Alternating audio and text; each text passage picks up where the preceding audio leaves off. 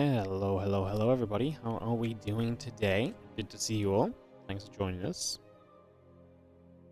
Welcome to the WardiTV May playoffs as we work our way through a bunch of series today. It's actually kind of a hefty day of games. 6 best of 5s and a best of 7 is our goal. I say our goal, I mean we're going to get through it. There's no other day scheduled for this, so we are going to grind on through these games. Clem versus Spirit is going to be our opening matchup. Then we're probably going to do Percival versus Trigger second, then ByuN versus Solar, then Maxpax versus Jumi. We had a little bit, so a couple of matches are from replays because of GSL qualifiers. I did do a bit of like rejigging of some things, but it doesn't seem like it worked out because other players needed to be around and stuff. So we're gonna go with that order for now. I'll kind of update you guys a bit further down the line where exactly we're gonna be. Things have just been a bit hectic the last half hour with people changing match orders and stuff. So for now, resume Clem versus Spirit, Percival versus Trigger, ByuN versus Solar, and then Maxpax Jumi. Most likely the semi-final on the bottom first, although that's not a guarantee either. It does somewhat depend on GSL qualifiers, but then I didn't realize Trigger, for example, is not in GSL qualifiers, so if he wins over Percival, for example, it will be a... yeah, if he wins over Percival, for example, then we'll have... that matchup would just be ready to go, basically, so... instead of having to wait for some of the other GSL matches to finish up, basically. So that's where we're at right now. That's what's going on. And, yeah, we're going to get underway here in just a few moments' time with the series between Clem and Spirit. Lobby link's just gone down, so we should be able to get into this nice and quickly, guys. It's going to be best of 5. We are going to be kicking this off in, like I say, just a couple of moments. We've got 3 casters in here.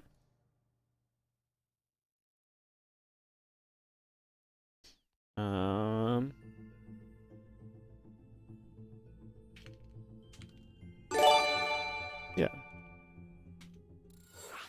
Cool. Vara, what's up, mate? How you doing? Thank you so much for the 65-month resub. Imagine getting Clem first round of the playoffs. Yeah, I mean, it just happens, though, right? That's the punishment of getting second place in your group, that you're going to get someone that hits first place in that group, and a lot of the time that's going to be a Clem or a Maxpax. So, you know what I mean? Like, there's just no real way to work around that. There's been plenty of tournaments where, you know, the opposite is actually true as well, right? Where, you know, Clem or Maxpax have accidentally ended up second place in their group, and they've created like a bracket of death where you know, where both of those guys and Hero on like the same side of the bracket, they all meet in the round of 8 in semis. It's been there's been that kind of chaos as well. So yeah, the seedings there, it works out. Let me just fix the health bars, and we'll get into our very first matchup of the day. We are going to start off in the bottom left-hand corner with the red Protoss player representing Team Liquid, of course. It is Clem, our current world champion of StarCraft 2. As in the top right-hand side, our blue Terran player is Spirit. Alright, game 1 of this best of 5 series, looking to see what's going on. We get up and rolling. And yeah, we will see what the plan is going to be as the gate and the simulator coming up and online. The racks and the gas coming through. And yeah, a little bit of setting up, a little bit of getting ready. As we get some Protoss versus Terran to start the day off. Like I say, plenty of matches coming up. Like I say, it's going to be a pretty hefty day with 7 series in total. It was just not really... I was busy yesterday. I had a couple of real-life commitments, so... it was not really a way to kind of spread this out over 2 days or anything. So, yeah, really just kind of coming through and hitting up the kind of the full 1-day playoff kind of experience. But hey, hopefully we got some good viewers. Hopefully we have a good time of it. Hopefully everyone has some fun. Is the goal. As we did engineering bay block here initially, that's just being cancelled, and the nexus, yes, the nexus of Clem instead goes down to the 3rd base. So a little bit of annoyance early created here by Spirit. So yeah, we get that up, we get that rolling. Let's see what our next protocol will be here over the next few moments, see what the plan shall become. As we get ourselves, like I say, strapped into this best of 5, and it is best of 5, like I say, all day, apart from the best of 7 finals. We really are sending it, guys. We really are sending it. We're going to full commit. As the warp gate comes up, the adept coming through. Next is on the way out, still got the probe and a stalker being added on as well. Command center and a couple of additional barracks also coming into play.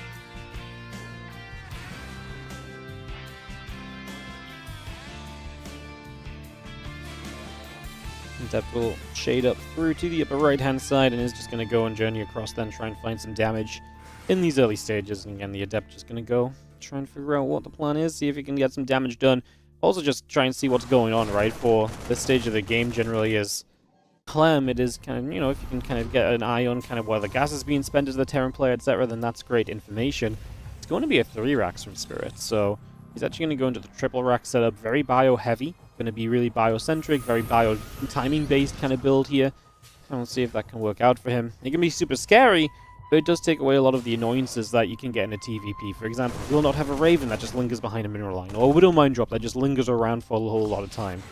This is really kind of processing yourself into the super strong mid-game army, but it also gives the Protoss a little bit of freedom, as long as they respect the fact that your kind of ground army is strong. It does give them a little bit of freedom where they don't have to deal with all the usual harassment that a Terran then shows up with 9 times out of 10 in this matchup. So there is a trade-off for going into those barracks quickly. And while it can be scary, like I say, it does take other parts of the game away from you as well. So definitely something to think on there. As we just have, yeah, Stem and Combat Shield both coming up, the Robo Facility Gateway and the Blink online very shortly. Adept is going to shade through the natural expansion. And a couple of Marines and Marauders continue to come around as well, so continue to bring all of that up. The Marines still on the way out of the barracks, as we just have these Marines going to catch Clem, not paying attention there, just walking down the ramp, getting a kill on that Stalker immediately. It's going to be a nice, quick, easy grab. A good one just to get and remove, like I say, nice and quickly from this game. So that Stalker going down. And meanwhile, we've just got... yeah, I mean, honestly, any unit you get rid of here as Spirit is genuinely going to be a pretty big win for you, because it is going to put Clem into a more and more difficult position. Adept will shade up through the natural. Another couple of refineries coming down. Marine production continuing as well, as that Blink is going to be not far from completing, so we get that Blink finished up, and that will be a big bonus. As again, Stim and Combat coming through. Marines are going to get there. Adept will take just a little bit more damage. And yeah, that charge is continuing to come by as well. So bringing that charge up. The next step of this from Clem, Stalkers and Blink straight in charge lots with the Zealots added in. And just really relying on this kind of groundy gateway army to start things out here. The Bio goes and sits out in toward the center a little bit. Again, the charge still coming through. The Forge coming online.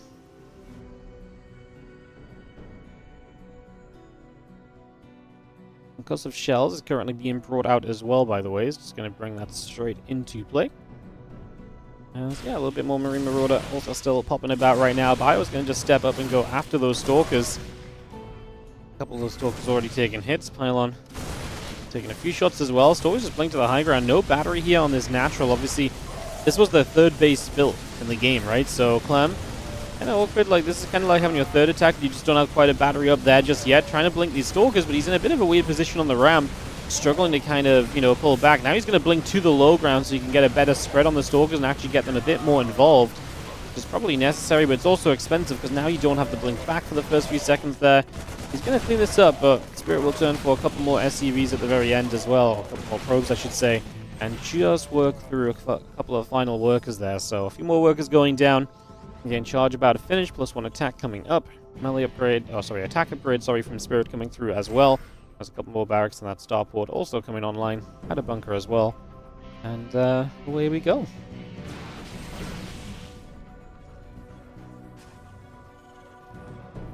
The Stalker's still just chilling. Again, a couple of barracks in the starport continue to come online. Still got that bunker finishing very shortly. As, yeah, the +1 attack going to be a part of this as well. We step up in that bunker. Taking a few shots. It's going to go down. The rest of the Bio army gathering together. Stalker's taking hits and getting pushed the other way. A couple of Zealots coming through. The Prism and the Sentry coming up. And Center about to finish on the natural there in the next few moments. So we'll just get that done as well. As, yeah, Marine Marauder, Medevac, +1 attack upgrade, all coming by.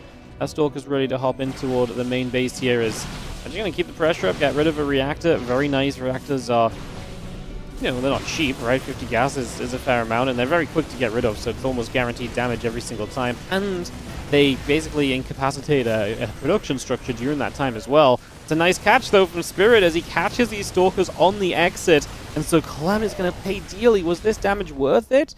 Well, probably not. I mean, I don't think it's ever really worth losing all of your Stalkers. Sometimes you can kill Stimpack and more and losing all of your stalkers nets you into a whole hell of a lot of trouble.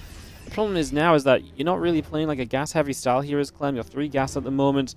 Rebuilding stalkers really eats up a lot of that gas, which you want to use to tech up into Robobay and so on. Instead, so now you're just going to be on kind of a very low stalker count, and that's going to be a problem with you due to get to Colossus as well. So it's figuring out how you find the money to kind of spend on stalkers again, because you kind of do need some stalkers, but they're just such an expensive replacement. Clem is just playing for utter chaos, by the way. Warp into the main base, now just going to run into the third. He's not playing this to kind of play like efficient trades. He's just trying to keep his opponent running, gassing, and moving. So he has as much time as possible to tech up back at home. It's going to start coming to a close, though, because the Vikings get out. They get rid of the Prism. And the Stalkers at the front just playing forward as well. That's dangerous. The few Stalkers that are left in this game are now on the run. Going to get caught. They might have their blink back soon. A couple of Zealots get that Scare Spirit off. But I actually think Spirit could have probably stepped through those 2 Zealots and kept on chasing those Stalkers. That said, he does have, obviously, kind of hurt units, and they wouldn't have been able to stim another time. Otherwise, they would have been extremly low. So then you are getting into very risky territory, but it definitely feels like something of a possibility that maybe could have come to pass or so. Colossus, Extended Thermal Lance, +2 attack upgrade on the Forge coming around. The Ghosts are coming up. Medevac and Marines in production. Get that armor upgrade finishing very shortly. As the Zealots just keep on chilling a little bit as well. A couple of Medevacs overhead. Going to do some healing.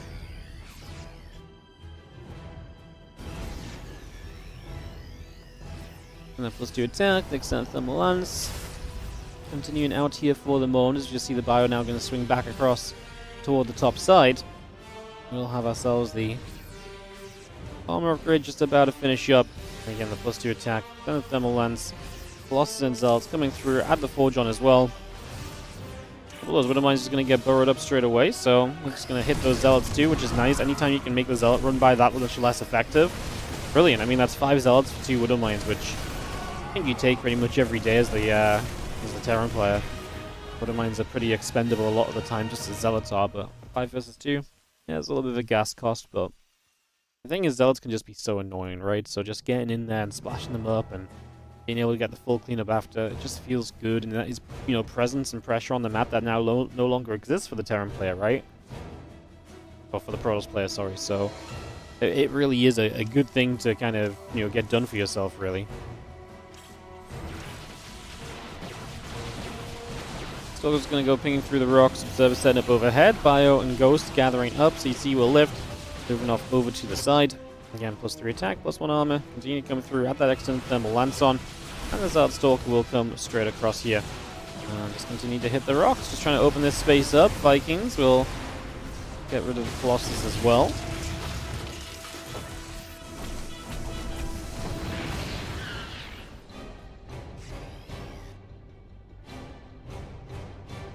Again, 2-2 upgrades continue to come about. Marine Marauder coming over.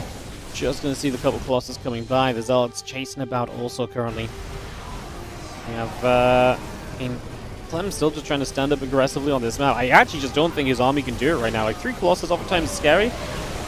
But one of them is super low. EMP landed on another, so if the Vikings get the correct targets, they will remove those, but they are struggling to do so just yet, as Clem is actually making the Colossus happen, and the Zealots into the natural man. It honestly turns a game that was... I mean, this entire game just felt scrappy and somewhat desperate from Clem, and then here he is now with clearly just a stronger and better army, the one that is absolutely just looking more than good enough. I really felt like those Colossus were in danger of going down, and perhaps they were, but obviously not in so much danger that it actually happened, right? So GG's, Clem takes game number 1, and he is going to take the opening game of our playoffs today.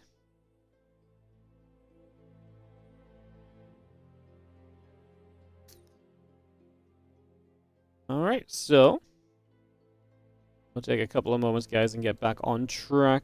Clem was hosting the games for us, so we do not have to worry about that, which is lovely. Make my life a little bit easier.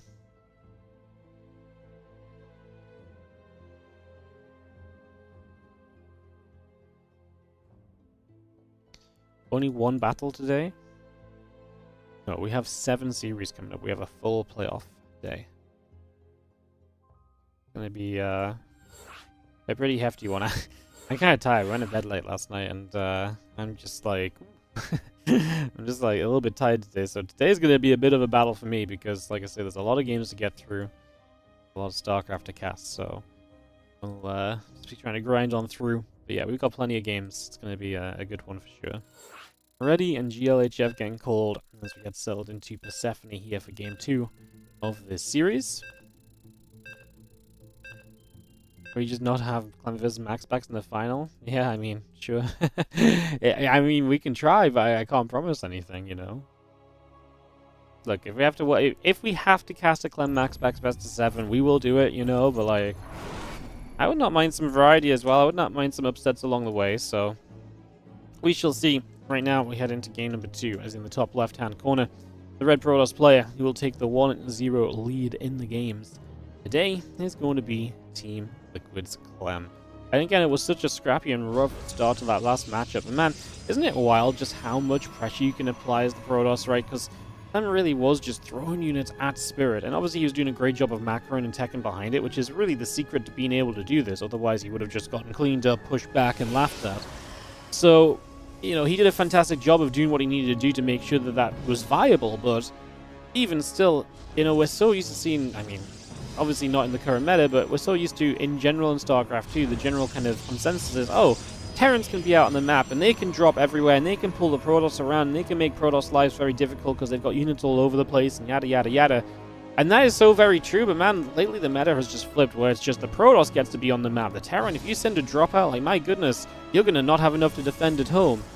It feels so, honestly, like, I do genuinely feel as though this style of Protoss is so oppressive. You've got to be so defensive. If you mess up one of those defenses, it's very difficult. And even in this game, like, Clem messed up his attacks, but did messing up the attacks really matter? Like, yes, it put him into a difficult spot and he had to play out of it, but he was still able to play out of it because he was still able to throw the pressure around everywhere. It's pretty crazy to watch. And I don't think all Protoss players are really getting away with doing this either, which is why it's very fun when you see kind of Clem doing it. Because he really does kind of make it feel like something that he is specifically very good at. And yeah. Proxy barracks this game, and Clem will be seen with the probe scout a little bit of what's going on, so let's see what his preparation turns into. A low-ground bunker currently from Spirit, who is just building Marines, not Marauders or anything. And as long as Clem doesn't expand, this should be kind of fine. The Marines could poke up into the main. Obviously, you really need the Cybercore, the Stalker will be very useful here because that has the range and the kite ability against those Marines to really have an impact and to really make their lives a whole lot more miserable. And as the pile and the battery continue to come through, the warp gate is building up, factory is coming online.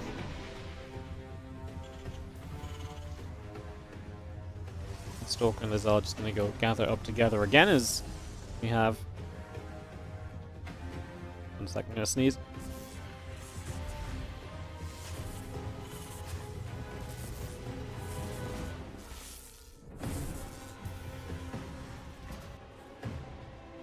Oh, apologies, guys. It's a little sneezy fit. I'm halfway through my sentence, I'm just like, nope, I'm gonna sneeze. Get me out of here. Get me out of here, alright.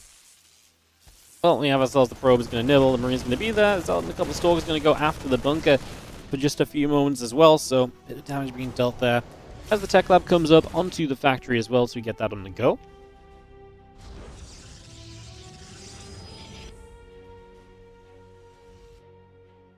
God damn it, sorry, I keep sneezing.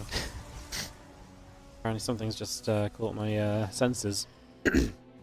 Live game? Yes, this is live. There are 2 matches today that will be cast from replays, just because it helps us with scheduling around the GSL qualifier that's currently ongoing.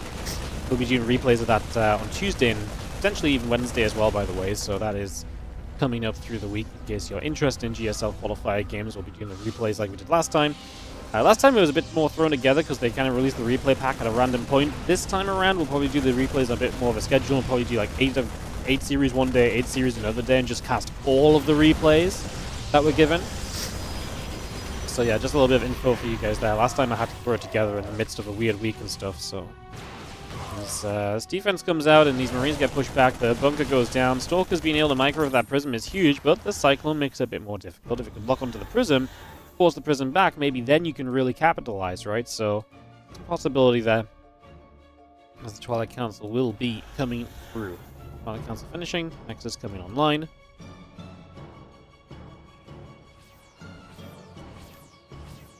It's going to be seeing those 3 Marines already healing up on the healing shrine at the moment, so that healing shrine will be getting brought up a little bit. Stalker's going to go hit the medevac for a few moments.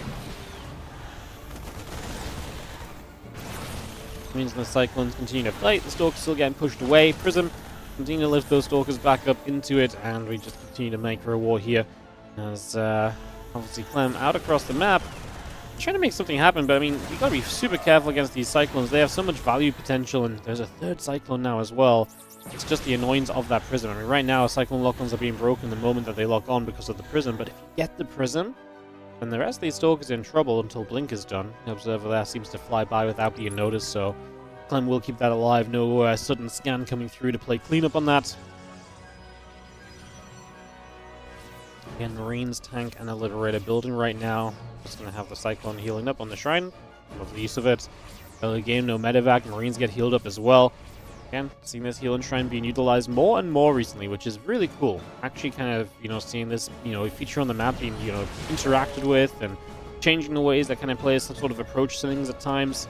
It's nice that we're getting to the point where Persephone really has got kind of this feature which is truly kind of apparent more than, just kind of being there and doesn't really get used. Blink's about to be done. It's 100% time for Spirit to get the hell out, because with Blink done, he's going to have even less chance of being able to realistically kind of do much against these Stalkers. The Prism Micro's being good, and now you've got kind of a secondary Blink with the actual Blink being done, so... Yeah, resources lost, by the way, 1.2k to 150. Clem has traded absolutely magnificently early. That really is just the, the fact that these units have been out there and kind of trading and kind of dealing damage, and yeah, he's just done a great job. Obviously, a lot of those Marines early didn't do much either, as we're just going to bust forwards. Clem wants the Cyclones, blinks onto the Siege Tank, and I kind of said the Spirit shouldn't be out here once Blink is done. He was trying to hold on to the position with the Siege Tank, right, so I can kind of understand that, but obviously reinforcements are just going to come so slowly.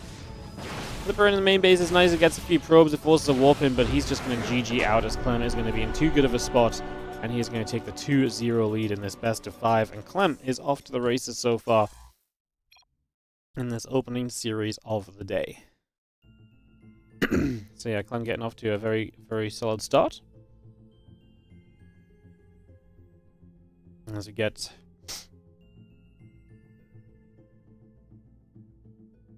Game 3 coming up in a few moments, guys. Should be able to just go straight into Game 3 without ads, because that's a bit of a faster game.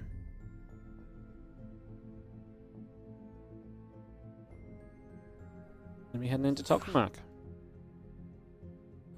Alright.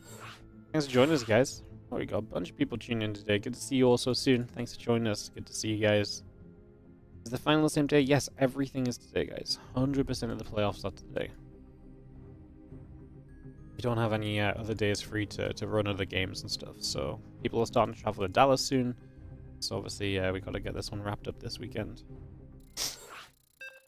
And then with Dallas coming up, it's going to be a bit of a weird week or so for us. Obviously, with we won't be streaming as much on my channel because of Dallas, and then after Dallas, it's kind of weird because I'm away for James's wedding, and then there's EW Star Bulgaria and EWC qualifiers. There's just loads of stuff going on, so. Stream is going to be a little bit hectic over the next month. We'll just stream as much as we can when we can. But obviously, WardiTV events will take a bit of a sideline during all of the other bigger events that are taking place in the near future.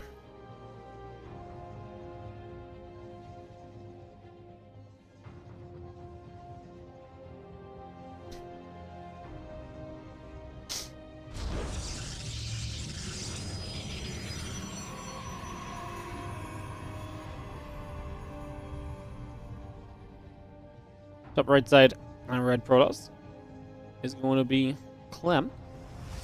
And on the bottom left, our blue Terran is going to be Spirit. When is Dallas? It's next weekend. Friday, Saturday, Sunday. For more information, there's a Wikipedia page for it.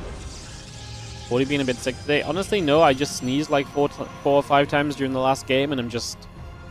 I've just got like a little bit of a post-sneeze sniffle going on, but I'm not really sick or anything. I'm just, honestly, I just sneezed one time. Yeah. I wonder a bit, maybe this is what happens when you go to bed after, I got back in the house after midnight last night. Like, oh my god, maybe this is what happens. You stay up late one night. Unbelievable. Allergies? No, I don't have allergies. The probe is going to come up and SCV-2 you're going to get nibbled at for the moment. Early on. Get well soon. Thank you guys, yes. I will recover from the sneezes ASAP. You know what they say? A Twitch Prime sub a day keeps the sneezes away. So if you got that Prime, hit it up. Protect your streamers from the sneezing fits, I guess.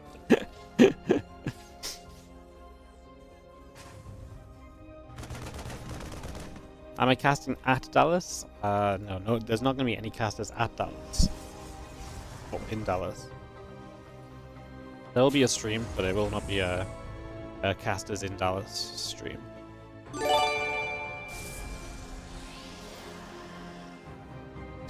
What's up, your SC? Thank you so much for the 13-month resub on the Prime. Medicine. That's it. Oh wow, we're feeling chipper again now. Wow, see how well that worked, guys? Crazy. Yeah, there's something about being a Twitch streamer. You just, you just feed off of the sellout. You know, more sellout, the better you feel. All right, this game 3, Spirits down 0-2.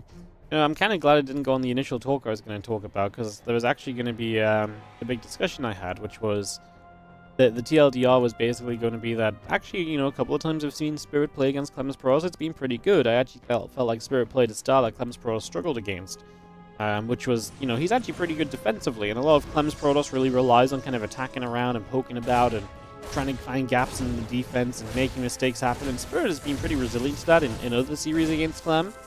But obviously wasn't true in game number 1 because he got a good lead and then absolutely let it fall apart. He let himself be picked apart. Obviously game 2, the proxy racks, and that didn't do much. Clem traded very well. That's a very different game anyway, but yeah, I did really think that coming into this there was a good chance Spirit would put up a fight. Obviously at 0-2 down, that's not happening just yet.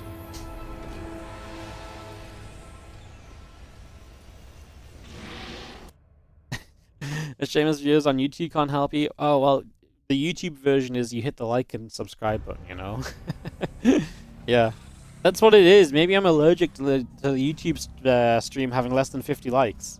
You know what? Maybe it is allergies. Yes. Maybe that's what it is. Widowmine will blow her up as Clem obviously lost a good few probes early. The couple of Reapers got some work and Widowmine goes off and grabs the hallucination, which allows you to keep fighting here, so Clem is able to keep on pressuring at the front. Marine step forward. One Marine going down, another Marine does not go down before the bunker comes up, and that should stop this. It's only 2 Stalkers in the center. We actually lost 2 more probes though, so pretty good from Spirit, who continues to deal damage in these early stages of the game and put himself into a pretty solid position overall. Not bad at all. As the medevac Marine stim continue on up. Hallucination checking down the bottom side. Just going to see the robot facility coming about. Blink still very much so coming into play. Medevac loads up and we'll move around a little bit.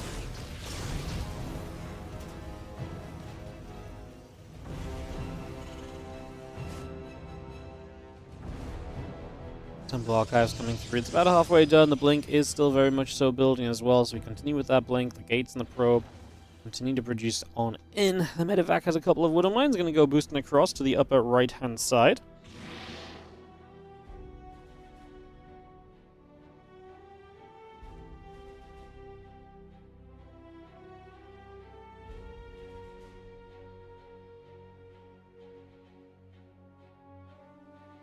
So at least Spirit will have a little bit of pressure to apply here. Obviously, we've not really seen a game which has been a more standardized PvT, because obviously we had the proxy racks game 2, and then game 1 was the 3 racks as well from Spirit, so this one going to be a little bit more, it's still kind of, bio-centric because the stim's coming up early, but we do have a factory and stop. But we have got those kind of, units pumping out much earlier than we've seen in the previous game, so that is, like I say, a difference, and we'll maybe see if Spirit can work off of, work something from there, work something into happening or into being.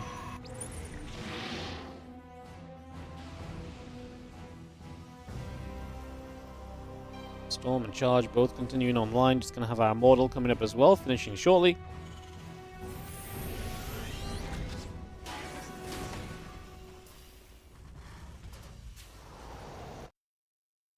It's ready to say the probe hallucination. It's actually quite common to hallucinate probes to scout a bit. You see Showtime, I think, does this maybe more than anyone else, but if you hallucinate probes, you can hallucinate a bunch of them, so you can send them out to kind of get a bit of a vague idea of where the army is at if you don't have any other idea. Because they can move in like a few, because you can make a bunch of them, you can move them in different pathways all at the same time. But a mine drop being dealt with, the Spirit tries to use it as a distraction to get in position on the left-hand side. Marines and tanks are pushing up onto that third location. Now, a Storm upgrade just finished. The Mine goes in the assimilators. Unfortunately for Spirit, that's no damage done. Storms available, and the first Storms are very good. Those Marines take an absolute beating, and yep, it's difficult to stand into Storms when you don't have the proper tools to deal with it, especially when your army is Marine-centric.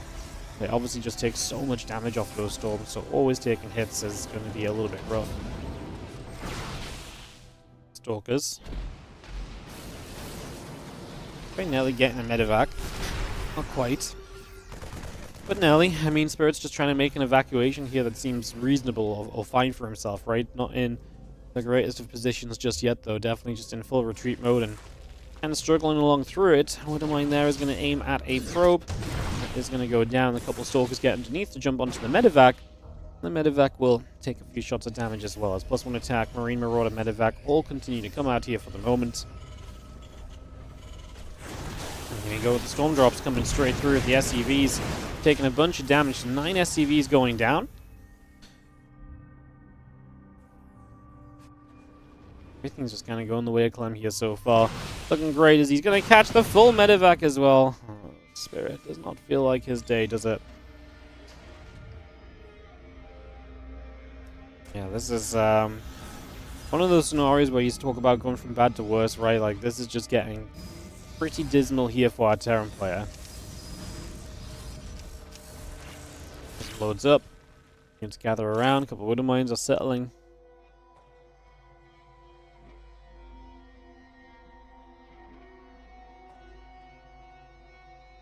That's one attack. The Observer coming through. A couple of gateways in the Robo Bay coming online as well. And we go. Stalker's going to blink across the wall off, so they're going to get logged in a little bit. Storm's just going to zone the units that try and show up. I mean, the Stalkers aren't going to be much help in the army until they get back across this wall, which they will start to do now. Spirit playing a defense here in this trying time. 3 Ghosts coming up, so he'll have some EMP shortly, but just not right away. Needs these to pop out, needs these to come down the low ground. We've already lost 18 SCVs on this attack as well.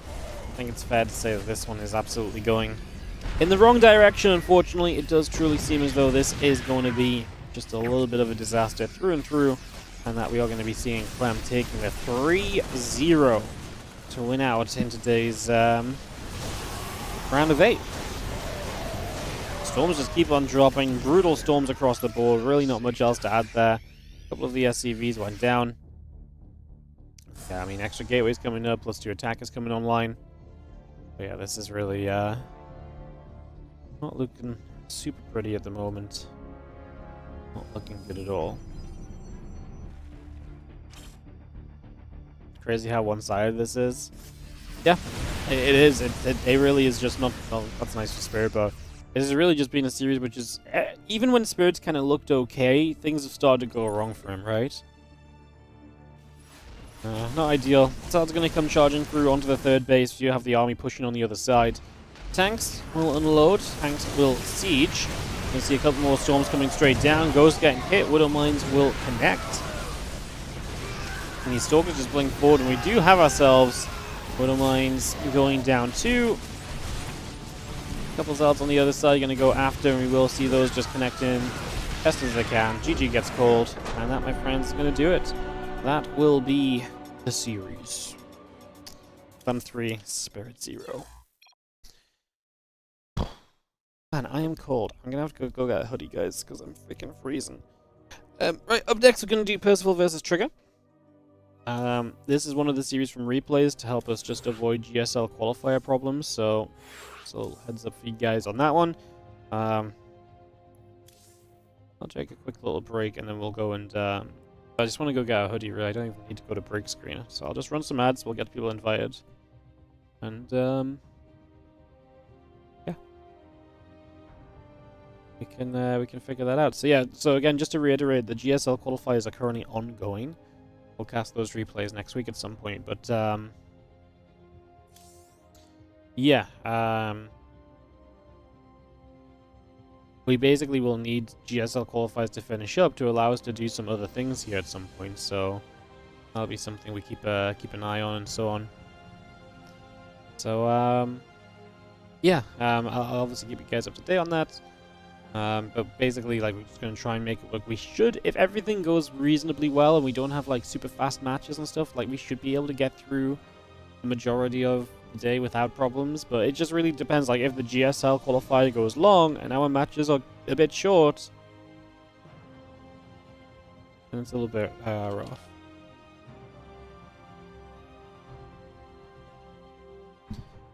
Let me go grab a hoodie, guys. I'll be 1 moment.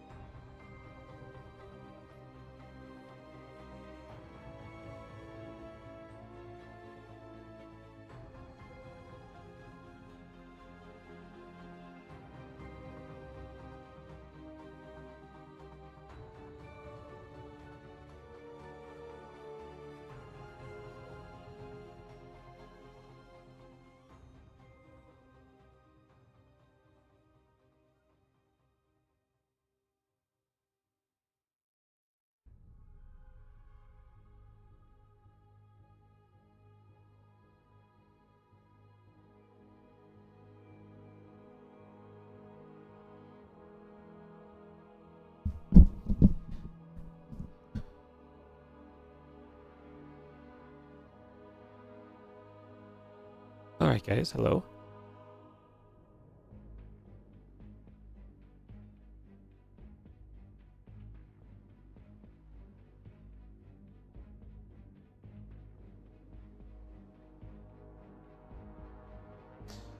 So yeah, I'm gonna go into Percival versus Trigger, and then ByuN versus Solar, then Maxpax versus Jumi, and then probably the bottom side semi-final, and then the top semi-final and the final. So 6 best of 5s and a best of 7 coming up. With that said, let's go and yeah, with all that said, let's go jump into some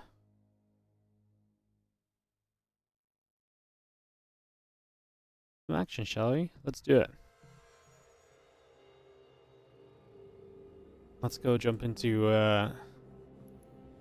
this Trigger versus Percival matchup. Let's get it done.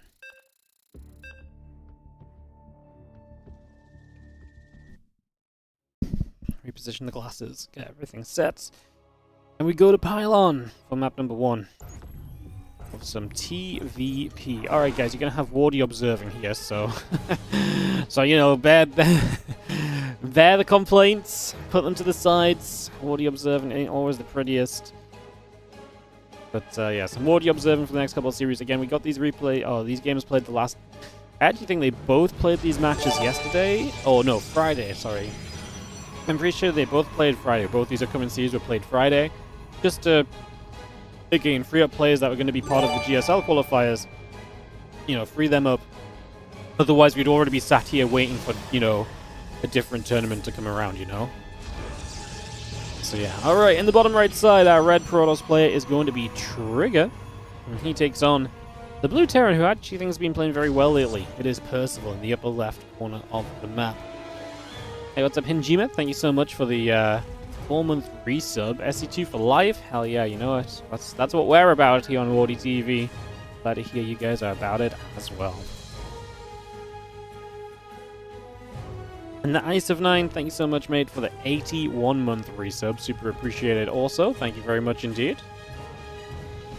Trigger sadly not in the GSL qualifiers. Yeah, I saw this. I wonder if it really is just the travel really sucks to go from, like... Because you'd have to basically be in Korea right now, which they are. Fly to Dallas. Fly to Korea. Fly to Bulgaria if you're in Bulgaria. And then fly back to Korea if you're still in GSL. Like, it's pretty So it's pretty rough. I know Reno was not in either. So yeah, pretty wild, to be honest. Pretty wild. I knew Clem wasn't going to play. I asked him when he first got to Korea, but the other guys clearly not quite feeling it either, as this initial probe just poking across the map for some info, trying to get some work done, and it's a Reaper on the way that will overtake this early game, and so we see this Reaper starting to head down across the map for these next couple of moments. The Reaper is going to go journeying out down to the bottom right side, check to see what's going on, what it can get up to for a few moments. And so yeah, we head straight on down there, get into that main base, and see what we can do. Adept in the warp gate coming up as well as the Reaper hops in. The Adept going to be popping out, and we'll just be in position to push that Reaper back right from the get-go. Again, chase that away right immediately as the Reaper gets a nice grenade onto the Adept again, so a little bit more damage being done once more. We just continue to kind of go a little bit of back and forth here for the moment. Twilight Council building, Nexus is on the way, and the two Reapers together going to hit that Adept for a couple moments too. Now going to turn back onto the Adept once more, and we do see the Adept going to try and shade once again. Hellion pops, and with the Hellion and the two Reapers together, we'll see Percival continue to try and be on the map here. There's a couple of these units from Trigger, the Stalker and the Adept will try and fight this. Looks as though we are going to be losing the Adept, and we'll lose one Reaper at least here surely as well, but actually going to turn attention onto this Stalker. With the Reaper down, I do feel like the damage isn't really there. We will save the Hellion. Can this Reaper actually get this Stalker? Yes, it can. What a great trade for Percival. Reaper for an Adept and a Stalker. Hellion can go home and be repaired. The other Reaper will just regenerate here. What a fantastic early game trade from Percival. Fantastic micro there so far. Yo, thank you so much, Hilo Gain, for the £25 donation. The daily fund. Thank you so much for funding the daily StarCraft today. Thank you very much indeed. I really appreciate your generosity. Thank you so much for supporting and filling up the bar. Thank you so very much. Hell yeah. Appreciate the generosity. Thank you for supporting in general, guys. Obviously, it's been a fun couple of months putting on WardiTV events. Like I said, the next month and a half, super appreciate if you can stay subbed and stuff, because I do also appreciate the next month and a half will be weird on my channel with a lot of other events going on and stuff. I promise you, we've got so much more StarCraft 2 planned this year. We're going to start up the WardiTV European League in June, by the way. Obviously, we still have the WardiTV 2025 series crowdfunder going on. When that wraps up, we'll be kind of finalizing our plans for the year and letting you guys know all about it. So all of that information is basically coming still, so you can look forward to that. As these 6 probes going down, Stalkers get there, chase the medevac away for the moment, push that out, and we just reset ourselves a little bit. Medevac comes back through, turns away. Siege tank, the Marines coming about, Banshee on the way, add that cloaking on. Just see the few Stalkers coming across the map in the Prism. So, I mean, honestly, damage in this early game has all been about Percival. He's gotten so much done, putting himself in a great spot here early. As the Stalkers step through and they get an SCV, let's see if Percival can defend against these Stalkers of Trigger now, which are arriving into the natural as we speak. Cloak and Banshee on the way up. We don't have a tank or anything just yet, which is a shame. Oh, there it is.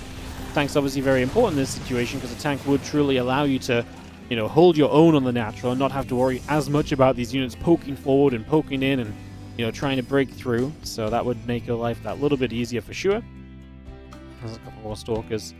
Let's get joined together right here. Prism going to accompany them. They're going to go for the tank. No, they're just going to walk into tank range and go for Marines and then blink back. That should mean you're just pulling those Marines back. And no bunker there is obviously the reason you get damage done, though. And, you know, it's one of those things where it's like a bunker would save you so many Marines over time.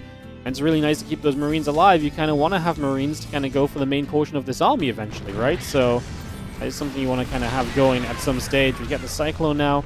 There are the double Banshees kind of heading around the bottom, by the way. So we'll keep our eyes on those and see if they can do damage. As otherwise, Trigger is going to keep a few Stalkers at the front, splits the Prism away with 4 Stalkers as well. That's going to be the next thing alongside the Banshees in this game to get something done, but the defense in the main is looking good initially. We'll try and nibble about. Like I say, back on this side, the Banshees are arriving straight into the natural, and they will start to get some probes, so damage being done. 6, 7 workers going down currently. The charge still building in. The +1 attack upgrade coming about as well. A lot of workers going down. 11 workers, 12 workers, 13. It's a lot of damage being dealt as we just have... Wow. That's insane damage. Percival coming through and absolutely destroying this mineral line of Trigger, who is just going to, what, commit on the other side. The Stalkers gather up, a Marine going down. The rest of these Stalkers still gathering here as Stimpack, Combat Shield, and the +1 attack upgrade continue to come into play currently. We blink up to the high ground. The Stimpack is going to take some extra damage. It's going to go down. Cancels, goes onto the other tech lab. Stim starts over there. The +1 attack upgrade still coming through.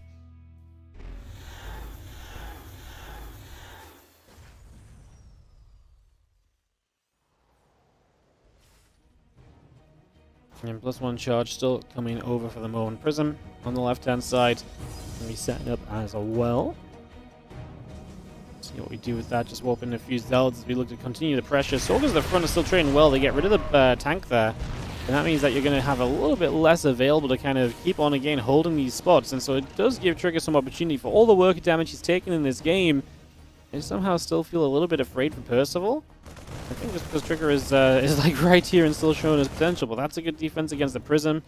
And Trigger is kind of putting himself onto a 3-base setup and potential to kind of take this and kind of run with it, no, in the near future, I feel like.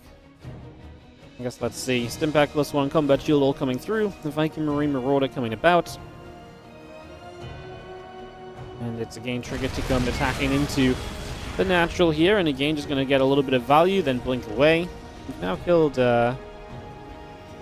Sorry, we didn't kill a tank, we've been killing the bunker. I'm so dumb sometimes. As the Stalkers just come back through. And again, they go and fight once again. We do have Percival then going to move across the map. I mean, if I'm Percival, I'm thinking that this game's gone great for me. He's going to pull the SCVs. I do not blame him. The only thing I will say is that Percival has had a lot of trades go against him. Resource loss is actually favoring Trigger, so while he's done all the economic damage, it's just because he has not been able to keep his units alive on the front of his natural. That really is the reason why he's not another 20 army supply ahead in this game. And again here, these SCVs are going to be taking a bunch of damage off the Stalkers as well.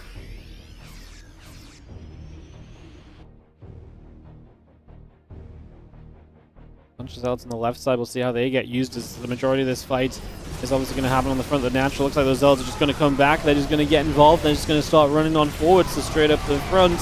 They're just going to make this happen as we come straight through. Just not enough damage to get through them so far. And a few more Zealots showing up. The Immortal mixed in here, adding some really good buffer and strength to this army. And obviously all the SCVs now down, so now it is always just going to be army units that are dropping. We don't have a lot left from Trigger. He has to back away, but do we have enough from Percival to kind of puncture through and keep going? 45 army supply to the 35 after the warp-in is actually very reasonable. The Liberators are going to be a problem. There's not a lot of Stalkers left, and obviously that kind of spacing is kind of a little bit rough, but man, the Zealots just charge through on the ground. Hey, we actually lose the Stalkers though, and so Percival will continue to maintain at the front. A new Immortal popping out in a few moments. It is that one Liberator remaining that I'm really concerned about. That Liberator could do so much, but we are going to get another warp-in of units here. Zealots, Stalkers, and then the Immortal is done as well. Immortal took a few shots of damage. Stalker's going to go focus fire down the Liberator. We will get it, and then the Zealots are strong enough against the ground army. And Trigger is just about going to find a defense here in this game one. After a treacherous early game, he took so much work of damage, but he made up for it on the other side of the map with the Stalkers. It is going to be Trigger taking the opening game of this best of 5. As, yeah, Percival, he leaves that one with no GG, and I feel like that might be a little bit of a tilting moment for Percival, because you don't get into these games and you don't play into such a great position. So, you know, such a great position with all that working damage done very often, to not capitalize when you get that damage done in a game like this is such a feels bad. And I think you can only look at this and be like, man, I really just had no defense against those Stalkers. Like, I just let them come in and repeatedly bully me in this game, which is obviously really not ideal. So, GG's on that one. All right, we're going to go into game number 2, which will be on Incorporeal. Second map setup in just a second, guys. Throw the invites out. Get this ready to go. One bunker. Yeah, honestly, I think just an early bunker, maybe even double bunker, because especially when you start doing that much damage and you're clearly having a bit of trouble in the front, get 2 bunkers up, man. Just like, let's not lose those units. Let's not let so much happen for, obviously, it's not no reason, but let's not, you know, make it easy for the Protoss player. GG's. Alright, we're going to go into game number 2 on Incorporeal. We're going to get this underway, guys.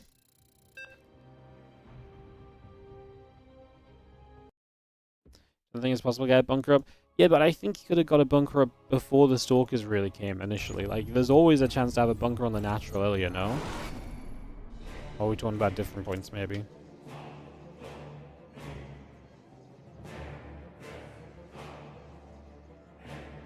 Alright, we have got ourselves the red Protoss player. In the bottom right-hand side, we have got ourselves Trigger. Taking on the blue Terran player in the top left-hand side, Percival. Didn't ByuN and Solar give me their replays? No, we've got them. So, I think I probably didn't message Liquipedia and tell them our schedule for today, because our schedule originally was going to be Percival versus Trigger, ByuN versus Solar, and then Maxpax Jumi, then Clem versus Spirit. But then, also last minute, Spirit asked if we could move his matchup last minute, so we moved, because obviously the other two matches at the start from replays, that's fine. So we did Spirit versus Clem first, but I'm going to stick to the rest of the order, because to me, ByuN Solar is a better matchup than Percival Trigger. And so I really think that, having that after this PvT just makes a bit more sense. I know it's not quite in the order of the bracket, but I'd just rather save the TVZ as the second matchup of the replay matchups. So yeah, we have those replays. They're going to be cast, no worries. Just my own personal preference for the match order. Like I say, whenever we have the freedom to kind of move the match order around a little bit in a way which I feel like will benefit the viewership, we're going to try and take advantage of that, you know? And I think having ByuN Solar a bit further down the line lets the viewers build up ahead of the better series, and then they build up a lot during the better series because of it. Like, it just has a little bit of a cascading effect, you know? Probably continues to move about and nibbles up for a little bit there, so just trying to get some work done.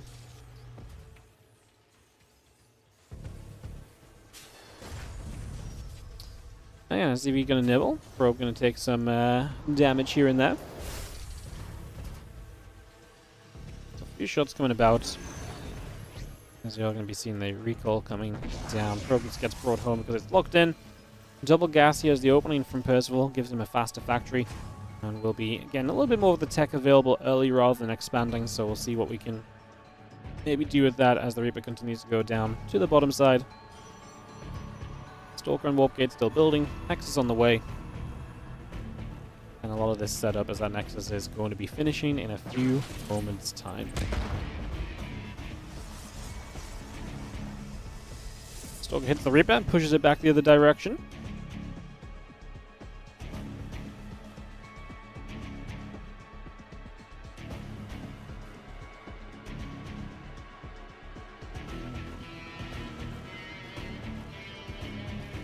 And we do have that Twilight Council already on the way up. Have that Warp Gate in. Couple of the probes going through too, as we will see ourselves. A little grenade going down on that Stalk, and that'll get pushed back a little further. The Hellion will come down to the bottom.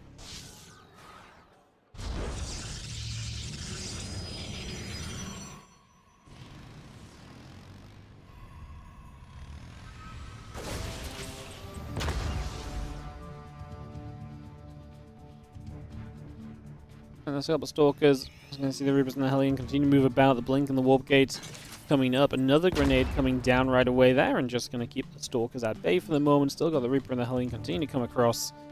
And the Cyclone and the Medevac Marines making their way around. Percival comes over to the right-hand side.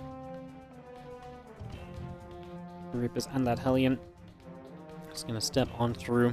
I mean, such a good trade early in that last game as well. That one Reaper for the Adept and the Stalker.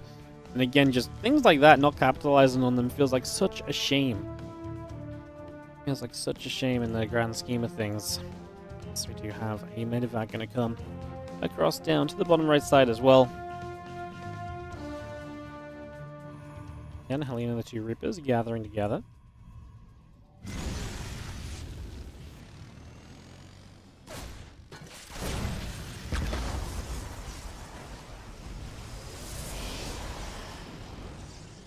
Medevac unloads the Marines and the Cyclones, so just going to get those back out. Continue to move around the front. Couple more Marines coming over. The Siege Tank still stepping across.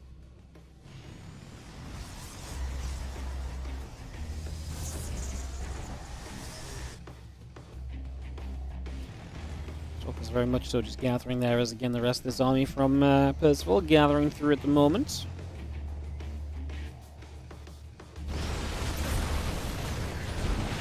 Couple shots, Stalker's going to fight, Marine's going to take some damage. Again, tank already going to be sieged, and Reaper going down. Still going to see our Stalker still gathering up as well, so. Grenade going down. It's going to continue to see the army chipping away at the gateways at the front, so again, getting some damage there already.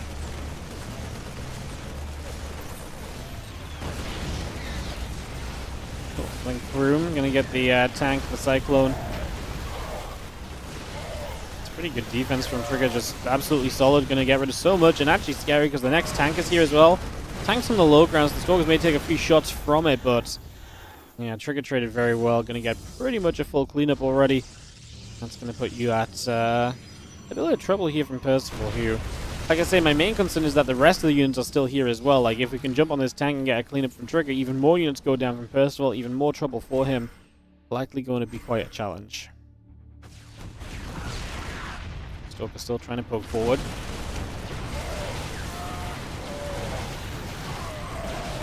Going up, just going to see one of those tanks going down. Second tank will go down as well. Those Stalkers blink up, a couple of Marines fall. CT's on the way, next is still coming through, about halfway done currently, the extra probe's still coming. We have our Stalkers on the left-hand side, going to gather up toward the watchtower. +1 attack, +1 armor, both coming up on that forge. And the charge upgrade coming in as well, as the couple of gateways continue to produce here from Trigger. And apparently we're just going to leave right there from Percival as he taps out. And we'll be, giving Trigger a second game. So kind of just saying that I traded badly. I'm not able to stay in it, and that is going to be game number 2 going the way of our Protoss. So a 2-0 lead right now here on the side of Trigger. Protoss is doing pretty well versus Terran so far today, huh, guys? I hear the balance whiners rubbing their hands together, sniffing out a possibility to complain about something. I can already tell they're loving it. Alright guys, we're going to just take a moment here and have some ads play before we get into game 3. Don't want to go too far ahead of schedule. I do want to try and focus. Like, today's one of those days where it's like, if we go fast, it doesn't really benefit anybody because we're going to get held up by GSL qualifiers no matter what. So us going fast doesn't help anyone. Like, me jumping straight into the next game doesn't help the players out because the players are going to end up waiting later on anyway. So there's no point me trying to speed through at the cost of a little bit of the show when, like I say, basically there's not going to be anyone to benefit from it. So I'm just going to let the ads play a little bit and we can go from there. And, yeah, see what we can maybe try and do.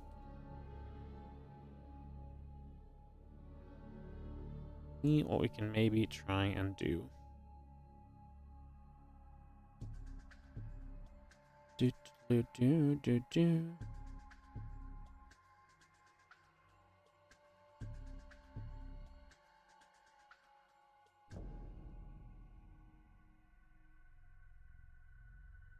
Alrighty. That makes sense. It does make sense, yeah. You know, usually I'd be like, alright guys, gonna start the game, I'll just, you know, ads run over, but like we may as well just give it the minute or so, you know. Say no rush. Rather play it safe and slow, then rush on around. It's gonna be Ultra Love as our next map, in case you're wondering, and obviously Trigger has the 2-0 lead here. It is best of 5 when advancing through to that semi-final. This side of the bracket is the side of the bracket where you will be seeing either Maxpax or Jumi in the semi-final. So there's going to be, if Trigger wins, some PvP in the round of 8 and PvP most likely in the round of 4 at that point. So that's what we're looking to see.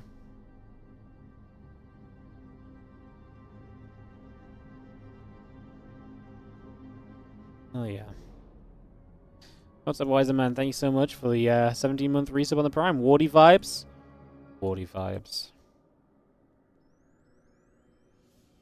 Hey, that could be a cool, like, merch t-shirt. Just someone sitting watching StarCraft and it just says, like, Wardy vibes. That's my kind of vibe. Sitting watching some StarCraft, just that's Wardy vibes, you know? I like that. Thank you so much for the resub, mate. Alright, let's, get into this game number 3, guys. So we are good on the ads, so kick off into game 3. Trigger Percival, and Percival must win this one to stay in the tournament. I was a little bit sad when we did the drawing of the bracket for this one because I really thought that we were going to have yeah, I really thought there was going to be a very good chance we'd see Percival versus Jumi, which would have been an awesome round of 8 because obviously that would have meant that we'd have a That would have meant we'd have like one of these guys that just doesn't really, you know, it was great to see them both make playoffs, and then having one of them guaranteed a round of 4 would have actually been pretty cool. Wasn't meant to be though, I guess. In the end, the seeding probably is better like this, but yeah, it's kind of sad that the draw didn't go that way. I thought it would have been a fun way to see things go. Bottom left-hand side, it is going to be the red Protoss player. It's going to be Trigger.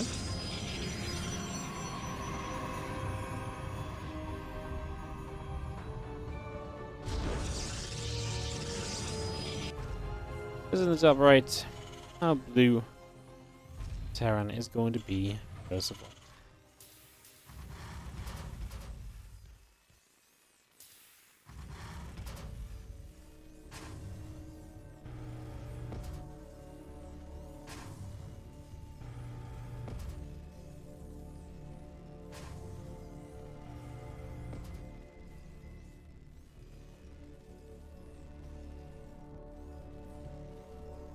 So, what are we gonna do?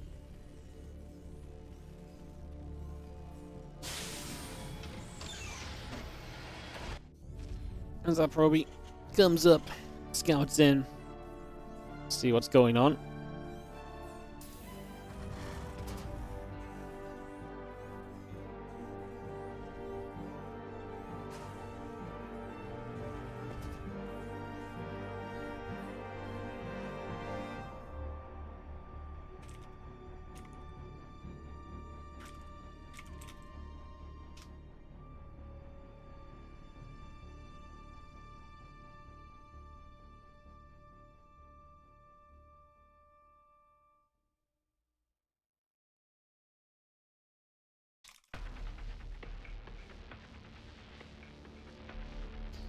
That's the Pro going about, putting the battery down. We have got the Reaper is coming across. So no surprises super early on. Get this Reaper over here. As the Stalker going to ping, Reaper going to take some shots. A couple probes are still coming through. Getting set up for the moment. And yeah, Sentry in the Warp Gate coming about as well. And then we just have our Widowmine, our Starport coming about. Nexus Chrono boosting along for a few moments as well here. As we get ourselves settled down. See what we're gonna get up to. Reaper obviously just trying to poke about here and there, but getting turned away, getting deflected for the moment. And Twilight Council, not a surprise. Blink has been working well for Trigger here early in the series. Again, there's always going to be nice. There's always going to be kind of nice periods where you can kind of. Well, there's always going to be nice times in a series where it's like, okay, mixing up the build can do quite well for you, but sometimes I think there's also quite a skill to knowing when actually the same build is just going to be fine to keep on doing as well, you know?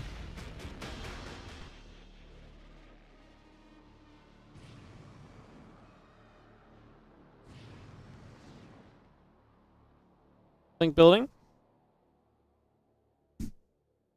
The Warp Gate is coming online. Maybe coming up. There's the medevac. We'll be loading those units, and we will see that boosting across the map here currently. So across the map we go with the medevac of 2 Widowmines and 4 Marines.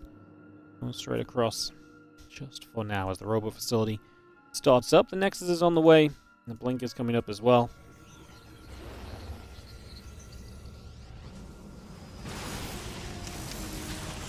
Widowmines will burrow. It's going to be seeing the few Marines coming about. Just going to see one Widowmine going down already.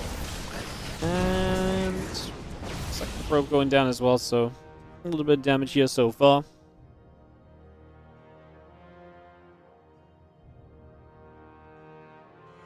And a couple of probes, nice to get some damage, and we get to just pull back. Medevac and a bunch of the units still alive is always a feels good. Keep those around for a bit later in the game. Got that medevac repaired up as well. It could be nice to still kind of have on board for yourself as the Forge is coming through. Just going to have ourselves the Nexus, Blink, building up as well.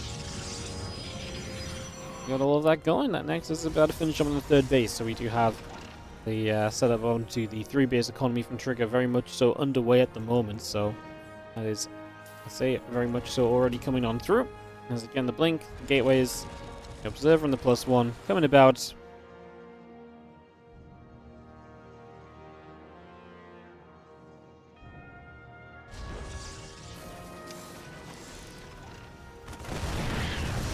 Stalker very nearly going down. Widowmine fired so late there. I felt like the Stalkers blinked away, and then the Widowmine was like, you know what, I'm going to fire just in case that blink was a hallucination or something. It's like, that's not quite how it works. But, yeah. Blinking back that last second as the two Stalkers are going to go. Get rid of both of those Marines.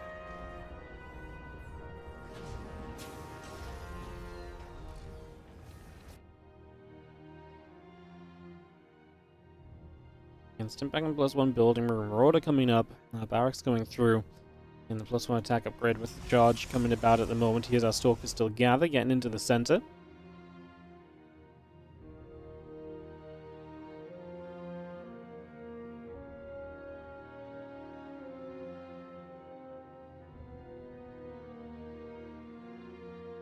Advac comes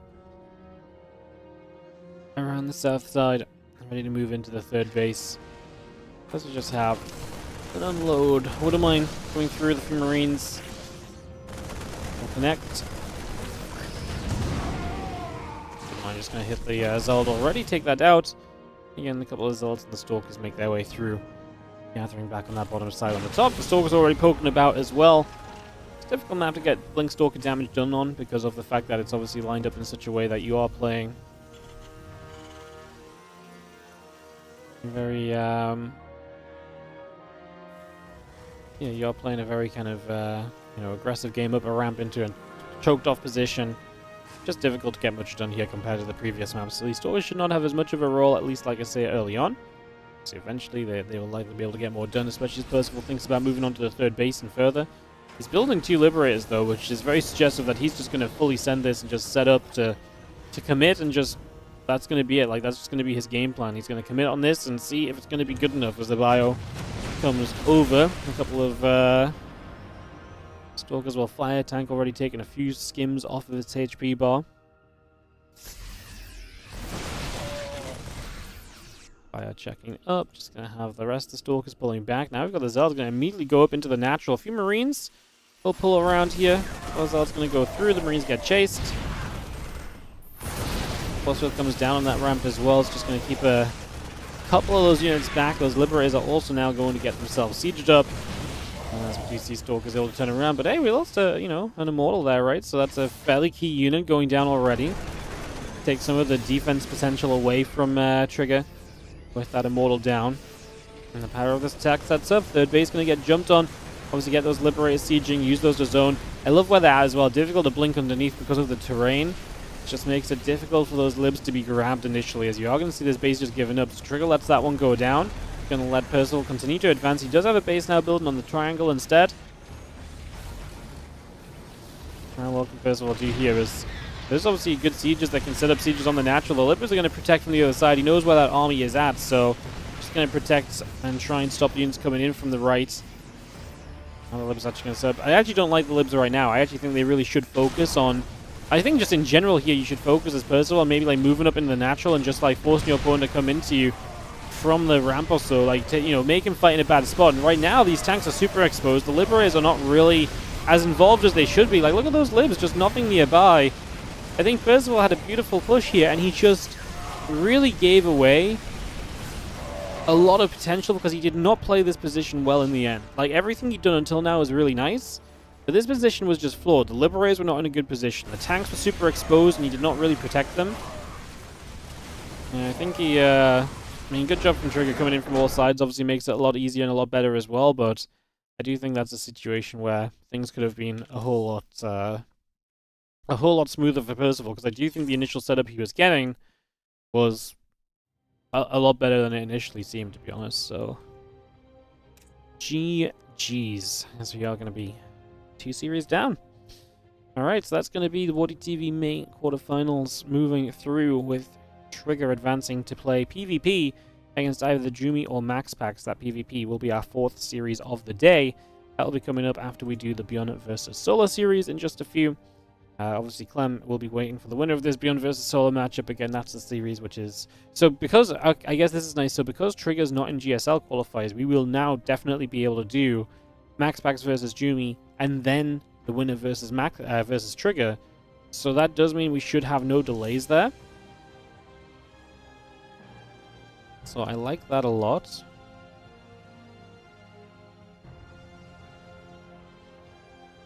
Yeah, I like that a lot.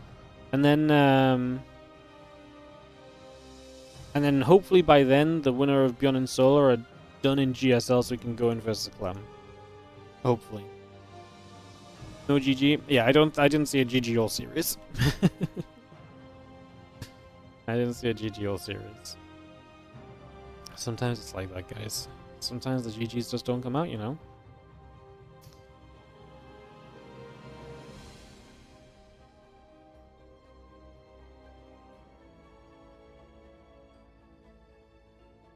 So yeah, ByuN vs Solar coming up next.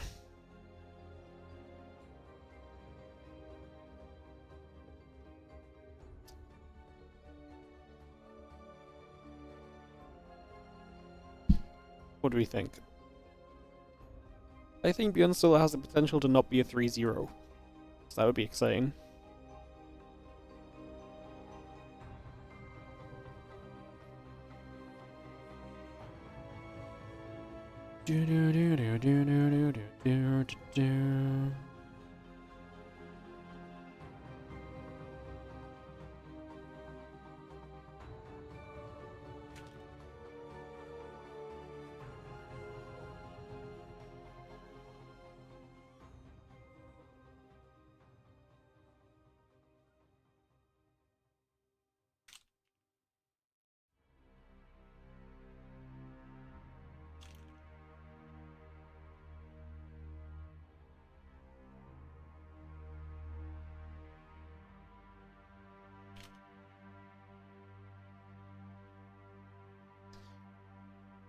I guess, like I said, it's going to ByuN vs Solar. Let's get this hosted up.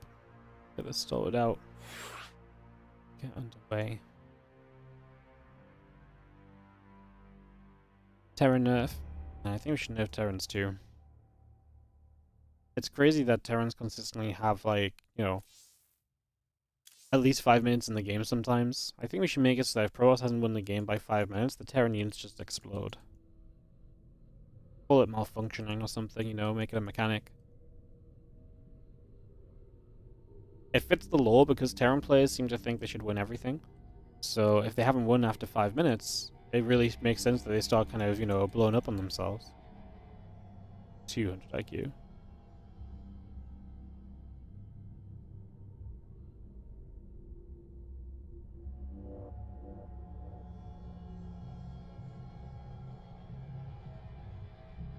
Alright,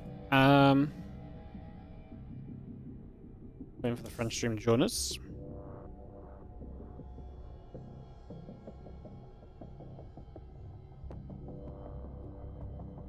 Why doesn't Reno try for GSL? I think the non-Koreans have realized that the Koreans are just so much better. No hope for them. Why bother wasting 6 hours trying to qualify just to show up to a photo shoot, just to get bopped a little bit in the tournament? Doesn't make sense, right? Or it might just be that he's got a lot of other tournaments going on. Doesn't really make sense to play in GSL. You've got to go back and forth from Korea basically, so it's pretty miserable. So yeah, I think it's just a scheduling thing. A couple of people have said the GSL schedule for Season 2 is just horrible because it has to work around all the other tournaments. Which just kind of a downside of obviously the entire season being squished together and all the tournaments happening all at once and stuff. It's very unfortunate. Alright, let's do ByuN vs Solar, guys. I was just waiting for the French stream to be ready. This was not me delaying this time.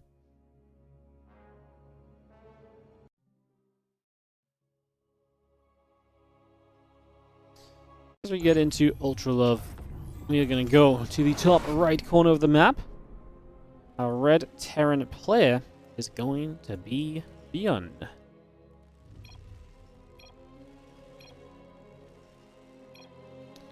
These guys are going to chat immediately, huh? Ay, ay, ay.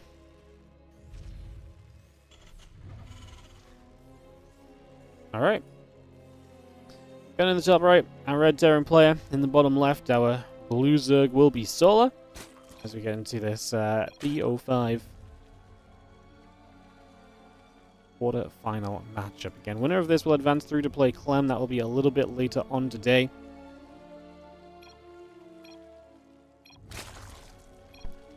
let's hope for a good TVZ. I really believe ByuN so oftentimes give us very good series. I really think today should be one of those, so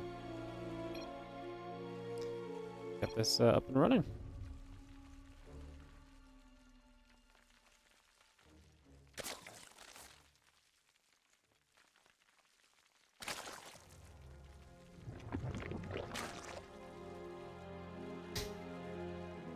Apparently Stilla said this is a GSL final with us, and ByuN said no, this is a semi-final because it's best of 5. Thank you for the translation.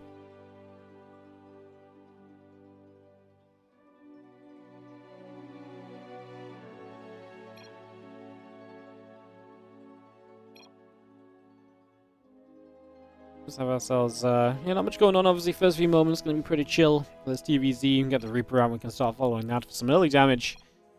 Genuinely kind of curious as to what happens in this ByuN solo matchup. And to see what goes down.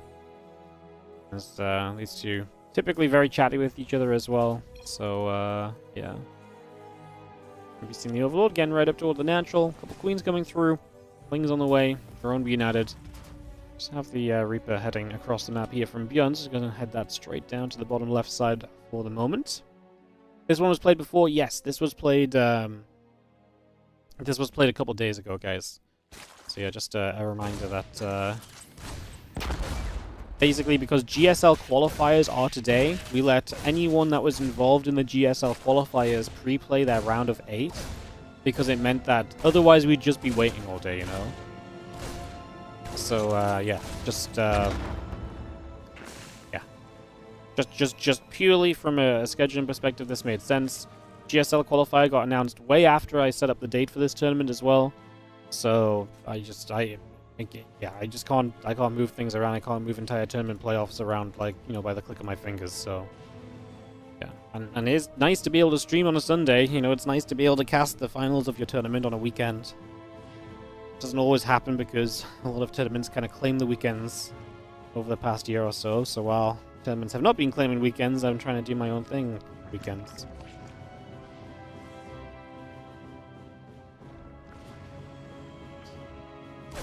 Queen's gonna fly up. Reaper's gonna be taking a couple of hits. Maybe just gonna die. That's a question mark moment. But yeah, not ideal. I mean, things need about to finish up. Have you seen the Hellion and the Medevac coming through? Just got the Overlord overhead. Overlord is indeed going to go down. The Zergling going to take a couple of shots of damage. Hellions will gather up on the natural.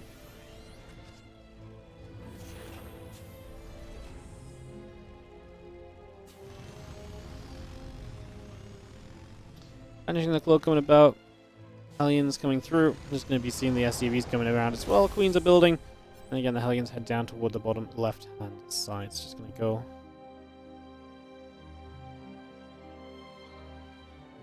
Countdown for the moment. Again, the Lings and the Queens continue to gather up. It's going to be seeing the Crypt Tumor going down a little bit there. So a couple of those Crypt Tumors getting knocked away out of right off the bat.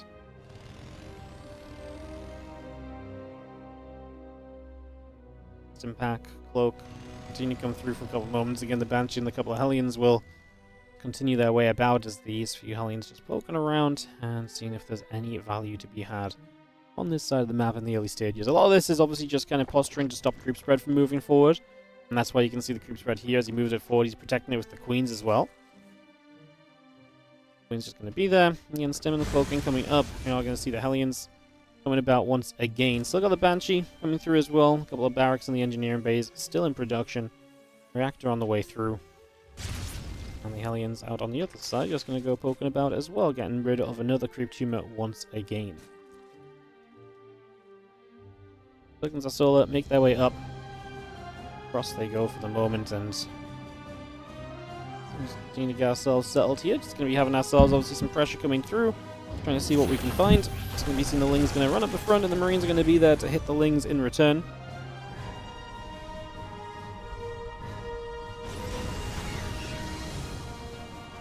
And Stimpack is about to finish. The plus one attack upgrade will come through as well. Melee upgrades building. Lair and the Baneling Nest coming about. The hatchery coming online. Continue to get that settled here as the Zerglings move around the bottom. We've got Hellions in the center, and actually be met by those Queens for a couple of moments, so just going to see one Hellion going down. See the Hellions going to move up. Just going to see a couple of drones moving in. The Lings are going to chase, and kind of a weird decision to commit as ByuN kind of just walks himself into all of those units. This was just one of those moments where the attempt to kind of make something happen with your Hellions just really backfires. Nothing comes of this at all. And these Banshees continue across over this bottom side hatchery. We'll take a few more shots, taking some hits right there. Queen's going to step across, and those Banshees will take some damage as well.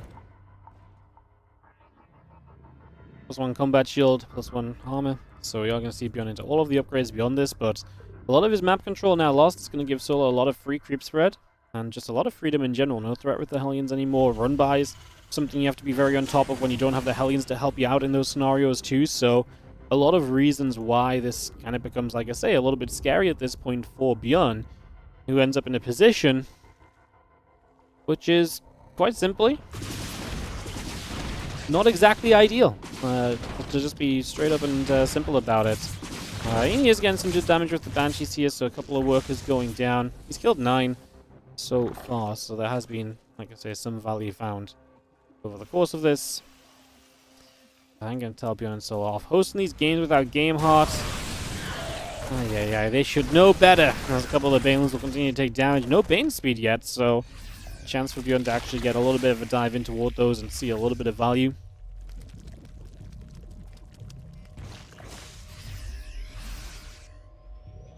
Marines in the mine still coming down. Medivacs overhead. Now I can see a couple of creep teamers already being picked away at as well, so a bunch of that creep falling. Head straight into the center of the map here. As the Lings are still running up. A couple of Banes getting blasted by the Widow Mine, so that's going to help ByuN out. He's actually ahead on supply at the moment. He's got a significant army supply lead, so maybe the drones he got with the Hellions and Banshees combined did work out for something in the end. Maybe it was actually good enough. As the +2 attack, the +1 armor will continue to come through as well. Still got that 2 melee building, the Hive building in the main base also. Bringing all of that through. And yeah, there's Bioforce going to head down to the bottom, where we are going to see immediately a couple of creep teamers going down, the Overlord getting chased. It's going to load up, Widow Mine going to connect, and a few of those Lings going down again. Drilling Claws still building. A big push on the left-hand side as the Marines come by looking for the creep tumors. Widow Mine's going to aim, fire, go after those Zerglings. The Marines continue to kite back. And Widow Mine's continue to do a pretty good job of this at the moment. Overseer's taking damage. Nice job for now as the Marines unload out over to the Watchtower as well. That Watchtower will be getting held by the Terran. Banshee's even finding another Baneling. So nice to have these Banshees still up and running and absolutely able to find themselves a good bit of damage here so far. Continuing to just be kind of present in the game. Absolutely finding themselves some value now, hitting the hatchery a little bit. As the rest of the Lings and so continue to gather back together. 2 melee upgrades are building. Adrenal Glands on the way through. The Vipers are coming up. The Banes are coming online.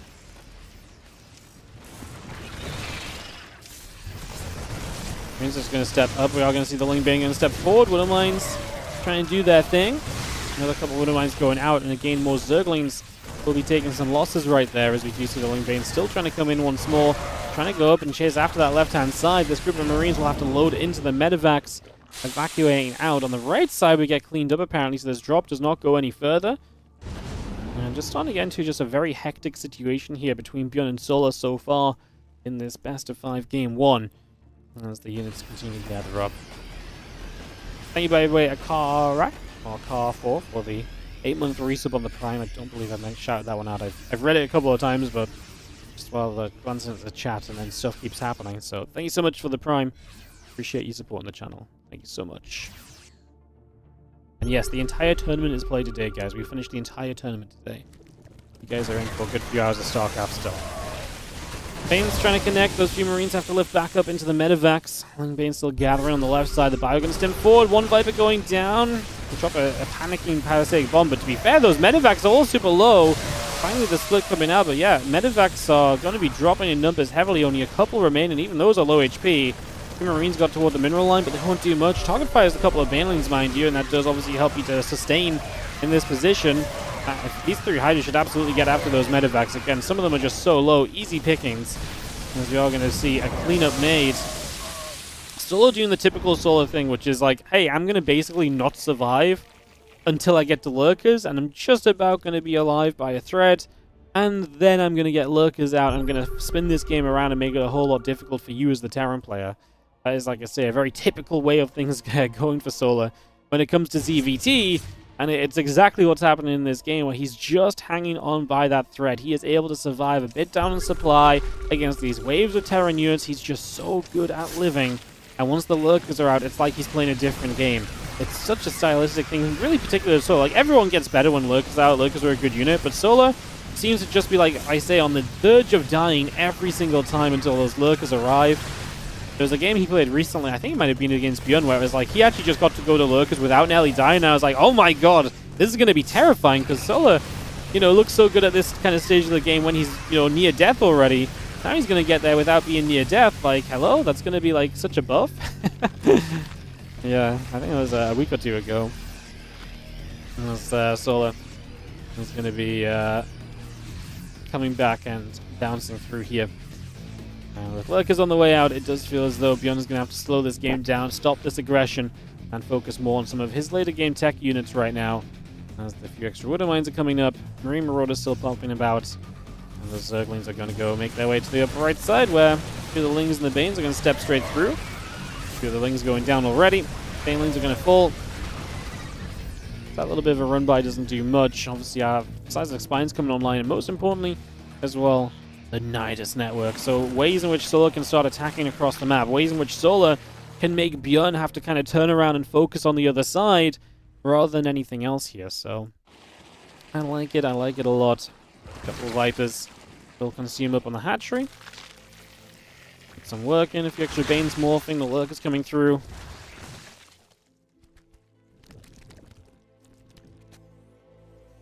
ByuN's army comp right now is still just bio-mine, by the way.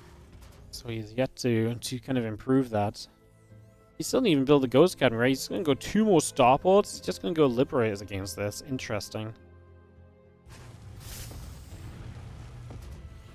ByuN does this sometimes. He tries to play kind of what we would call hard mode, I suppose. Instead of tacking up and getting the units that are just better, he tries to just be very fanciful with a massive bio. Got a Queen, obviously on top of the creep. Getting some of those tumors will be nice to slow down presence of the Zerg in the middle of the map. Lurk is still burrowed. We're just going to pull back over that left-hand side. Liberators and Marauders still coming through. Once we have this Hatchery on the far left side, going to be in a little bit of trouble. So Hatchery will take some shots. A couple creep tumors coming through as well. As the Zerglings trying to run up this ramp, but Widow Mine shot goes off. The Queen goes down. Hatchery is indeed going to fall. These Lings and the Banes continue to step on forward, continue to chase this Bio army away at the moment. Widow Mine shots going off nicely toward those Overseers. Again, +3 armor coming through. The Marine's going to go after the Hydra. The Zerglings going to get jumped on.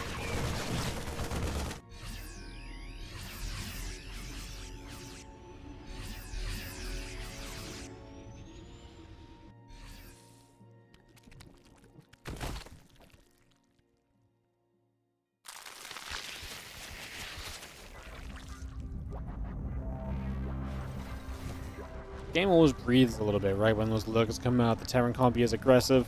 Like I said, ByuN, though, is just opting to go into Liberators.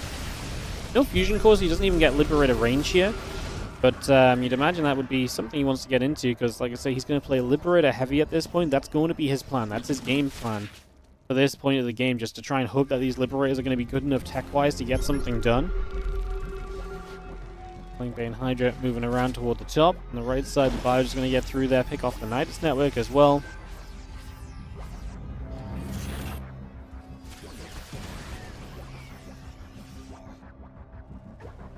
It's going to be a chunk of Lings getting to the top left, where the Planetary Fortress is in position. That will connect, pushing those Zerglings away with immediate effect. That's an easy KO on a few of those, just push them back the other way. Extra libs coming about, Fusion Core building. +3 vehicle plating still coming through as a few Zerglings will make their way up and onto the depot. Able to make that grab. Bottom right side still pushing forward. A couple of creep teamers going down. We've got a carapace upgrade coming up as well. So that +3 carapace coming through for now. And another Wooderline shot going to go off toward the Hydras.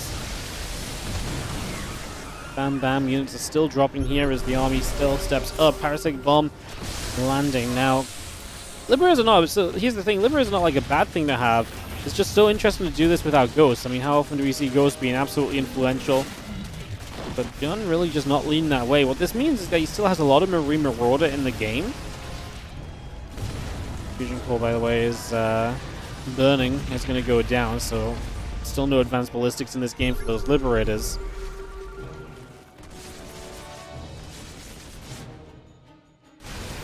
On the bottom right side, these Liberators getting set up, and the Hydra's actually going to lunge backwards and protect themselves right there. 5 Lurkers in the game as well. Could maybe do with a couple more, especially like right here.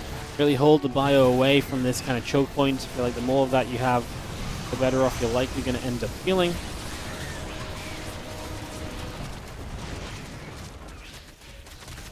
Going to try and chase at the very end of this. Solar is going to be able to push ByuN fully back, so ByuN taking some losses as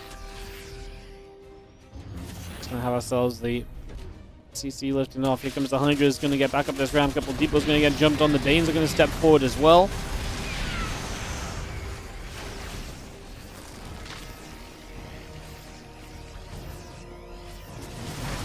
Ben just needs to take a few moments to rebuild back up here. What's the resource loss like? 23k to 31k, so he is trading well. He's just got this challenge right now of taking base 5. He needs base 5 just to sustain the economy in this game to kind of the point where it's going to be much more comfortable for him throughout. And that +3 missiles, the +3 melee coming up, a couple of Liberators still building off the starports as well.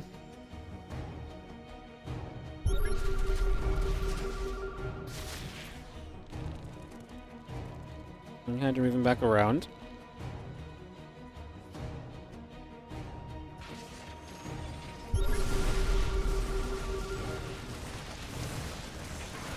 Liberator's already sieging up over here. A couple of Vipers are going to set up as well. There we go. Hydra's going to step through. A little bit of a lunge forward as well right here. Liberators continue to settle. We've got ourselves the Bioforce is going to keep coming through. The Hatchery going to get taken out as well. That will get knocked down already. Hydra is going to try and get toward those libs. So we're going to see the Liberators going down. So, I mean, ByuN gets a base. So we're knocking Solo's economy down. And again, he's doing it fairly effectively. Resource loss continues to be in his favor by about 10,000. And like I say, for me, it's just if ByuN gets a 5th base, I would say he's winning this game. Without the 5th base, I feel like Solo's still in an alright position. I do feel like it should just be an inevitability that the 5th base comes around, but he's not getting there yet.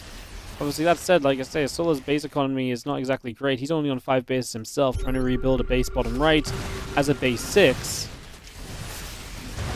It's such a wild game because ByuN is just saying, no, I'm going to stick on Bio and Liberators rather than making Ghosts.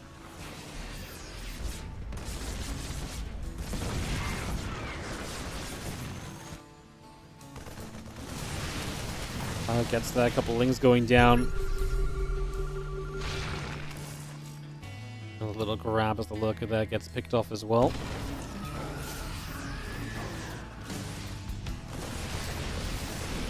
There to the Nidus network, rest of the Lings going through. Where are they gonna go? Gonna head toward the natural expansion apparently, so straight up toward the natural. Liberator is sieging, a couple of Mines get set.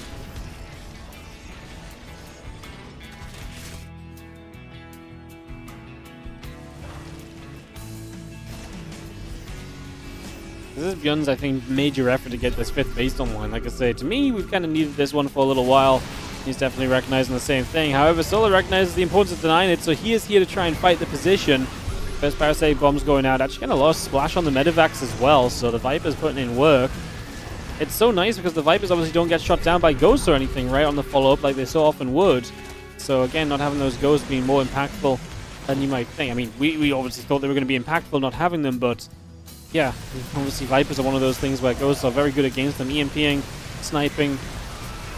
Crazy time to fight, and Solo just decides to go for this. I do not love it. Both players have very low money in the bank, so if you lose a fight right now, rebuilding is rough, and I'm surprised that Solo felt like he could fight there, or that he needed to fight there. That base coming online from ByuN. I actually think ByuN's in a similar situation, though, where actually maybe he should not try and press the issue any further. Especially not down a ramp into lurkers and so, like, both sides of this on very low supply, considering, and again, no bank at all. Solar is mining more actively. That might change with this base coming up. ByuN having access to an orbital here should give him, you know, mining that he's not had before.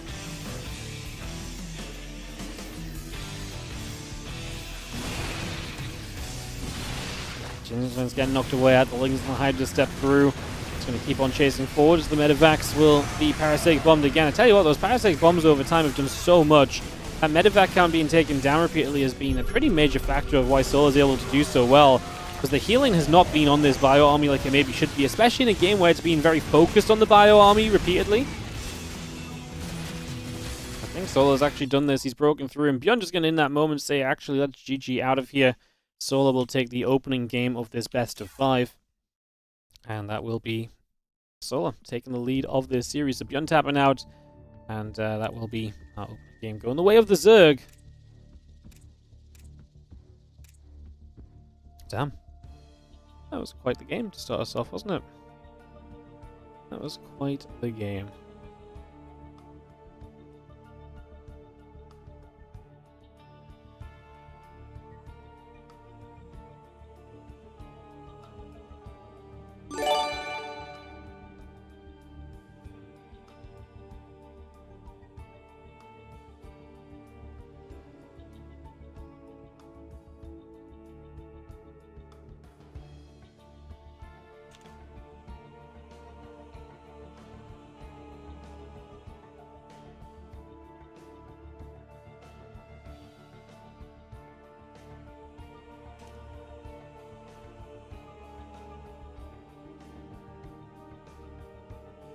Alright guys, I'm just going to have to wait for some ads here. Just long game. Scared of more long games, especially late lines coming up here for map 2. I want to make sure the ads stay out of our way, so just take a couple of moments and get this set up. And we'll get into game 2 shortly. Thank you so much, Strutnov, for the 10-month resub on the Prime. Appreciate it, mate. Thank you so much. We are fighting our way back towards 700 subs again, guys. If you are enjoying the stream, do consider supporting with the Primes and all the rest. Obviously, we do also have the WardiTV 2025 series crowdfunder still going on. Currently sitting at about $6,800 of our goal of 10,000. So if you want to help us out with that, exclamation mark 2025 in the chat. Go check that out as well. We'll sell it a little bit more heavily later. I feel like there might be some downtime today, so yeah, we'll do that a bit further down the line.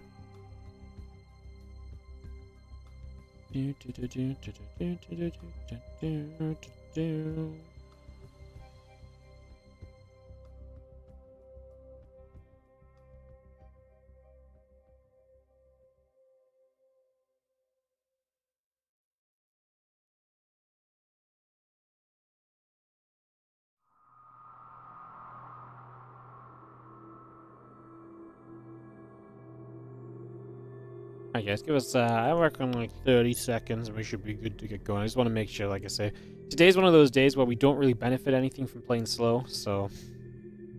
Oh, sorry, we don't benefit from going fast, so we may as well just take an extra moment between the games for the ads to run and stuff. But, yeah, I think it is time we move on forward.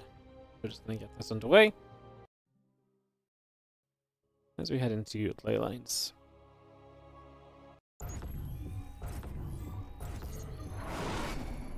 In the top right-hand side, we're going to have ourselves the red Terran player. Going to be down a game in this best of 5 series. It is going to be ByuN taking on the blue Zerg. In the bottom left-hand corner, it is Solar. So ByuN playing a no-ghost style in that game number 1. It was interesting, and honestly, it had a good chance of working. I wonder if you see no ghost as Solar, if you should just go more lurkers. Because what's funny about Zergs a lot of the time nowadays is that you go kind of Lingbane Hydra, then you go into lurkers, and you make this first wave of lurkers that's extremely powerful, but over time you stop making them, and that's typically because the answer to the lurkers come onto the field, right? You know, you have yourself, you know, the ghosts coming out, and the liberates to some extent as well, but mostly just those ghosts get to a point where it's like, you don't actually need that many lurkers. It's better to have a swarmier mobile army than having to move those lurkers around and rely on them being burrowed to be able to do anything. So it's kind of an interesting scenario where ByuN then doesn't build ghosts. Maybe you should actually just build a crap ton more lurkers, because I wouldn't say Solar ever built that many lurkers in that last game. I think it was exactly the kind of time where Lurkers could have had a very good time because it was very biocentric, and a lot of these fights did come down into, you know, the bio running in. Now, obviously, Solar won the game anyway, so maybe what he did was fine, but I actually think it would have only gotten easier for Solar if he built a few more Lurkers at certain points, so yeah. Is this tournament finished today? Yes, all of the matches are today, so we've got ByuN versus Solar. After this, we're going to go into Jumi versus Maxpax. The winner of Jumi Maxpax will play against Trigger. And then we're going to go into the winner of ByuN and Solar versus Clem, and then the finals. So that is our full schedule for today. Lots of SC2 for you guys across the course of this one. I'm going to play a little greedy with the command center first, back on the other side, so a little bit of greed. He's going to get away with it. Solar not doing anything to capitalize on that right now. Lots of good SCT tourneys today. Lots of good SCT tourneys every day, man. There's so much going on lately. It's busy, busy, busy. A lot happening in the world of StarCraft too. That's for sure. Couple orbitals coming up. Both those on the way. Factory coming about.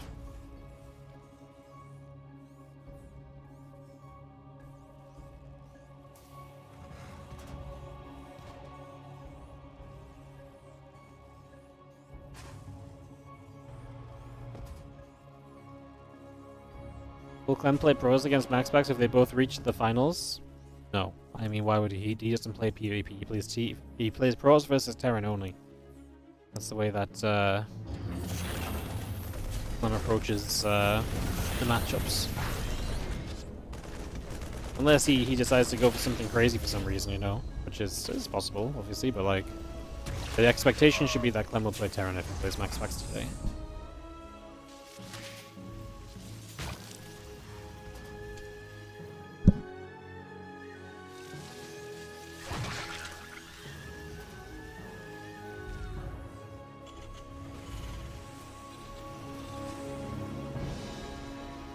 It says on Wikipedia he played Toss in the group matches.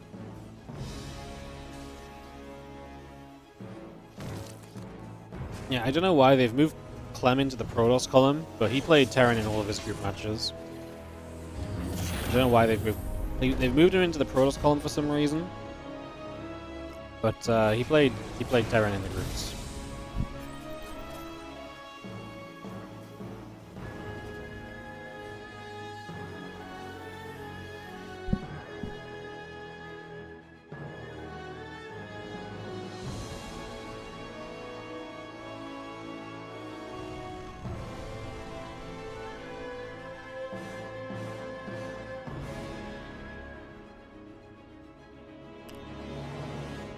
Couple aliens moving around, setting up here at the moment.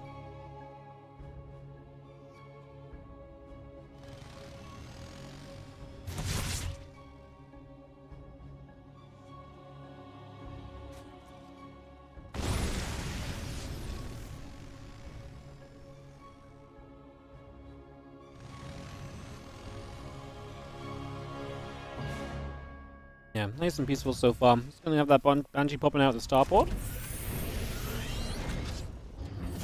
We'll swap across to the reactor for a few moments.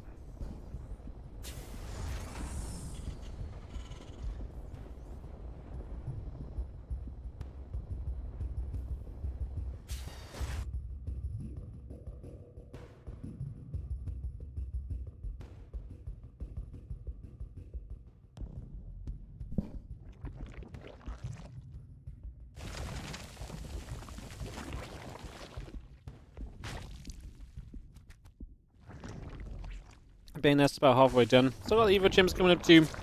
Very peaceful. Obviously that will change with the Banshee. As ByuN. There's no Hellions in there. Well, Hellions in this game, but not being aggressive with them. This really is just kind of focus on the Banshee here for the few moments now.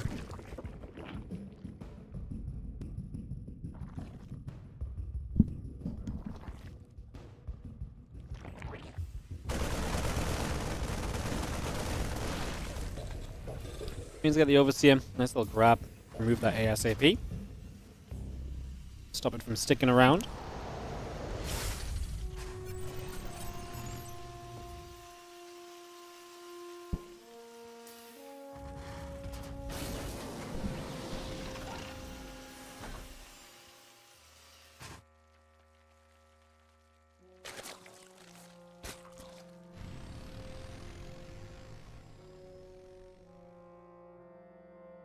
Just really got a bit of time here before much kicks off. I guess they've with these medevacs coming across the map, a real moment of actually going over.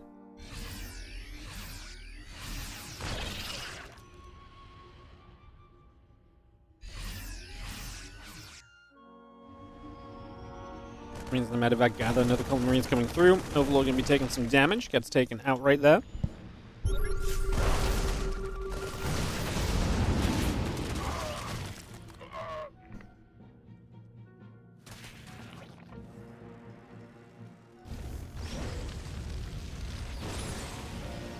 I think goes chasing the Banes for a few moments.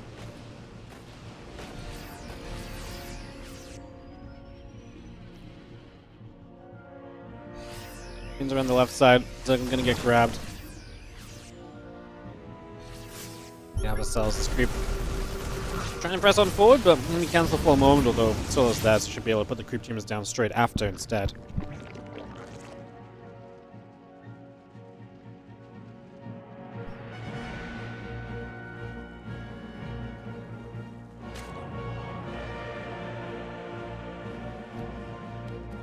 Infestation pit and building as well.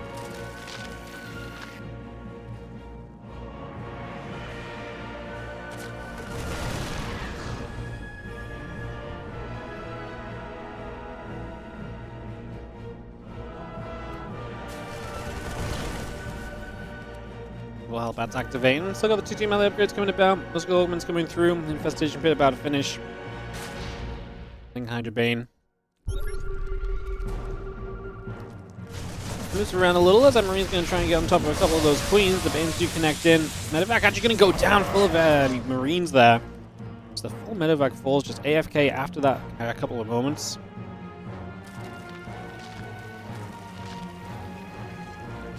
Now Solo. Actually going to launch an attack on the other side. Mostly just the Lings hitting initially. So the Marines do well, but the Banes showing up are going to be terrifying. Reload some of the units up into the Medevacs, but pretty scary through and through as a couple more Banes connect. The Hydra's still coming across. The tank is trying to fire back as these Banes will keep on rolling forward here.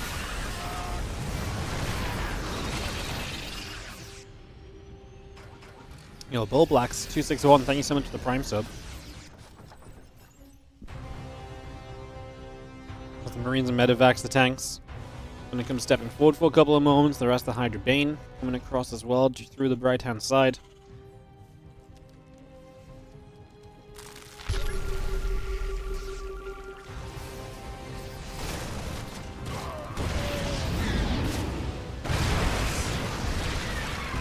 And Solo just has so much pressure on this map right now. If he breaks this position, then he gets the CC as well, so no fourth base for ByuN. Hydra's chasing. That one tank is nicely placed as these Banes will force the lift off. I just say get the tank and then get the command center right, and you're going to be maintaining a very good position here. No need to really aim for much else in that regard after.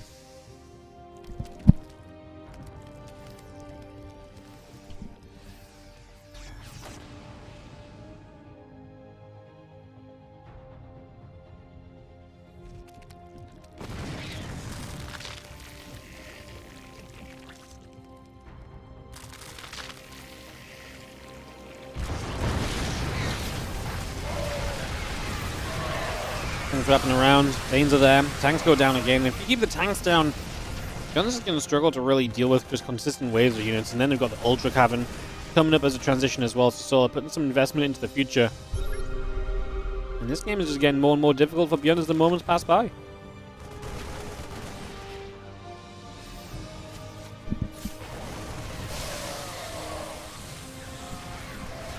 Thanks firing, Bio still kiting back.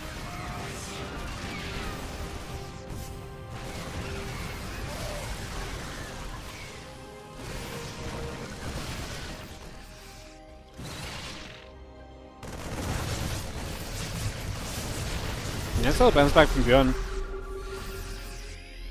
There is such a thing as overcommitting right by the end of the day. ByuN is still not on his fourth base, so I think Solo's fine to take a moment to get to the Ultras. Should still be kind of fine here in general.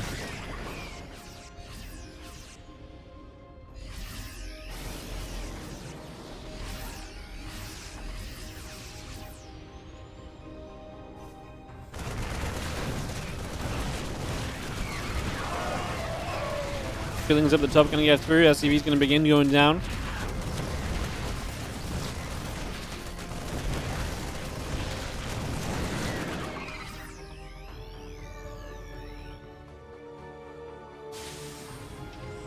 Just a couple of tanks sieged up. Marine's gonna split apart. Tank's gonna fire for some damage.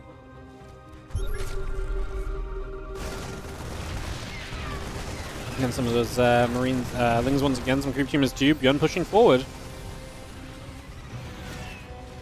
And Soul's immediately on the other side, threatening the fourth once more.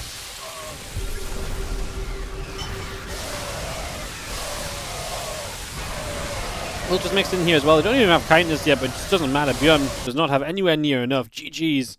And Solo is going to take game 2 of this best of 5.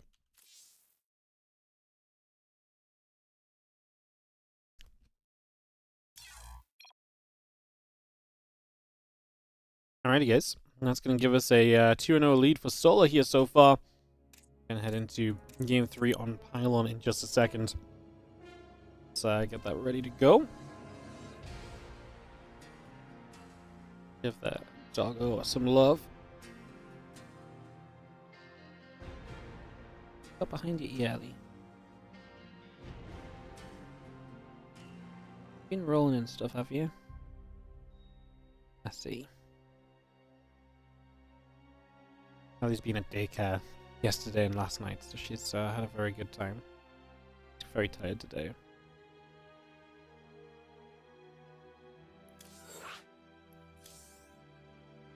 Not tired enough to try and greed food off of me, though. Alright guys, we're gonna go and get into game number 3. Keep the games rolling, keep the games moving. See what is going to happen.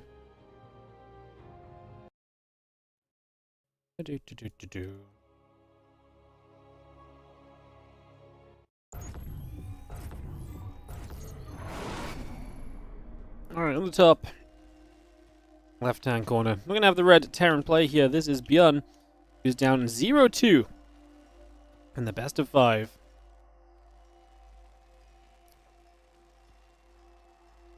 I think that second game was he just kind of got rolled in the second game. The first game he was pretty competitive in. That second one, not quite so much.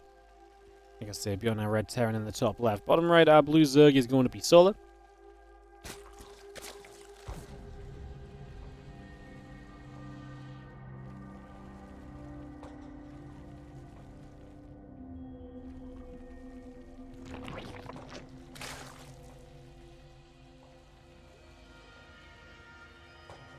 So we're going to go pool first against a low ground barracks from ByuN.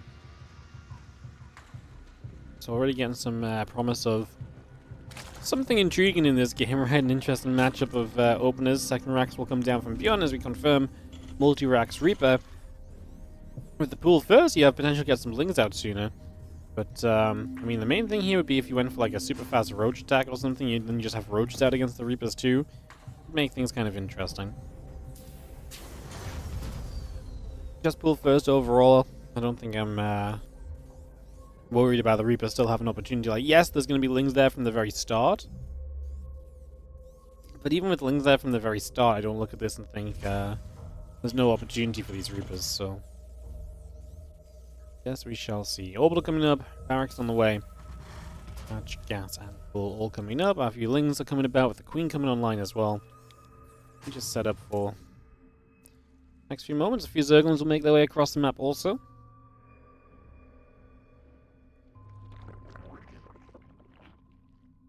We'll see the point of the pool first, is that you can get across early. And, well, I mean, he's going to turn them around, so... There's not really much point in sending them across the map, and there's going to be Reapers on the map, right? And the wall off is down the low ground too, so you're not going to be able to do anything, apart from maybe keep one Reaper at home a bit longer. Better to have these Lings at home defensively. Obviously, the first Queen is out early as well, but the Reaper gets into the main mineral line. Gonna go for an early drone, gets a good grenade. Body blocked for the Spore Crawler, but the Extractor can go down. Good save from Solar, able to keep that drone alive. Good job from ByuN, just finding the entry point without taking any damage on the Reaper. And just really finding that opportunity and delivering on it a little bit, to be honest, more than anything else. Absolutely able to get in there and be a little bit of a threat. early on. Fling speed starting. It's going to give Solo a much easier time against these Reapers eventually. But that is a bit down the line as the Reapers continue to put some work in. A couple of grenades going down as well. Reaper's just going to keep a few units at bay. Zerglin's still moving about. Command Center's on the way up. A couple of Queens are going to go and fight. A grenade goes down. Kind of bop the Greens. ByuN's already making Marines behind this, so he's kind of done with the Reapers. Feels like he's not going to gain much from building many more of these. Just going to try and use this to delay the third base and to do what else we can. This is a defense so far that has lost nothing but a cancel, right? So the canceled extractor, I think, is the only thing that costs us a bit of money. Yeah, generally just very clean early game for Solo against these Reapers.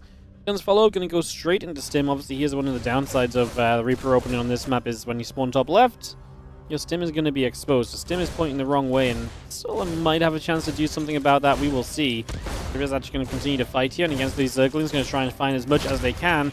Grenade bops the Zerglings some way. Going to try and bop them again. Just don't think that that's going to be something you can continue to rely on. There are some low HP lings you might be able to finish off, as those Reapers will go down. I think Solo's pretty okay with it. No more Reapers to worry about. The lings can go out onto the map for the moment at least. And yeah, I mean, ByuN obviously delayed the third base, so he got something out of this, but there's still an investment from him as well, who now is going to have no Hellions in this game. Factory only just finishing shortly. Plenty of Marines here, and they are okay to be out on the map against those Zerglings. Clumped up together, those lings did not take that fight.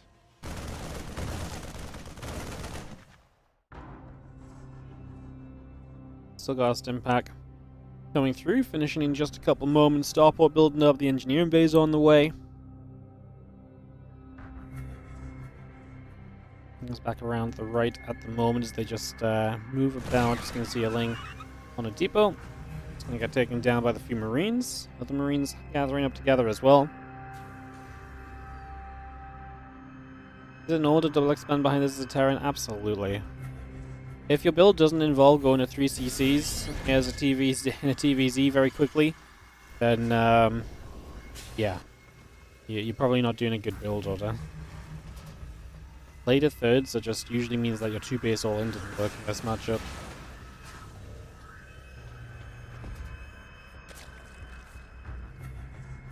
Feelings will keep on patrolling. Again, the 1-1 in the combat shield still coming about. Roach Roaring, Carapace upgrade, continue to come through as well. Still got that lair building by, going to be finished very shortly.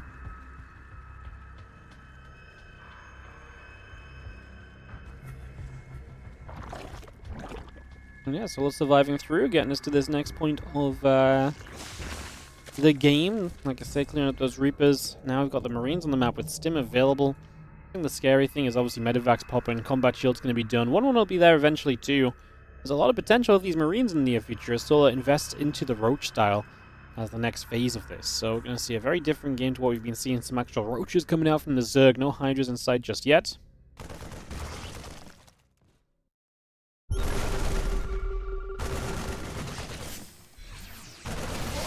Marines step forward. A couple of Roaches going the other way. Chase those Marines out of there.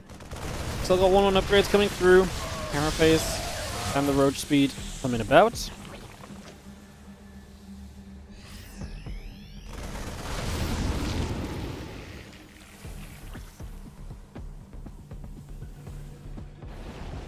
Marines coming around that right hand side. Just gonna go boost Nova. Still a few more Roaches heading up through the center of the map. Infestation Pit is coming online as well, so we continue to get this going. Roaches are going to be arriving over the next few moments.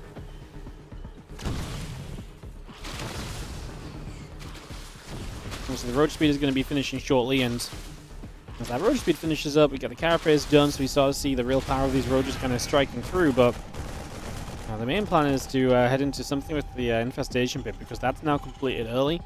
So Solo. I can only imagine that's for Hive. There's not really a matchup where Swarm hosts are going to be utilized, so fast Hive from Solo. I just don't feel like he's got much else going on just yet. As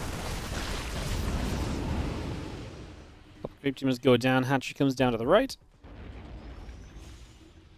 Medivacs and Marines escape away, and the Hatchery is going to get placed down on that right hand side as mentioned. Tier 2 upgrades coming about. Siege tank on the way through. Marine Marauder medevac still building as well. The rest of that Roach Ravager coming back around to the bottom side for a couple of moments. Tier 2 upgrades are building. The 3 additional barracks are all coming online. We just get ourselves a hatchery cancel. It's just going to be able to grab that right off the bat. Match continuing through.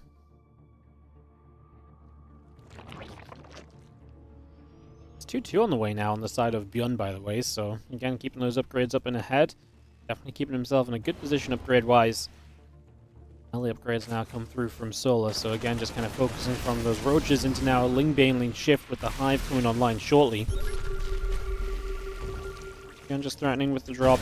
Army in the center of the map here is going to fight, and this Ling army going to get turned around the other direction. So Lings will go the other way just for the moment. Again, Bane speed still coming up. Plus 2 carapace, plus 1 melee. All coming about. Those few Marines load back into the medevacs. And we just continue to settle down for a couple of moments. Here's the 2-2 upgrades. They'll be coming about as well. Like I say, with that finishing, ByuN really does have a powerhouse of a push. Coming through the middle here on Pylon. A couple of those creep tumors going down as well. The right side, those few Marines are going to go after those Zerglings. The medevac's loading up. Picking a bunch of those up straight away. The rest of the army continuing through. Drop a couple of scans. Val's hitting, units split apart. A couple of tanks getting some shots off as well. As we are going to be seeing the rest of the Lings still coming over. Bane's being chased, the Roach is stepping through.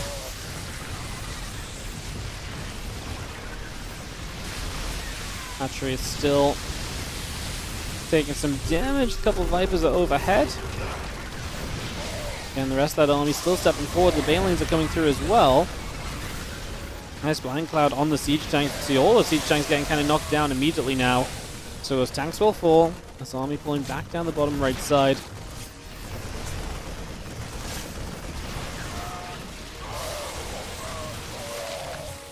This Langs really continue to put the work in onto the Marines for a few moments, still just having the adrenal glands coming up and finishing. So Solar is surviving through. He's going to get ultras out. All this pressure from ByuN is being great, but Solar has survived through to even better tech in this game. That should help him to kind of stop this pressure from becoming so much of a factor, right? So getting into the better and better spots here. A couple of Banelings immediately in some trouble and taking shots as they spawn. Like I say, is it enough from ByuN, or is Solar's tech coming online going to be good for him to make this defense? Nice blinding cloud, hits the ByuNs, makes them step forward into the Ultra. A lot of damage taken there, so it's a beautiful blinding cloud. Great usage of the Viper.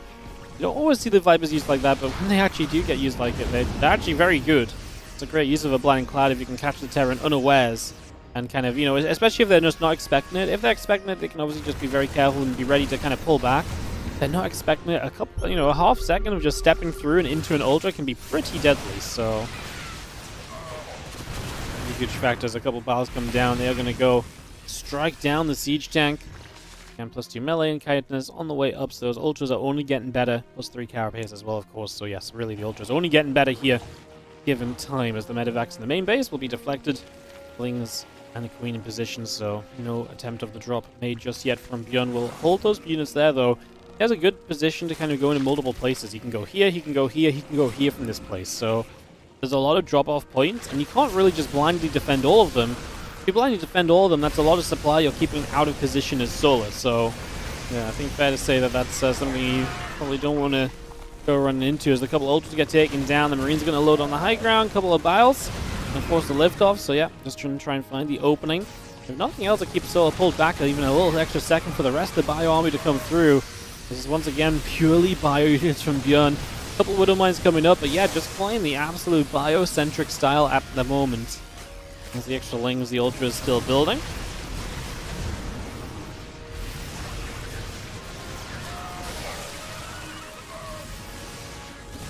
Things going to get knocked away at the Ultra. Trying to step through again. The Ravager's coming in behind. The Viper's actually going to get target fired by some Marines.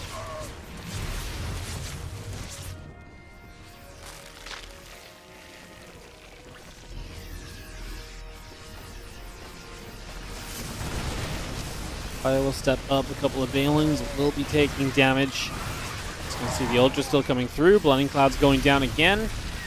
Infesta's coming up. +3 melee coming about. Here come these Ultras still very much so chasing through at the moment.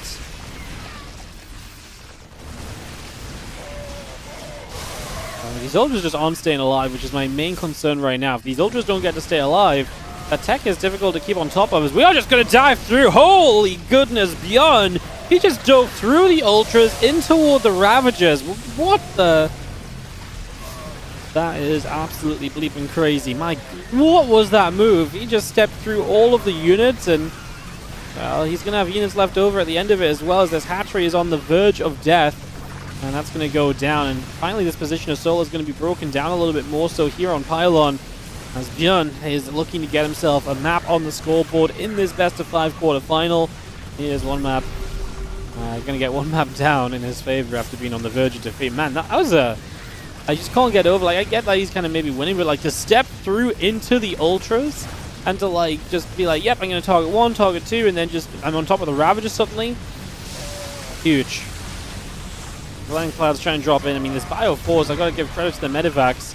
I'd love to see how much they've healed this game. Look at them all. No energy, all low HP from parasitic bombs and so on, but, like, just they have done their job, keeping that Bio just about alive as this never-ending fight comes through and favors ByuN in the end. And he is going to take a map and get himself set up a little bit. Well done, ByuN.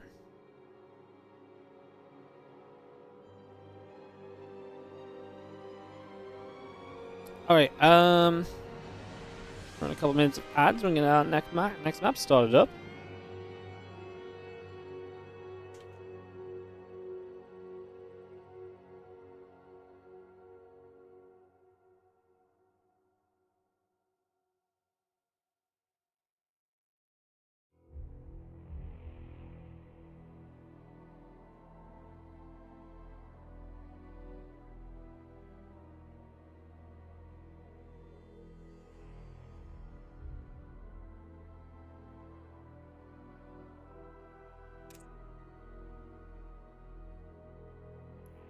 Alright, just replying to someone, guys. Good game 4 hosted. Unbelievable players. He's playing well, man, honestly. That was honestly such a cool moment. Just like, I don't respect you. Boom! Step into your Ultras. Big push. Gets the job done. And ByuN is, as mentioned, going to be taking one map back in this series. Get into this.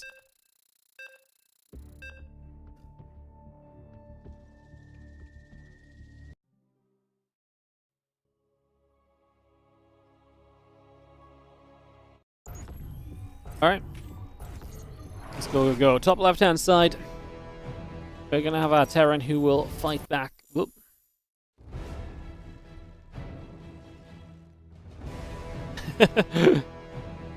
We'll have our Terran who is fighting back. It is going to be ByuN. I just hit a hotkey that just rewinded the replay or something to the start. I don't even know what hotkey that is. I was just trying to set up the scoreboard. I fat-fingered something. I don't know what it was. Anyways, ByuN is going to be our red Terran player in the top left-hand side of Persephone, taking on the blue Zerg. In the bottom left, we have got Solar. After this, guys, we'll have Maxpax versus Jumi, followed by the winner of Maxpax Jumi versus Trigger. So we're going to do a little bit of PvP into PvP, and then the winner of this will play Clem in some non-PvP, which is obviously good to know. So, yeah, that's going to be what we are doing and rocking with here today.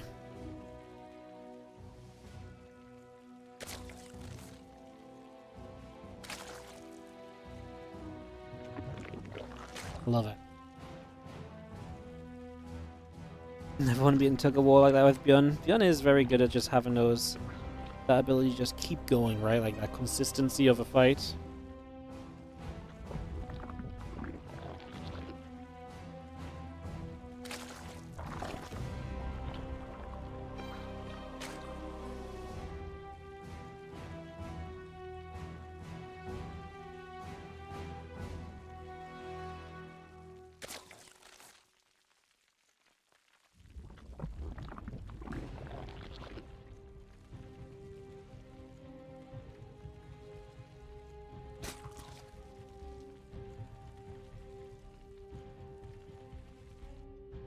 all coming about.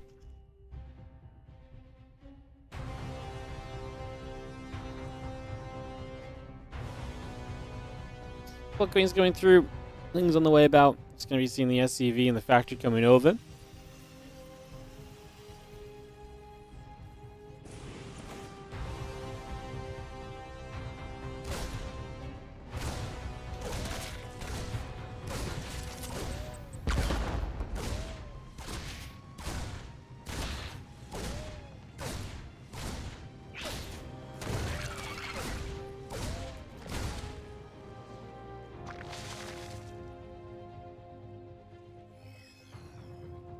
Things be coming up. CC's coming about. As we have ourselves, obviously, that initial little bit of the Reaper harass coming through. Nothing too well just yet. Gets herself a kill early on.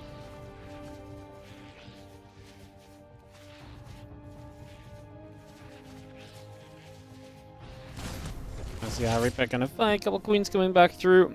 Shots coming about. And we have that orbital and that CC coming through for the moment. We get this going. Queen's gonna throw a Coop Jimmer down.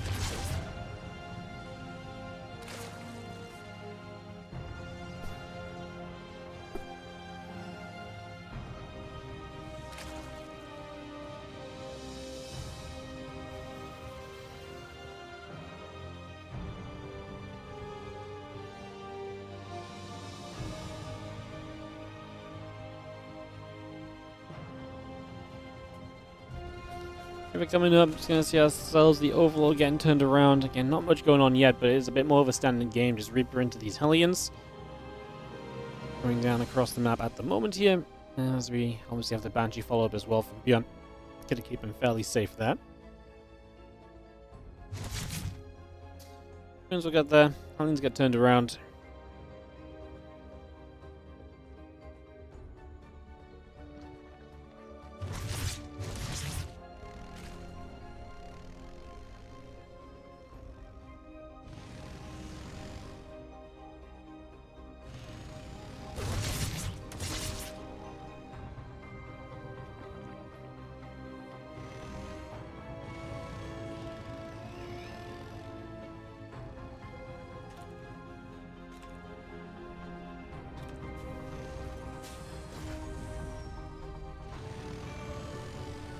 And it's going to come down to the bottom side. A couple queens going to go out over to the right as well.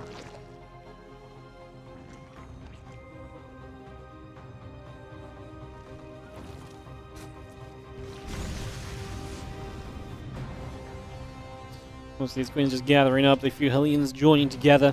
We've got a lot of Lings on the way. Had a Baneling Nest on into that. And we are going to see the lair finish very shortly as the Banshees show up and try and get some damage done. Gotta be careful. I'm taking some damage on that. It's going to be cloakless Banshees. We are seeing this a little bit more frequently lately, where even with multiple Banshees, we're going no cloak. And just using them kind of to keep track of the map a little bit. Obviously very good defensively as well in a lot of situations. But by not going cloak, you save yourself that little bit of money, so your transition out of the Banshee play and into everything else can be that little bit sooner.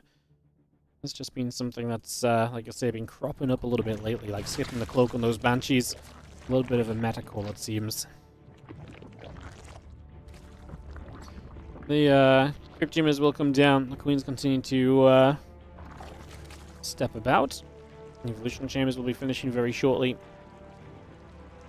Baneling Speed is coming online. Again, 1-1 upgrades, combat shield building. A couple of additional barracks coming down from ByuN, as well as the Hellions go down the right-hand side. Yo. Thank you so much, XCOM Man, for the £10 donation. Sunday streaming, hell yeah. Thank you so much for the donation. Appreciate it. Thank you so much for the generosity. Thanks for supporting, guys. If you're enjoying the stream, if you're on the YouTube, hit the like and subscribe. If you're on Twitch, hit follow. And of course, if you want to support, you guys know to do the things. It's a mention for me, obviously, that it does, as always, help the StarCraft. This is a WardiTV tournament. These tournaments don't happen without your support, so... This is the exact kind of tournament where supporting on Patreon, subscribing, using your Prime subs, etc. It helps us to run more events like this, and obviously our larger events coming up later this year as well. So do check all of that out. As the Queens are going to knock one Banshee down. Banshee falls immediately.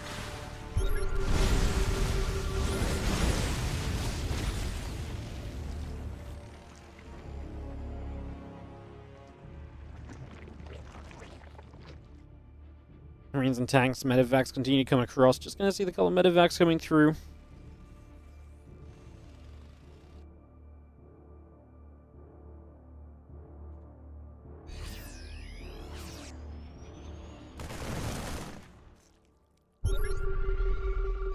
Marines and tanks will step over. Just going to see a couple of crypt humans going down. The Banelings are going to set up.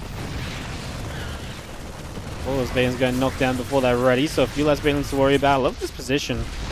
You don't actually really see the corner base being taken so much in Persephone, so seeing kind of units attacking down this direction from ByuN is kind of an oddity, so yeah, it's kind of a fresh one for me. Those speed zones, though, are going to help the melee units connecting, and that makes it an easier cleanup here, as the Hellions have gotten through to the main base in the meanwhile.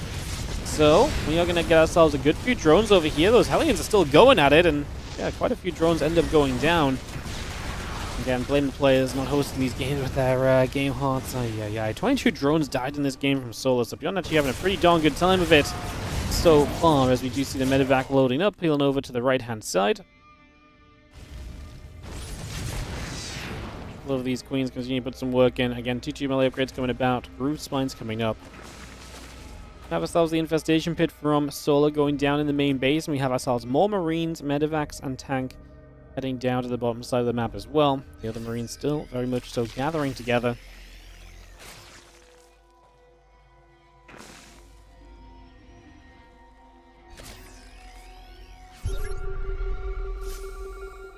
Teamers will still come into play, so we just have ourselves the Marines stepping forward. Hatchery going to be taking some damage on the right hand side. The Marines pull back, lift up once again, and we're going to go jump onto this hatchery. Hatchery will go down. And there's a couple more Marines continue to knock their way through some of the creep tumors here for the moment. There's just going to be CR drilling claws coming about, plus 1 vehicle playing, 2 engineering bay upgrades as well. Coming in for the moment, Lings and a Bane going out across the other side.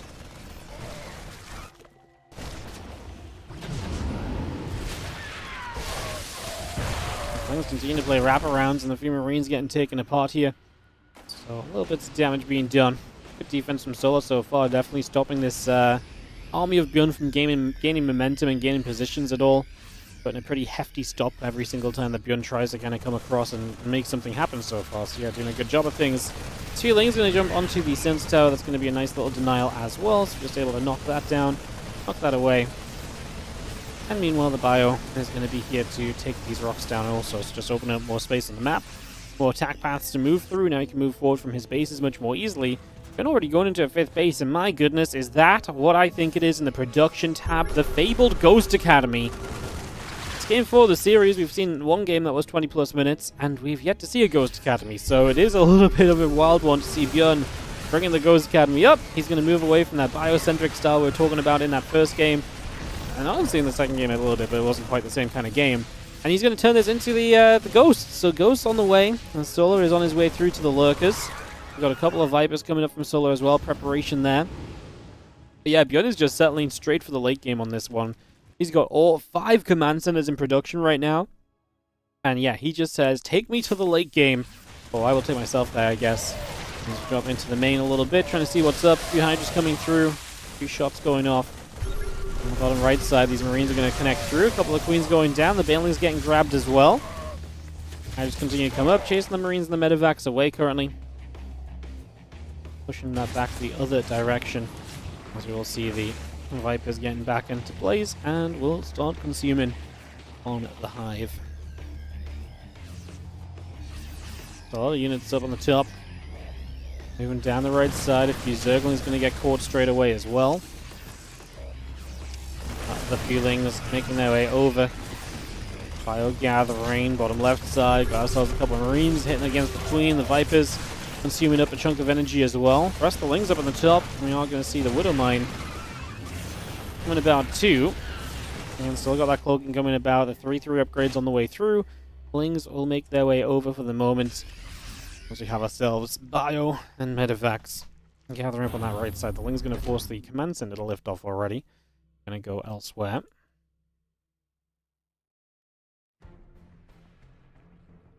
Still got the 3/3. The Ghost coming through.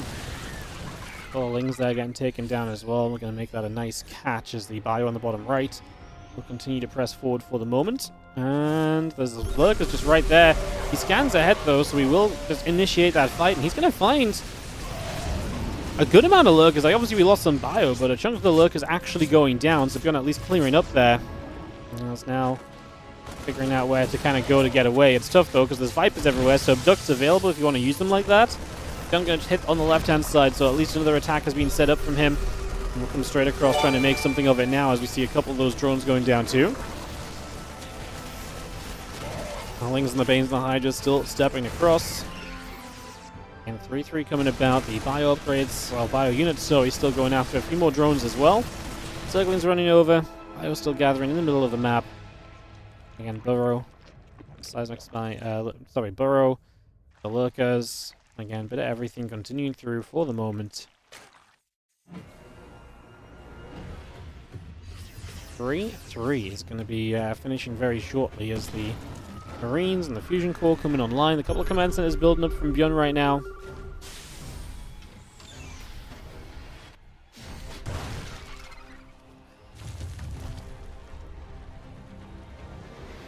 Up that Nidus network down. 5th base coming about at the moment. 3-3 upgrades. Continue to come through. On the right side, just going to see the Nidus network going down again. We do have ourselves the Fused Zerglings are going to step forward. They will go down. A couple of ghosts available.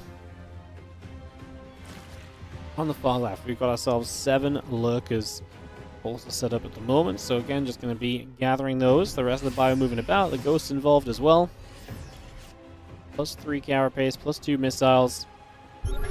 There's going to be a Nidus on the upper right-hand side. So just going to get that placed once more. Another scan coming through. And a little bit of a push up. The bio army going to go in. That Nidus will be jumped on, taken out immediately. Medevac's coming around as well. And just have ourselves a lot of this army still moving over. Lingbane Hydra relocating around the map. Position out down to the bottom side. Have ourselves a Terran army that's threatening to kind of come through the center here.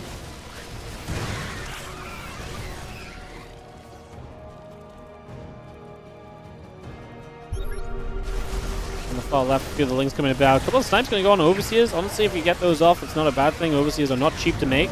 And you kind of want that detection usually kind of continuing through the game. So it's nice to be able to kind of keep that going a lot of the time. Is on the right side, a couple of lurkers jumping back into Niduses. Doesn't look as though they're going to be too impactful just yet. See the rest of the Bane Hydra still moving about. The Ling's going to regather as well. Advanced Ballistics on the way. Something that ByuN really struggled to get to in that first game. You're losing that Fusion Core as well. When you're playing only the Liberators as kind of your tech units, you wish that kind of came a little bit more easily, right? As a little bit of the Zerg army still stepping up at the moment. Just going to be seeing the bio going to be there. The Hydra's going around.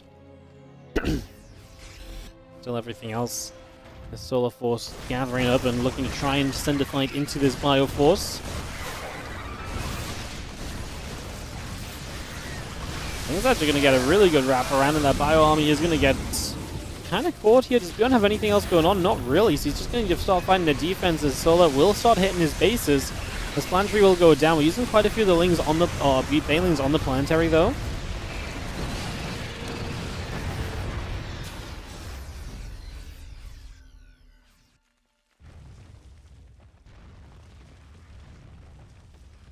And plus 3 missiles, plus 3 melee coming about.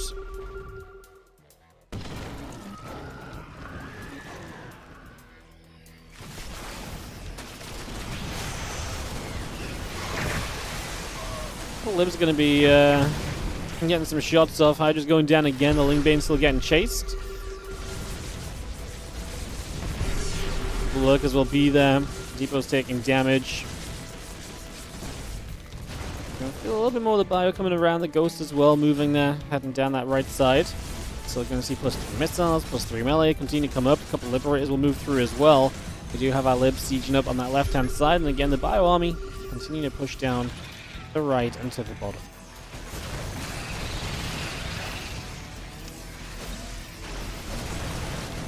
Ghost setting up. Group team is taking damage. Lib's going to siege up once more. Still got a missile upgrade. Still got a melee upgrade. All of that continuing through. Two Banelands begin to connect. The rest of the Banes chasing upward. Planetary Fortress will turn and get a lot of those Banes. So quite a lot of those getting taken out immediately.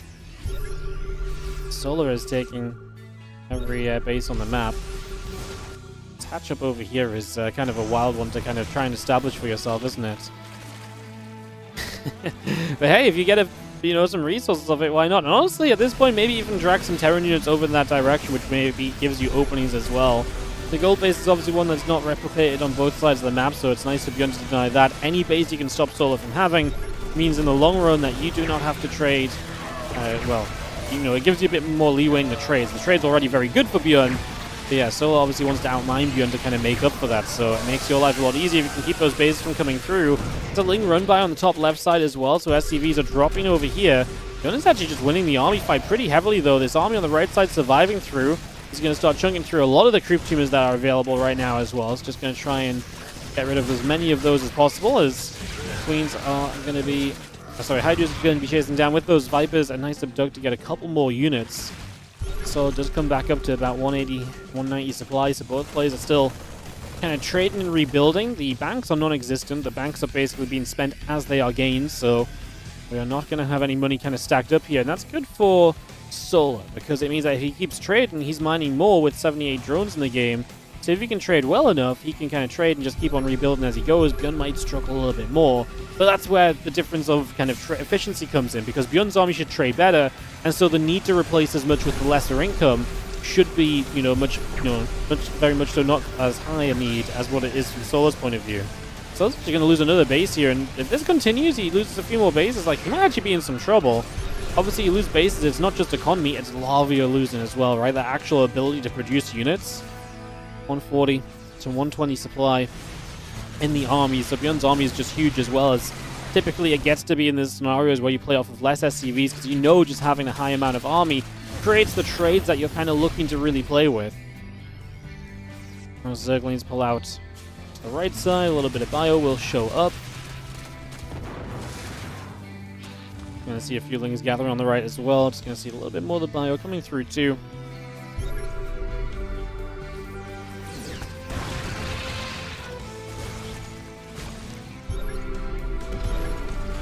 A little bit of bio. Just going to jump onto the Spore Crawler top left. Going to take that down. Going to see the rest of this army. Still Lingvay and Hydra stepping through. A couple of Liberator shots going to fire. And again, defense continues to be made by ByuN. Solar is, I think, at a point where his army just is not really working through the Terran army well enough right now. Look at the bank. ByuN has a bank built up because Solar's not really killed anything in the last few trades, so ByuN's not had to spend it. Again, the resources loss definitely going to be heavily in ByuN's favor. 13,000 for him. Better than Solar so far.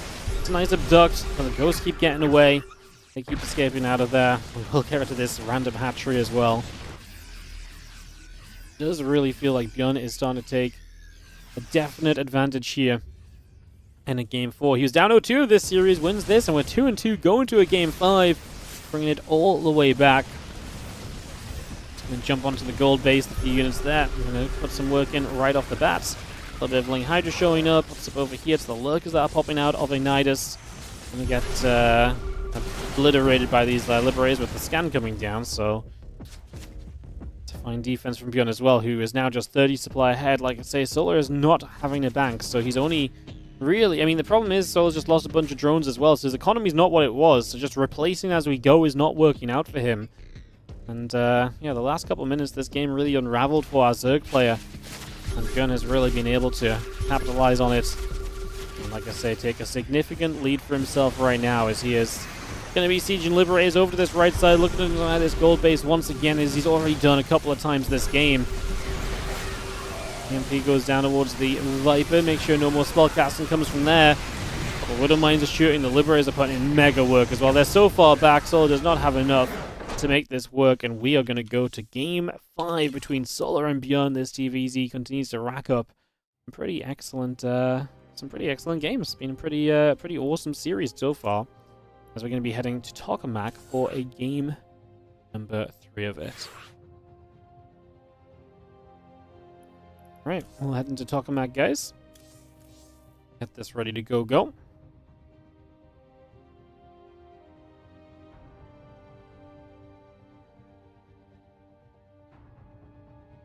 Beautiful. straight in. TVZ, Game 5, ace match time. It is going to be ByuN versus Solar. Side who is going to advance on to play against Clem in the semi-finals. Will it be ByuN? Of course, and add some more Clem Protoss. Will it be Solar to give us some TVZ, some Zerg representation in the round of 4? We will be finding out very soon. As in the bottom left-hand side, our red Terran player will be ByuN. From 0-2 down to 2-2. We go into Tokamak to decide this best of 5 round of 8. Top right, blue Zerg player is going to be Solar.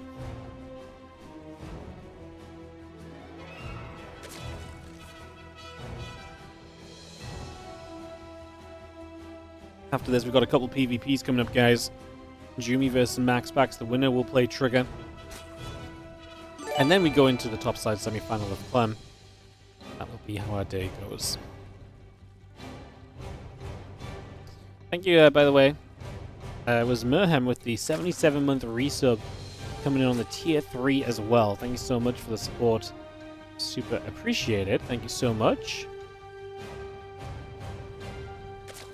Let's go, Zergburger. Thank you so much for celebrating your 1 month of membership on the YouTube. Appreciate that as well.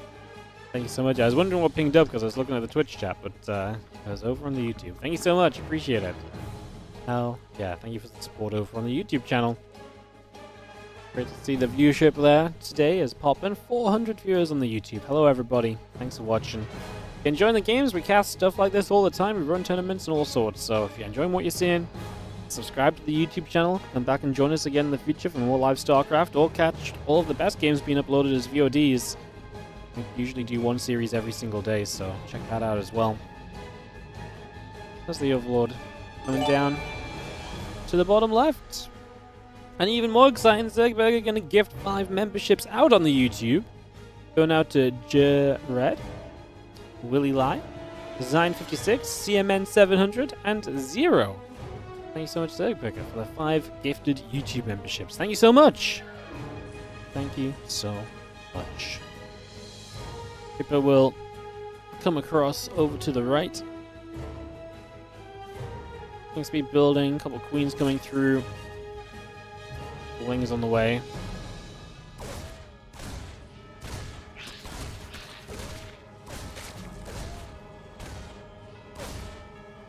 See, first Reaper here, just going to be trying to do a little bit of something. Link Speed is building, 3rd hatchery down, factory building as well. And we are going to be seeing the command center dropping onto that main base. So we just get that ready straight away.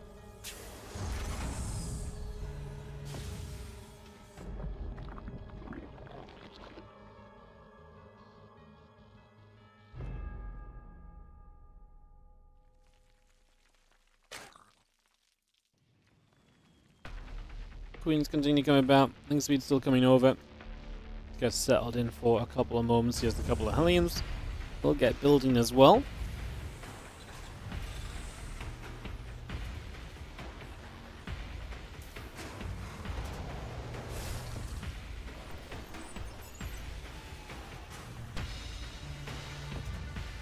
Not really too much of anything going on. That Reaper poking about once again. Not doing too much yet just now.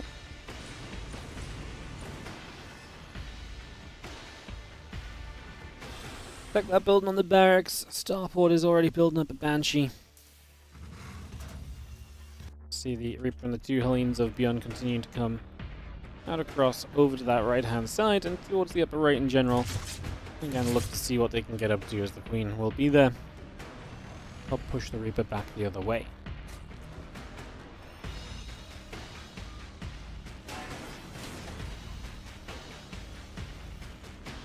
Well, Banshee and the Hellions still coming around. We have ourselves the Nidus network building on the front, on the natural.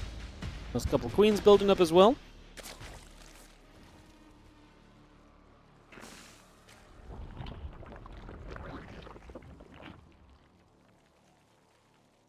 So with the Nidus coming through, Solar is going to be all in aggressive with this Link Queen attack.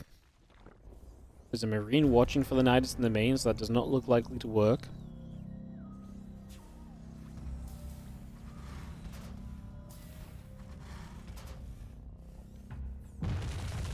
He's going to see that, so ByuN immediately sees the Nines network.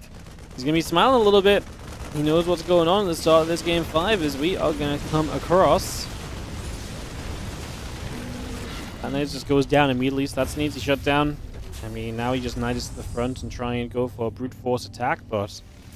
Well, those are down. Nope. Those get raised. The Hellions are going to be a defense still. Bunker's on the way from ByuN as he preps defense. Does not need to save the third base here right now, so you can just let that kind of fall. That's whatever. You know, it's not full, but let, you know, just lift it up. And so just going to say GG. This has been completely shut down. ByuN is completely on top of it. A completely lackluster game number 5. But it doesn't mean that ByuN completes the reverse sweep to eliminate Solar and move on into a 3-2 position here today. Alright guys, let's take a quick moment or two. I'm going to throw to the break screen.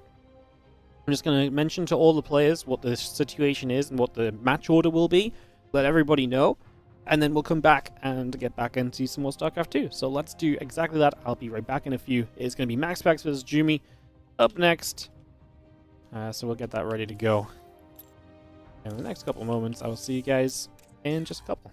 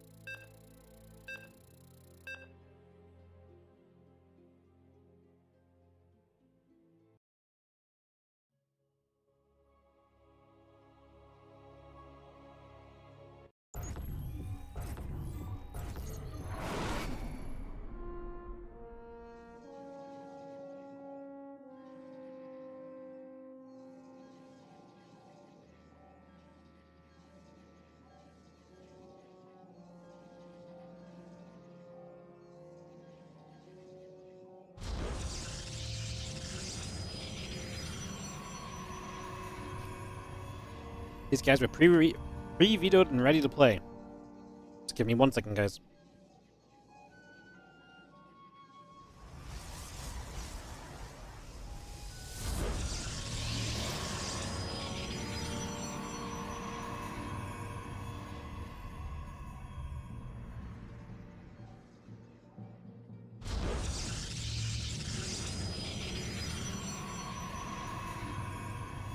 Alrighty, more StarCraft.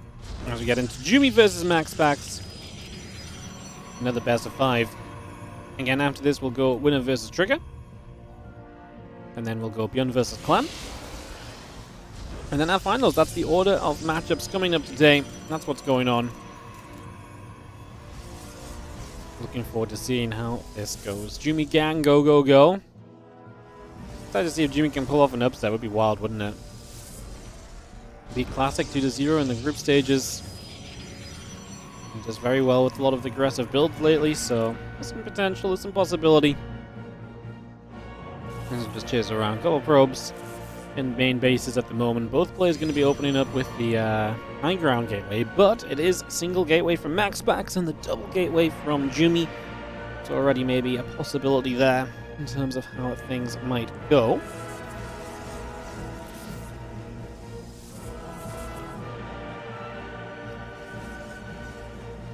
Again, winner of this plays trigger in that round of 4. Looking to battle on into the finals.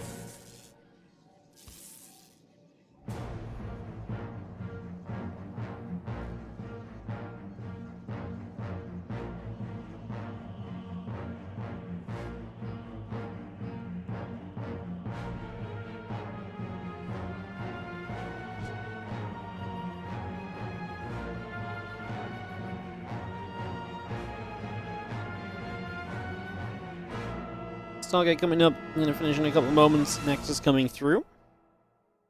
And we're going to see a Nexus from Jimmy as well. He's not going to go all out aggression. I thought that might be the game plan from him. Just be aggressive against the expansions.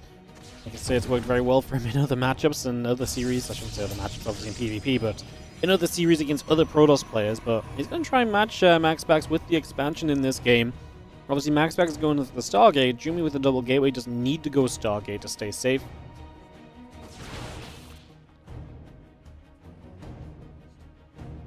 Couple of shots coming through. And there's the warp gate coming about. We continue to get settled down. Nexus continue to get going early on. Couple stalkers going to whack away at the Oracle. And obviously just nice to see the Oracle leaving onto the map, so you're very aware of where it is. You know for the moment at least it's on the left-hand side of the map as well, so you get some information out of that too. So bonuses all around right now.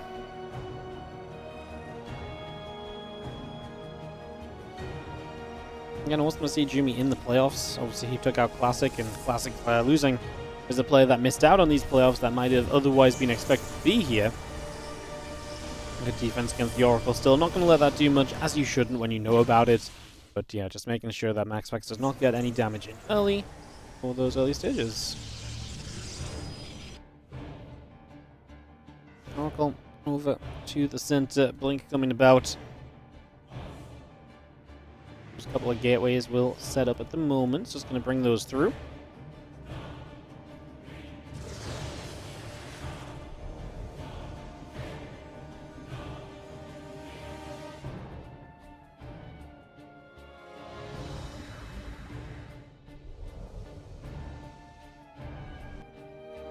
Things still building up. A couple of gateways coming by. I was going to see the stasis ward dropping into the frontiers. These couple of stalkers will step through. The Zealot is going to step up.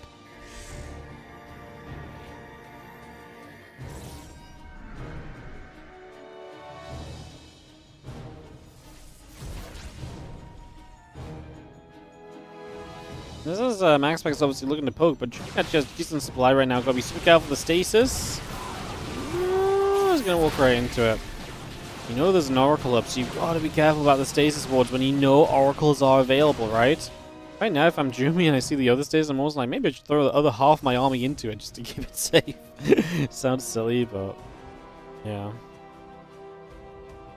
Next coming through, Assimilator coming about. It's going to be seeing the Nexus on both sides. Forge coming up.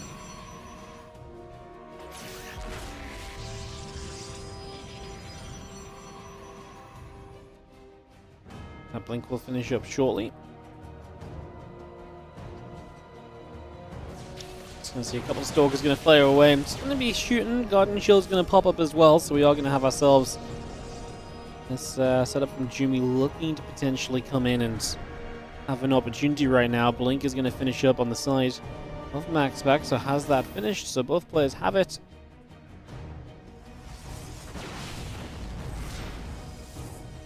Maxpax comes around the back.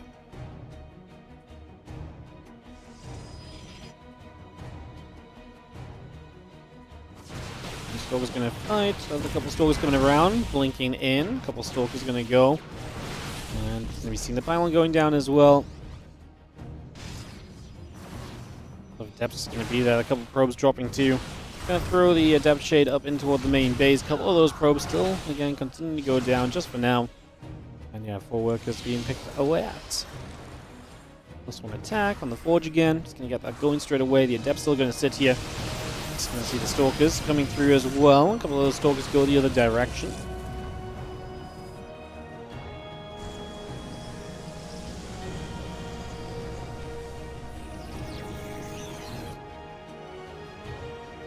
Maxpax just has so much more army supply currently. Jimmy on his way to the Dark Shrine, but it's not going to be done for a long time, so that's not exactly tech that's going to save him. He had down 7 Stalkers at the moment. And Maxpax just starting to utilize that blink to take trades into this favorable Stalker situation and just try and capitalize on what is already a lead for Maxpax here. So Maxpax just trying to build on exactly that. And +1 attack upgrade. Finishing up on the Forge in a moment. The Dark Shrine's still about halfway through.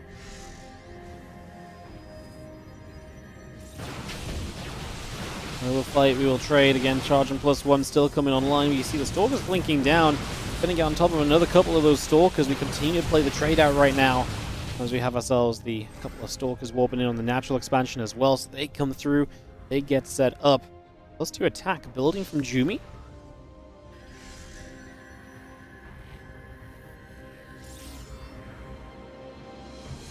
I mean, upgrades are definitely there for Jumi, so if you can keep on surviving, still just got that army supply deficit from earlier. He's going to come in and try and protect his base. Does have the upgrade lead right now, so something to help him out, at least even with lesser Stalker numbers in the game. Stasis Ward again, though, something you got to be careful of. And Maxpax swings around the left side, hitting in with the Adepts for a few probes, and it's just an annoyance. The cannon was not quite ready yet, so an annoyance there. Adepts warped in defensively, and just something to deal with as now the Adepts actually get all the way into the main. Missed target fires the battery for a moment, but otherwise just going to capitalize with again a few more worker kills already. And Maxpax just again extending an advantage here in this game number 1. As he's just so very patient. It's definitely one of the factors of Maxpax, right? Is that he's just so good at just saying, you know what? In this game right now, I don't need to go pushing immediately. I do not need to get everything done in like one, a couple of seconds. He's very patient, calm, collected about it all. Very chilled out a lot of the time. That goes a long way. As the Adept hitting a probe or two. A lot of probes up on the top side going down to those Adepts as well. DT still trying to waltz on forward. We do see the Stalkers committing in. The Stalker's going to return fire and try and peel back in the same time. Nexus taking some damage. A few Stalkers taking shots.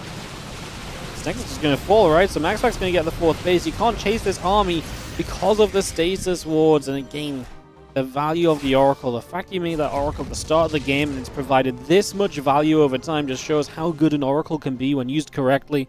Be able to get so much out of this. Yeah. This is definitely a very, yeah, I mean, it's just a very good game. Plain and simple. It's just a very good game here at Maxpax, playing very well, keeping himself advantaged. And the only thing he's really trailing in is upgrades. Obviously still catching up on that a little bit here and there.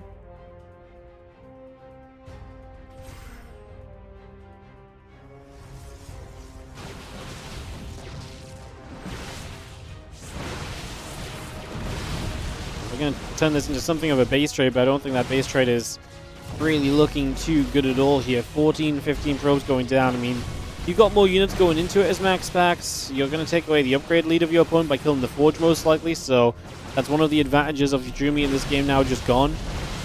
And yeah, he's probably right to base trade the position he was in a way, but not exactly ideal. Stalker's going to fight. Nexus will keep on taking damage. Continue to swing away those couple of Zealots. Getting onto the Nexus too, so we continue to put some work in just for the moment.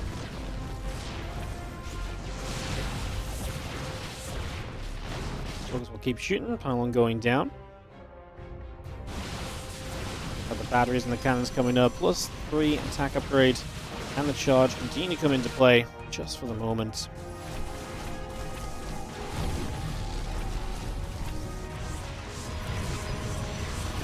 Stalker's going to blink forward, a couple of cannons going to start going down. Results and the Stalker's still gathering up, a few Stalkers getting turned around the other direction. And just continue to play the trading game here, back and forth, back and forth. It doesn't really look as though we're just going to have too much from Maxpax. I mean, Jumi trying to get up this ramp and just fight it out, but again, Maxpax has so much more supply. Some batteries here are kind of making it interesting, I guess, for Jumi. Actually having those is going to help him, but yeah, Maxpax has a few Zealots arriving. He's got himself a couple Stasis Wards to fall back to as well. The batteries are about out of energy. It has genuinely kind of done a lot in terms of closing the gap. Maxpax also just still has 50 probes mining too, so he will just continue to have production. A Dark Shrine on the way. That will likely be game ending if it gets to that point even. Right now, I'm not even convinced we need to get to that point, right? I think these Stalkers probably still do just win out before then. And it does seem as though Maxpax is going to be taking the opening game of this series. A 1-0 lead for our favourite. But Jimmy putting up a little bit of a fight and definitely putting up a little bit of resistance, not making this super simple and super easy for Maxpax. Definitely, yeah, I mean, especially kind of challenging Maxpax in kind of the expansion versus expansion game, especially, I think is pretty brave way to go about it, so... GG's. Clem's only playing Toss now? No, I don't know who's changed it on the Wikipedia, guys, but Clem is playing Terran. It's just playing Protoss against Terran as usual, so no surprises there. I'm not sure why Wikipedia says otherwise.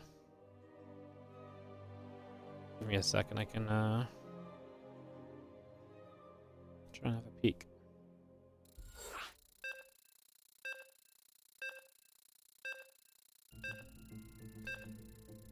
I'm not logged in, so I can't edit it right now. Alright, I'm going to be going straight into game number 2. These guys waste no time in hosting up.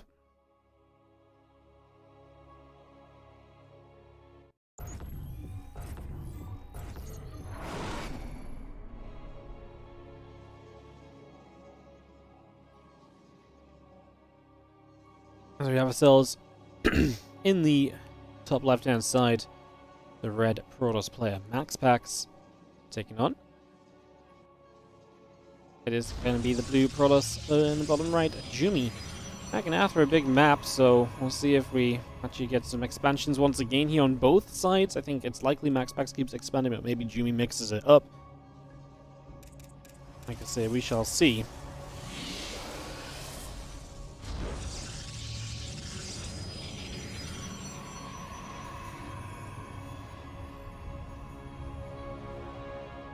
Anyway, coming up, Simulator coming down.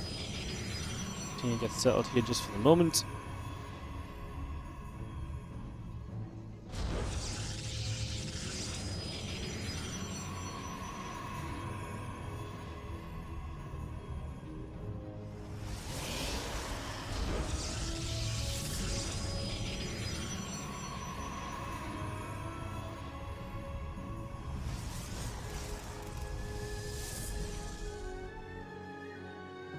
There's the 2 gateways from Jumi right off the bat, so you're not going to see that difference in styles. 2 gateways versus the 1 gateway once more. So like I say, it gives Jumi the opportunity to potentially get aggressive. He already has a probe bottom left-hand side. That is a probe that definitely seems as though it's on a mission to do something a little bit sneaky and suspicious. So Jumi going to bring that probe down over there. Going to try and make something happen with it. Try and find a little bit of value here early on, as you just see the gateway coming online. And yeah, there's that pylon going down, so just going to try and be a little bit sneaky for the next couple of moments.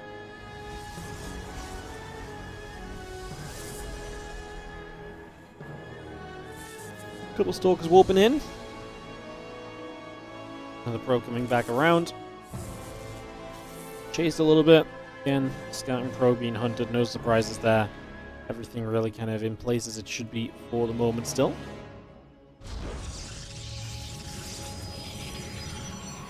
Okay, building through the Stargate again online. Nexus is coming online as well, so just bring that up.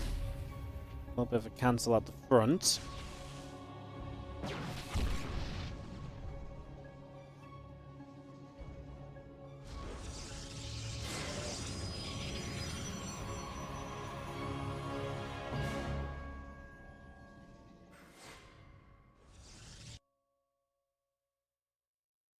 And that Nexus building about. Wolfgate's coming through. The Oracle is coming around as well. So just continue to get that all underway here. The Adept will go for a little bit of a shade up the left-hand side.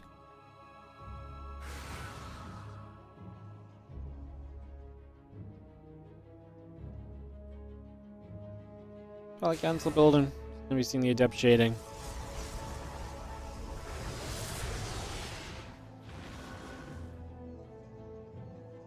The Oracle going to be moving about as well. Void Ray coming about here from Maxpax, just going to get that going. Wolfgate coming through. And yeah, we drop down a Council in that bottom left, just waiting for that to come online. See if we go Dark Shrine with it as well, maybe. So there's an Oracle up, so DTs would be somewhat detectable. Revelations are available. As the Oracle will also try and figure out what else is going on in this base. I mean, he sees an expansion. Sorry, the Twilight's not in the bottom left. The Gateway's in the bottom left. The Twilight's just in the main base. So yes, Gateway in the bottom left-hand side. I don't know. My brain just apparently saw a fresh structure going down, then looked at the production tab and was like, oh yes, the halfway completed Twilight Council there. We are going to proxy the Dark Shrine though, right? So that gets built out onto the map in that bottom left-hand corner. So there is something coming up off of that Gateway and with that Dark Shrine there as well. So that is going to be underway. So a little bit of the sneakies there from Jumi. If you can just get rid of this Oracle and kind of deflect that and stop this from being around, would have a great time with the DT showing up, but right now Maxpax will do what he can to protect that Oracle. He knows the Twilight Council's there, and he will probably always be thinking that one of the possibility is, one of the possibilities could be there, so. Putting the Stalkers gathering, Stalkers and Sentries on the natural, joining.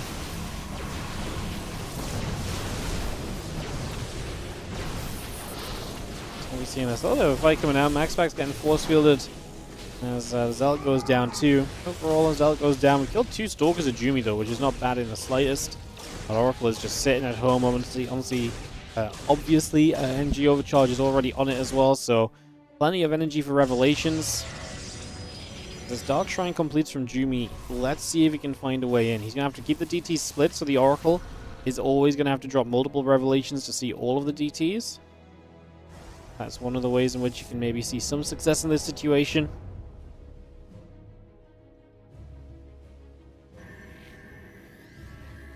Blink coming through on both sides.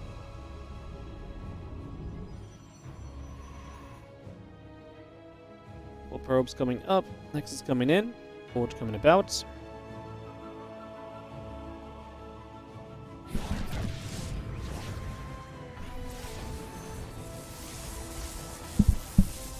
Again, surrounded by those probes and will go down. It's that nice little reasonable pickoff. Still got that blink coming through as well. As you're going to see the Oracle going to come in for the Revelation. And I mean, this has been pretty nice though. 16 workers going down, and yeah, I mean, Maxpax genuinely taking some damage. The shame is that Jumi does not really have too much else in terms of the army, right? His army is lackluster in comparison. Those couple of units caught in stasis will go down as well, so it's just going to be even extra catches from Maxpax, who, yeah, took a ton of worker damage, but is up 27 to 10 army supply, so it's absolutely looking great there. His DT still coming through, going after a couple more probes. Another Revelation going down and keeping that DT caught.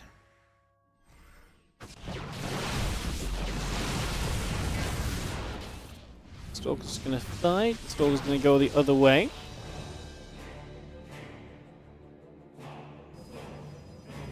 Maxpax, if he doesn't do something with his unit count soon, though, is genuinely going to be in trouble. Look at that production tab. Jumi is fully setting up for the future. If he can just live through an attack here, he has a chance of taking this game. I don't think it's easy. Maxpax is also rebuilding probes, so he's not completely committed to the idea of like being all in, but you're still down 20 workers as Maxpax, so if you don't do something, you still got to presume that you're going to be behind somewhat.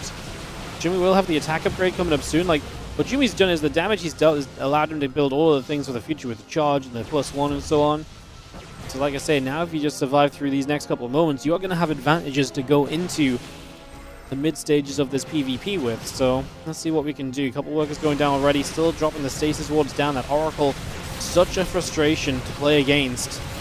The blinks from Maxpax as he keeps those Stalkers away. A couple more shots coming through. Stalker still going down. Nice blinks from Jumi as well, keeping some of his Stalkers alive on low HP as they blink back. But Maxpax recognizes that he just has too much army supply, and so he jumps into those Stalkers, and no, I don't disagree with the call. I think he had enough. The warp in, though, is going to make it a bit tricky. Maxpax's reinforcements have a long way to walk across the map. This map is big, and so walking across the map takes a hot second or two. And so because of that, he's not able to fully capitalize. And the +1 is there for Jumi now as well, so that's going to be a bonus from him too. Having that +1 available already has got to be a pretty major positive.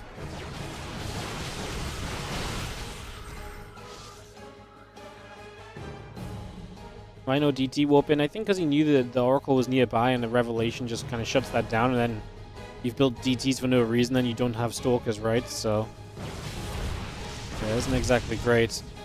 As the Stalkers get through, just going to get a probe.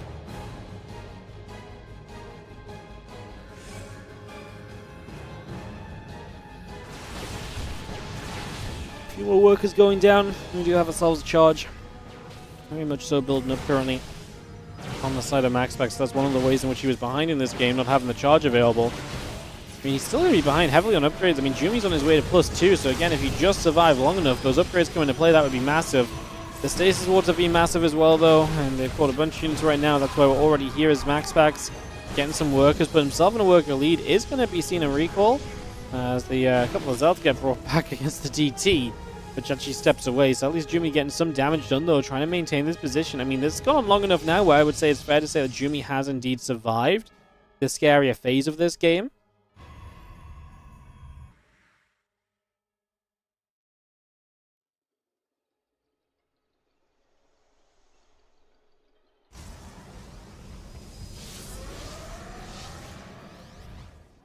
Jumi is genuinely coming out with an advantage now. So yeah, he's survived through what was the scarier phase. He's getting into a better position. Stalkers and the Oracle are still gathering up. Drop a stasis ward down as a part of this. +2 attack upgrade finishing very shortly in here from Jumi. He's just going to bring that online.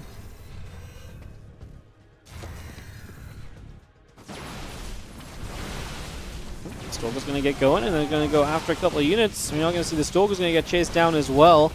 And the Zealot's going to get caught in the stasis ward there, unfortunately. So that is going to be a few Zealots caught. The Stalkers still stepping by. Now a few Zealots up the left-hand side going to come through, as they are going to go in toward this mineral line and in towards some potential damage. Maxpax is there, though, to deal with it. But again, it's nice that Jumi is kind of, taking his own kind of stand in this game.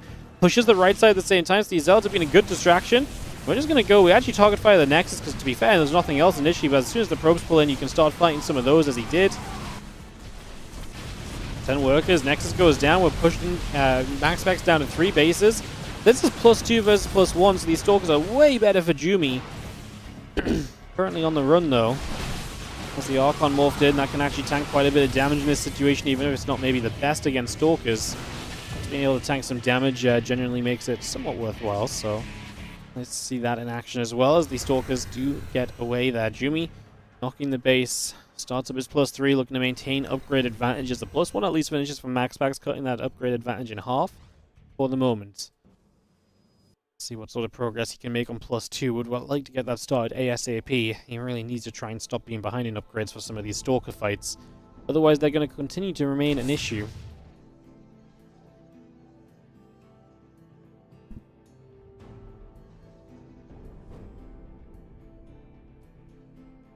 Was good, hitting the Zealot. DT still on the move around.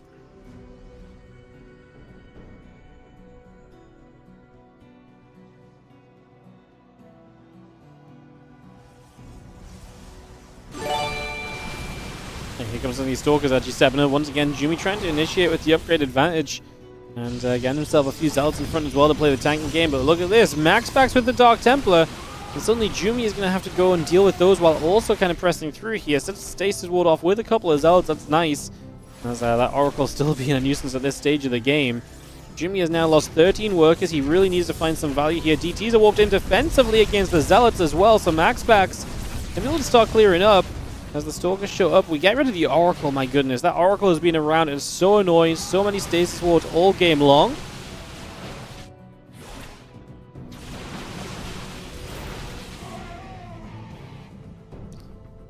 Stalkers coming back through. The Prism setting up, +3 attack coming over. So you see those few Stalkers backing away. Other Stalkers going to blink forward. Prism going down. Gonna knock that straight out of here for the moment. The Archon continuing up as well.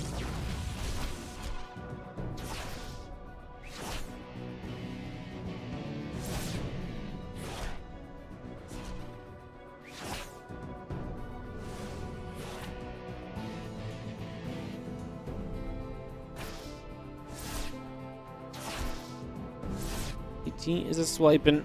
Let's just see +2 attack coming through. The extra Stalkers warping in. Nexus will be taking a few more shots. This is a problem now from Maxpax because he lost the Oracle. He didn't have reliance on the Observer or other detection for such a long time. This DT is going to get force fielded again. Wow, what a save. Saves the base. Very nicely done.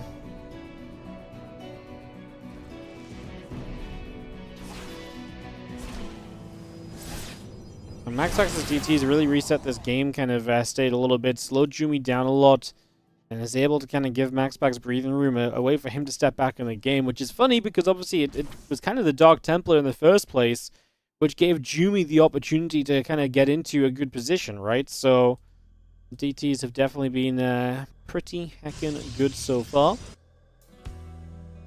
+3 attack, Shadow Stride coming in, Stalker's going to go around that bottom left side. Armor upgrade still coming up as we still gather together for the moment.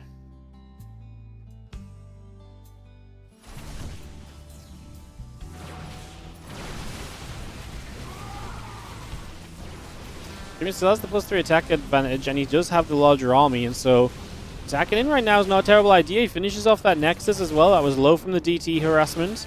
And Maxpax supply blocked here because he lost the base, and he's actually going to get a few of his units jumped on as they came down from the high ground on the right side. Jumi might still be able... I honestly think Jumi should keep attacking. Like, with the upgrade advantage, I think attacking in when you've got your next Prism nearby anyways, I think it's worthwhile. He gets rid of the Archon, so his own Zealots are going to do a lot better than his opponent's Zealots as well. There's no splash damage to get rid of the Zealots of Jumi at the moment, so Maxpax will struggle in this fight, and Jumi is going to get it done. He's just going to keep on trading in. He has more Zealots showing up for him. He has way more than Maxpax. Upgrade advantage, and he is going to be taking a game 2, tying this series 1-1 and doing it in a 15-minute game. A game where, yes, he took advantage early, but he had to play through a lot of difficulties as well. And Jumi takes the map off Maxpax. There we go. Everyone complained Jumi gets far in these events because he can beat people he shouldn't beat because he's Protoss. He's going to go ahead and take a game off Maxpax in a very legitimate PvP. Jumi is genuinely been looking very good in this matchup for a little while now. Like I say, a lot of people do not want to give him the credit he deserves, but I actually think he's genuinely playing pretty darn good SC2 lately. So Jumi going to take it to 1-1 and going to make this quarterfinal already much more competitive than I think a lot of people were going to give credit for. Heading into this game 3 now on Tokamak in a couple of moments, and it's all up in the air, all available to play for at the moment.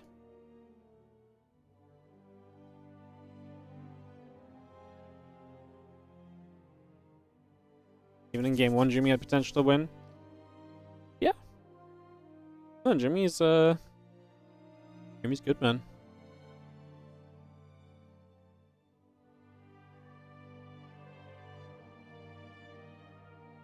Need Jumi to get dragged up into the player spot as Maxpax is taking a moment before we get into this game 3 on Tokamak.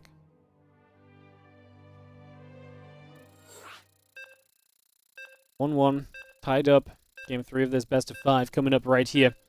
Thanks for joining us on this beautiful Sunday of StarCraft action. You're watching the WardiTV May playoffs.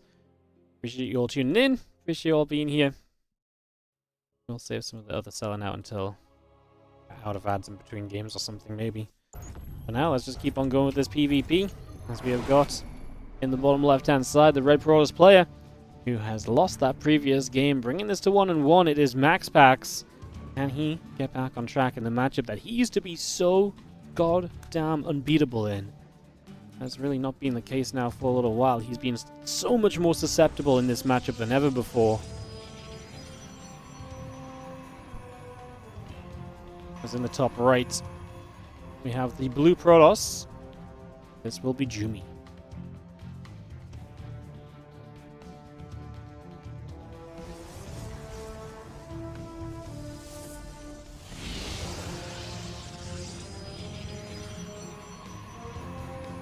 Game 3 of the best of 5.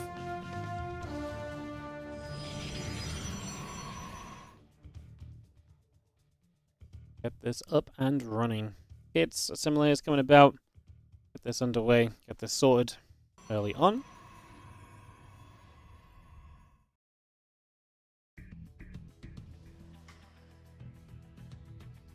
Yeah, on Tokamak. As we get this underway, so yeah, a few gateways coming about and get settled in. See the assimilators coming through.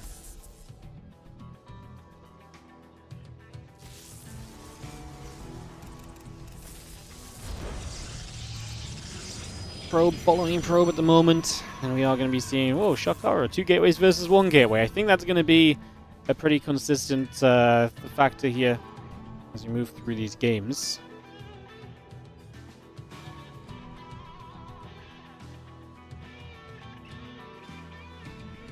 And Cybercore coming about, gateway coming online.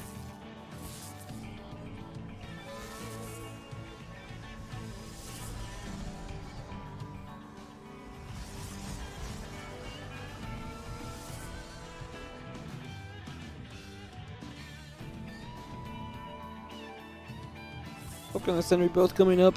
Warp Gate is coming through. Just going to see our Stargate, Adept, and Warp Gate again continue to come about for the moment. Get that underway.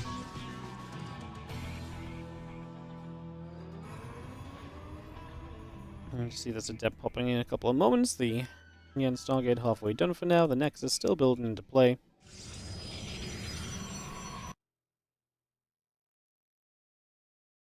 And it's just going to be a Nexus again from Jumi, so he's not doing any of the typical kind of like, oh, I'm playing against Maxpax fast expanding. Let me proxy gateways, let me go into the robo, let me just be super aggressive with units early on. He's taking a much more kind of, expansion-based approach to the series, so yeah, Jumi is taking this just happy to expand. Obviously still happy to mix it up and be aggressive, but not being aggressive, like I say, off of that one base. Will play to the expansion and then go from there.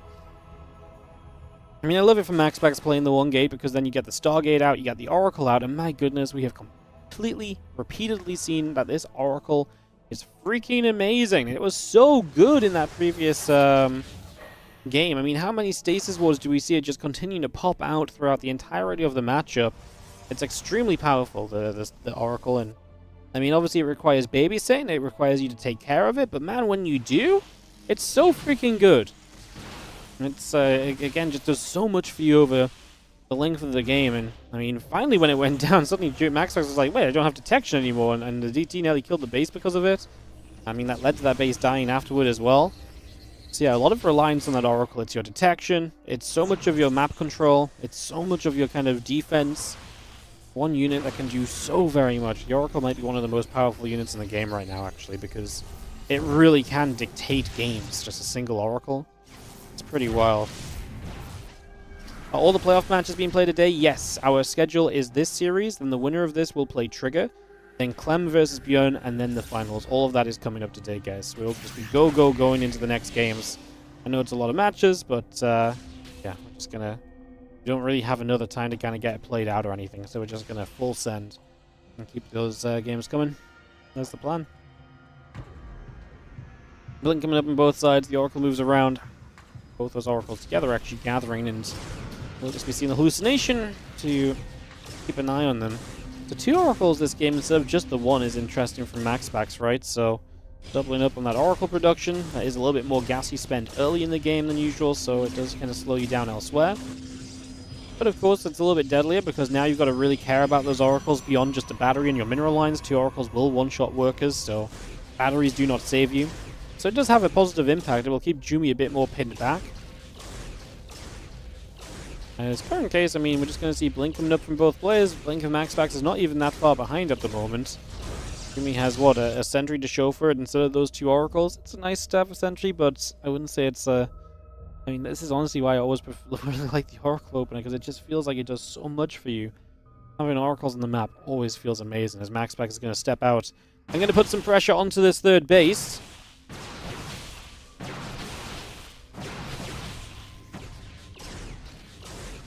Next is taking some immediate damage. That hallucination will keep an eye on things as well. Forge coming about, the gateway's coming through. Again, the Nexus coming up as well. Just see those Stalkers continue to trade out for the moment, and we will see a couple extra gateways coming around in the background as well.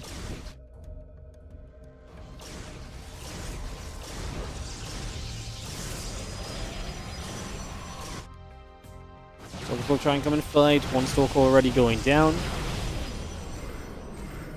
This was nice from Jumi at least stepping up a little bit, but Maxpax will take the supply lead.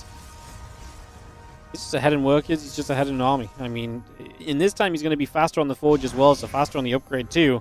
Maxpax has taken the triple advantage. Economy, army, upgrade. I guess economy, army, tech. Something like that. I don't know what it really means, but you guys can pick what to choose. Same ideas, really. But yeah, this is genuinely looking to be great for Jumi as he's trying to push in here as well. He's always walking into these stasis wards. Always walking in.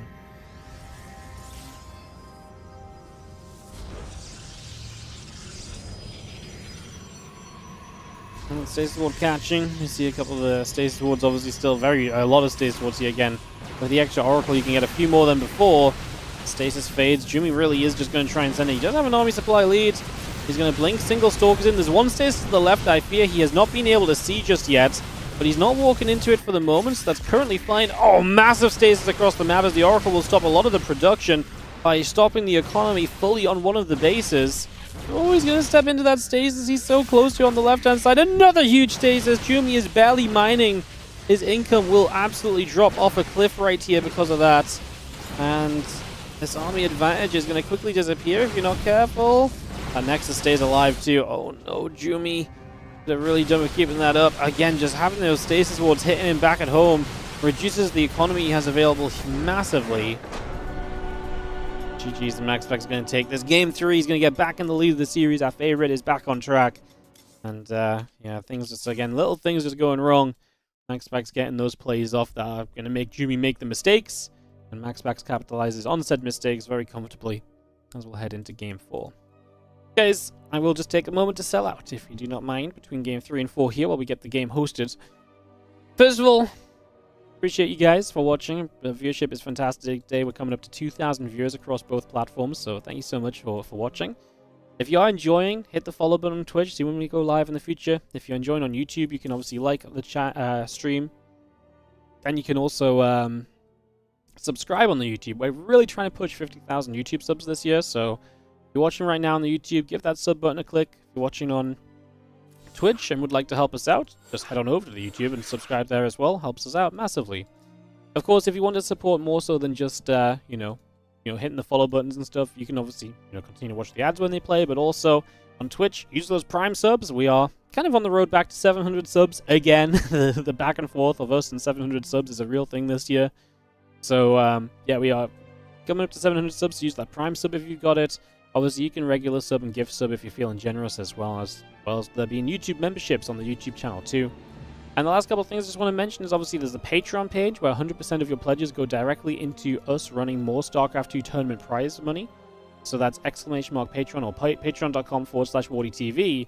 And another way right now that we're crowdfunding tournaments is the Indiegogo page. So !2025 in the Twitch or the YouTube chat will give you the link to the Indiegogo page. We're currently crowdfunding to run additional prize money in our WardiTV 2025 series. A bunch of events happening this year, culminating in our end-of-year championship.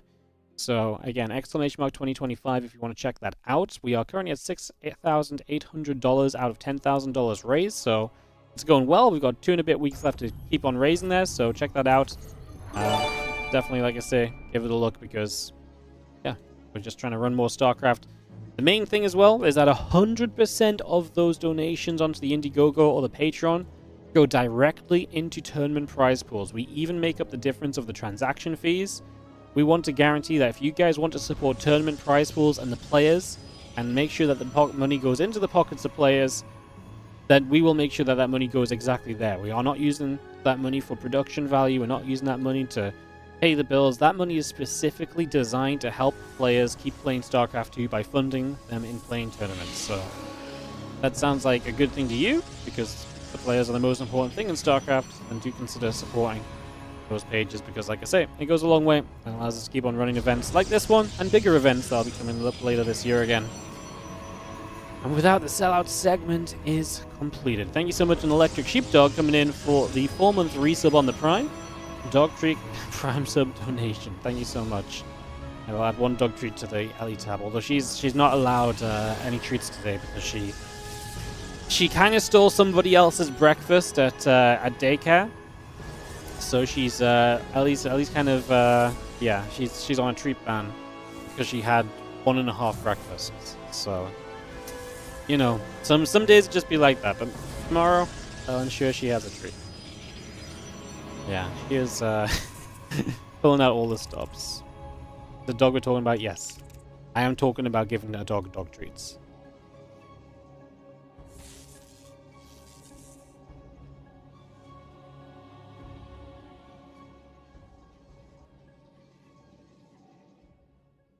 Believe it or not.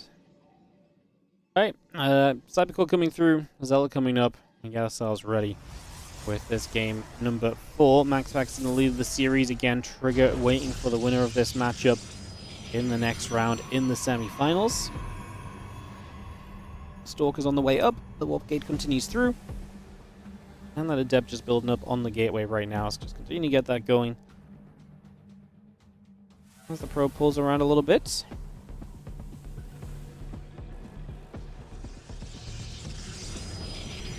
There is the Nexus just dropping straight into play. He has got the proxy, this time is proxy Twilight Council coming down, so getting that put in place right away there as the probe heads up the left-hand side a little bit to see what's going on. Checking for proxies, so yeah, Jimmy. Tell you what, Maxpax always checking for these proxies and stuff, but Jimmy's actually very good at hiding a lot of the proxies. I mean, I guess it really is just in the far bottom corner of the map, but like, I feel like it's very rare that Jimmy proxy actually gets spotted, even though he's pretty commonly going for these things. Just gonna drop that battery down, walls off the high ground.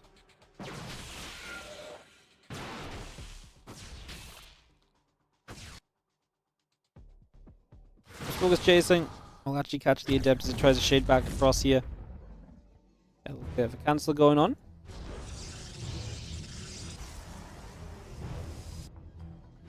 And Void Ray, Warp Gate both coming up. Warp Gate and a couple of gates, and the Blink continue to come through as well. Oracle drops a little Revelation down on a couple of Stalkers.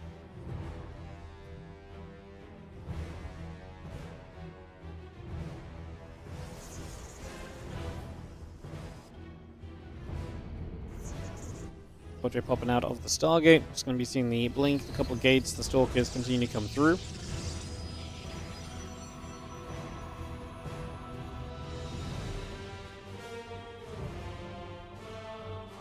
Blinking a couple of gateways, continue to come about. Just going to see the Robo Facility coming online as well. Bring that up and running for the moment. I'm going to see the couple of probes going to pass each other by on that right hand side.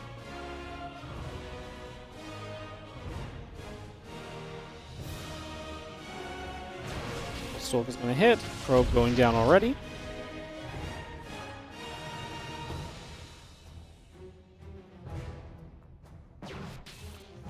Stalker gonna fire. Oracle coming through. Robo Facility about to complete on the side of Maxpax. Again, the battery will build here currently as the Oracle is going to finish up the stasis.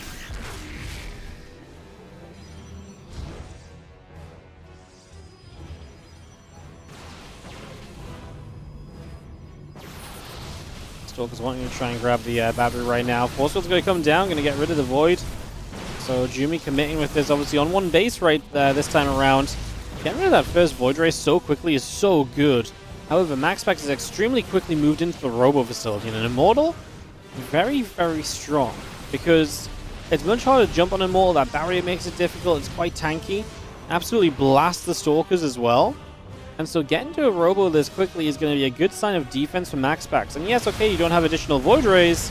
Does that matter when that Immortal is that much stronger than a Void Ray in the first place? Well, the Immortal goes down here, but you can see Jumi loses numbers for it, and so Maxpax is looking fairly comfortable when it comes to the rest of this army at the moment.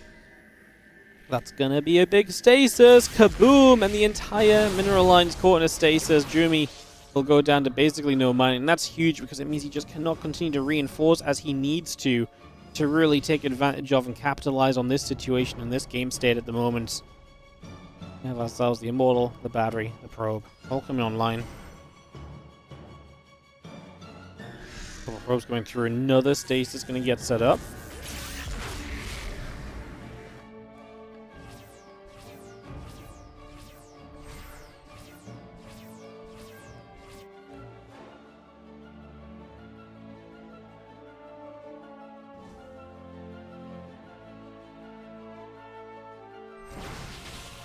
So it's blinked down. Oracle going to get turned away a little bit right there. It's just going to get turned about for the moment. Stalker's going to catch the Oracle again. More Stalkers heading up to the center. Observer building, probes on the way through. And those Stalkers go up that right-hand side. It's going to go journeying their way through right now. Again, the Immortal coming up, the probes in the gate coming about. Twilight Council will be building the Stalkers. Thinking about trying to make something happen there. Again, still just got the Twilight Council building. Immortal coming through.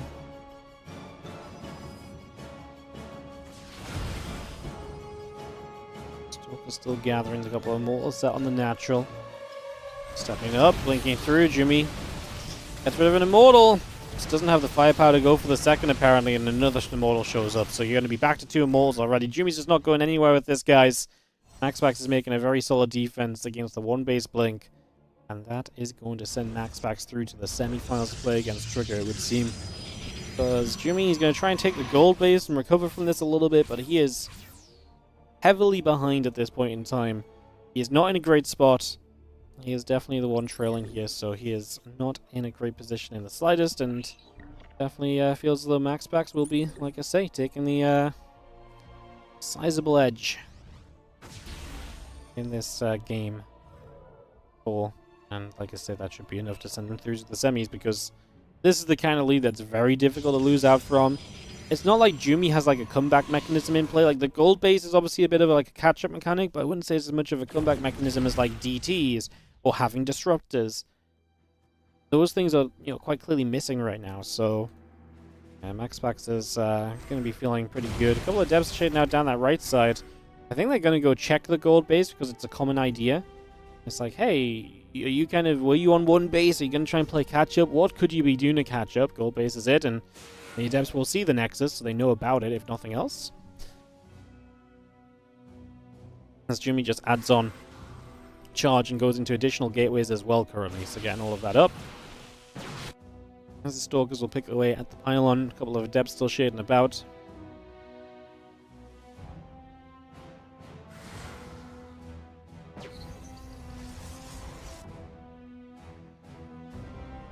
Again, those gates continue to come about. Blink will be done fairly soon. So 2 Adepts getting up into that main base. Sundering a couple Stalkers still coming over. Stalkers going to continue to fight. Next is taking some damage. Blink is about to finish up. Stalkers already going to go shooting at the Nexus. Do have ourselves a little recall back home from Maxpax. I mean, Jimmy doing what he can to make this interesting, right? End of the day, Maxpax continues through. The Nexus is genuinely gonna go down, but apparently that's the only thing that Jumi is gonna get. He didn't even kill it before he left the game. Jumi, you were meant to take your 1 advantage, your 1 victory, and roll with it. GG's, well played. Good luck next. Maxpax goes to the semi-finals to play against Trigger, which is what we're gonna head into for this next matchup. So, we're gonna go for some more PvP, guys, as Jumi falls in the round of 8. But hey, no shame in losing to Maxpax. He played great in the groups, and he honestly played a pretty great quarterfinal as well against Maxpax, I would say. So we'll swap on over to NA, where we're going to be for both the semifinals. No, just for the first one. Obviously, we're in Korea for the second one, so we'll be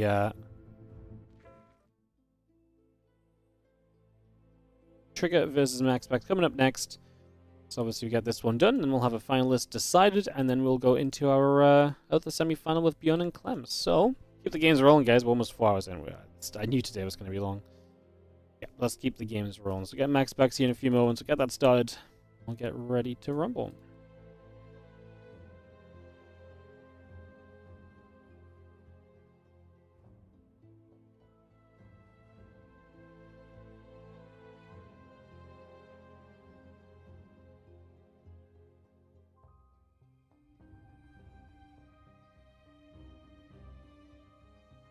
Semi-final and finals today. Yes, everything today. Full playoffs. We're not messing around. We're dead serious. Running through all the StarCraft. All the StarCraft.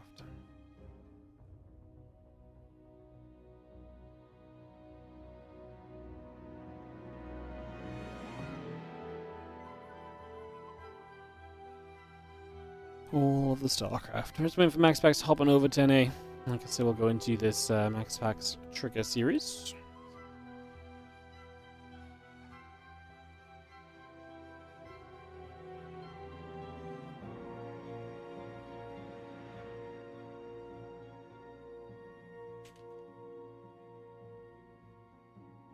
Confirm Maxpax knows that. I just realized I didn't specifically state it like that. The way I said it made sense to me, but I can understand maybe it didn't make sense to Maxpax, so I'll just check. Yo, Slipship, thank you so much for the 43-month resub on the Prime, mate. Appreciate it. Thank you so much. Yeah,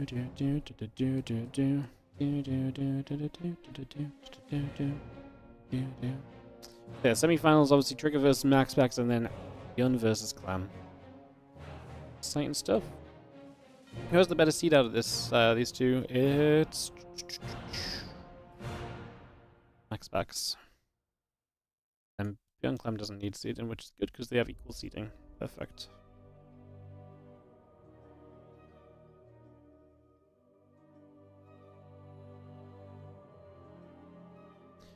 Perfecto. Maxpax join the chat channel. Get these videos underway.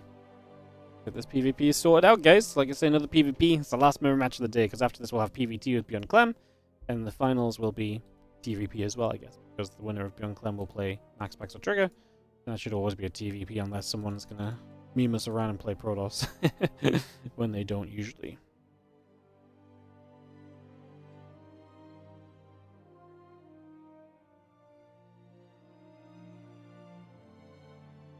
Alright, just waiting for people to join the chat channel and stuff, guys. Take a few moments.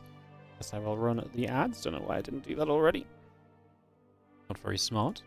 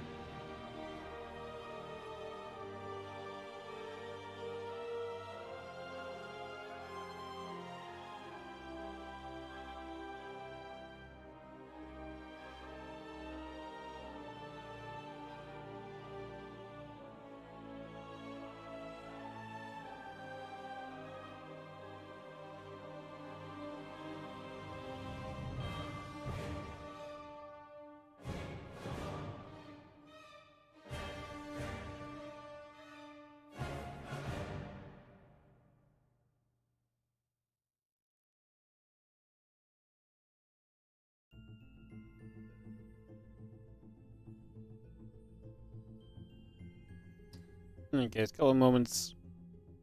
I just got our first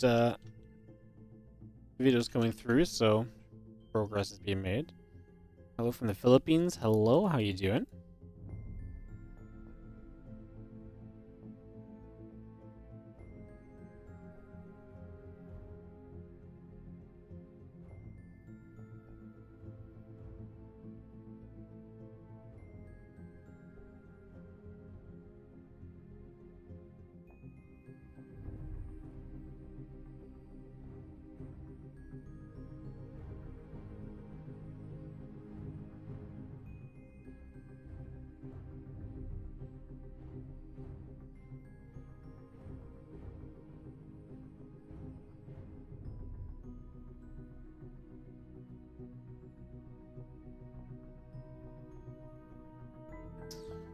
I guess, like I say, a couple of moments we'll get this rolling. A couple of videos have already come through.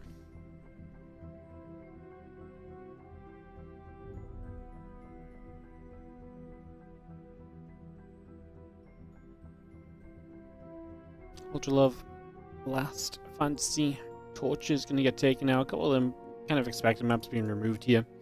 Last Fantasy especially, I think, is really getting the most videos out of games. Who is participating in the upcoming DreamHack Dallas qualifier? I think you could pretty much just expect everybody you'd usually expect at an offline tournament. Give or take like a couple of Koreans who may not want to travel. But I think you could pretty much just expect everyone. Pretty much all the top players are going to be there. I would presume, because it's a good qualifier into EWC, so it's pretty important in that regard, you know. So yeah, Smix. I don't know if Smix is a top StarCraft 2 player. I didn't realize Smix was at the top of the ladder qualifying for EWC, you know. Yeah.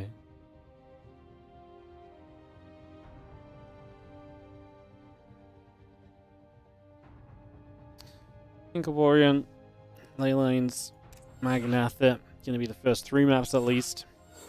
Don't know if there's an official channel. I've got no idea, mate. They don't tell me anything. So yeah, I've got no clue. It'll probably, I would imagine if there's a Twitch stream, it's gonna be on like EWC, StarCraft or whatever it was last year. Like, I can't remember what it was, like EWC, SE2, I think it was like SE2 Black or something, so. She's the top interviewer for SE2. I know, but she's not a player, right? We're talking about players. There will not be any talent at Dallas. There will not be any casters at Dallas. It's a very low budget affair.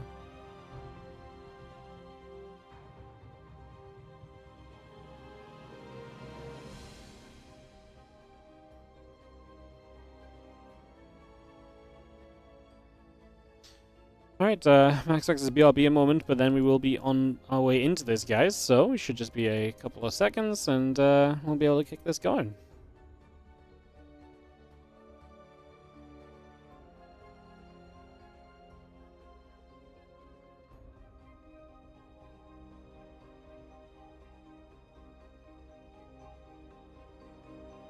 So, my favorite part of the EWC qualifier process, though, is that the EWC qualifiers are the week after Dallas.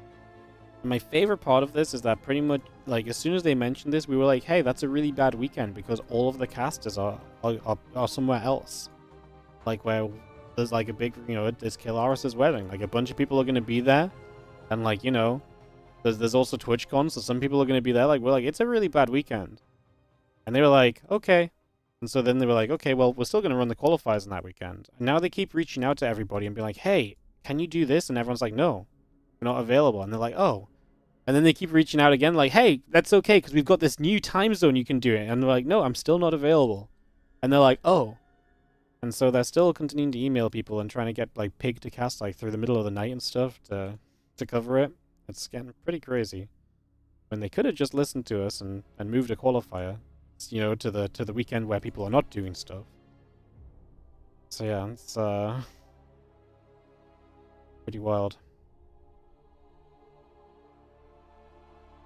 Just gonna see map 4 getting picked, protos being set by both players. As we just have this 4th map being picked, and then we'll be fully set.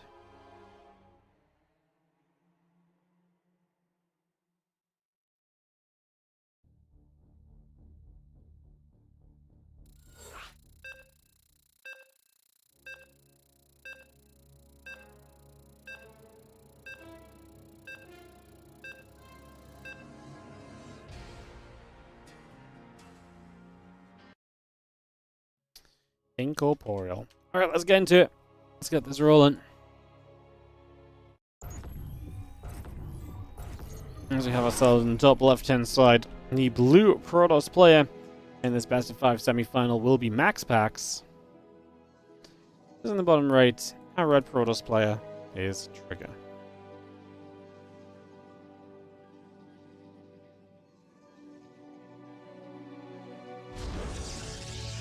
Well, we just saw Maxpax have a fairly comfortable, with a little bit of a bump in the middle, kind of series against Jumi. But I felt like in most of the games, Maxpax was pretty well in control. But he did lose that one game, right? So we'll see how he fares against Trigger. I think Trigger's going to be much happier to kind of throw the one-based all-ins at Maxpax. So I do think there's going to be a bit of a different vibe in terms of build orders in these games. than what we just saw in the previous PvP. So I do think that'll be a bit of a factor for sure here.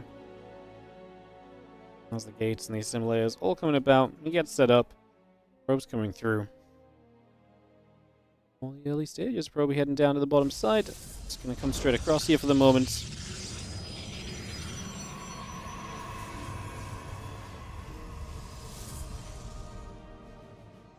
To get set up.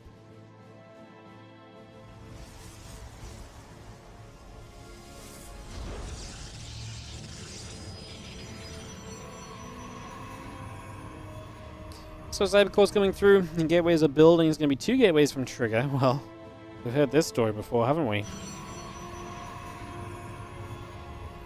So it's going to be 2 gateways on the side of Trigger, and then just a single gateway on the side of Maxpax, so very much so what we saw previously. Gateway going to be coming straight through.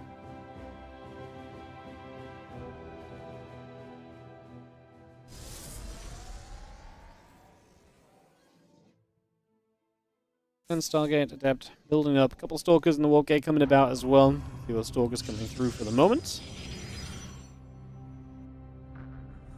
So just going to be seeing the kind of typical kind of Maxpax thing, but now we're going to see the typical Trigger thing, which is to drop the Robo Facility down. Don't forget, Trigger had a series against Maxpax recently where he 3-0'd him. 3-0'd him into the lower bracket of the WardiTV Spring Championship, right? That was a pretty shocking result. And definitely one we're going to think on for a little while. As the Robo comes about, a couple of Adepts coming through. And the aggression will be pounding up here from Trigger very shortly. So, Maxpax defensively, obviously an Oracle can help with stasis and so on, but it can also be a pressure across the map and keep a couple units back. After that, you're going to want to go into the Void Ray. A couple Stalkers going to go pinging onto the Nexus. The Nexus taking some damage. Unload and drop a couple units around here and there. A couple Stalkers still coming about. Gateway in production. Get that set up for the moment. Strange that Trigger didn't play GSL qualifiers. I can only imagine that the travel between events in the coming weeks is going to be pretty miserable to go America, from Korea to America, back to Korea, to Europe, and back to Korea if you are still in GSL. So I think that's why none of the guys are taking part in the GSL Season 2, unfortunately. Just bad scheduling. But kind of forced scheduling because, like I say, there's only so limited time to run events because we're trying to squish everything that exists in StarCraft 2 right now into the next couple of months. It's not exactly ideal, is it? A few probes going down, a few Stalkers and Adept will continue upward toward the top as we are going to try and push in the front. There's the Void Ray though, and we want to just make sure we don't take too much damage for free here as Trigger. This is all about him preserving units and doing as much as he can with the units that he's got.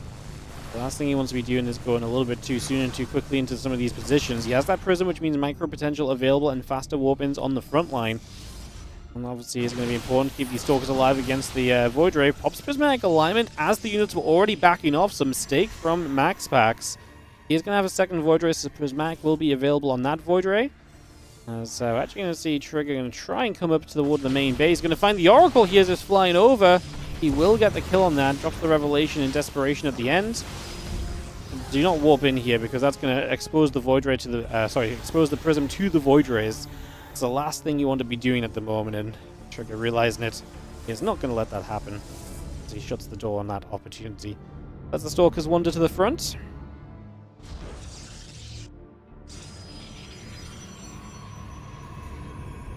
So they are indeed just going to wander up a little bit. Blink coming through. Again, the Void Ray in production still. When I get to 3 Void Rays now, it's a little scary. The more Void Rays that come out, the more difficult it is to justify an attack in, because as you volley onto one Void Ray, if the others are there just dealing damage, it's going to become that much more difficult to just kind of not lose your Stalkers, right? So we are currently heading into the Blink upgrade as triggers the next step of this. Denies the Hallucination trying to move out as well.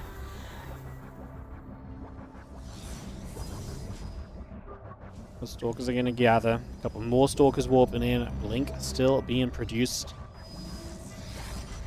And gather up and ready ourselves to press forward here as Oh, Stasis is going to get a catch on a handful of those Stalkers initially, so it's going to be a great catch to begin with. One Stalker in the center there, also taking some damage, taking some hits. Again, Blink still very much so building through for now. And Void Ray coming up.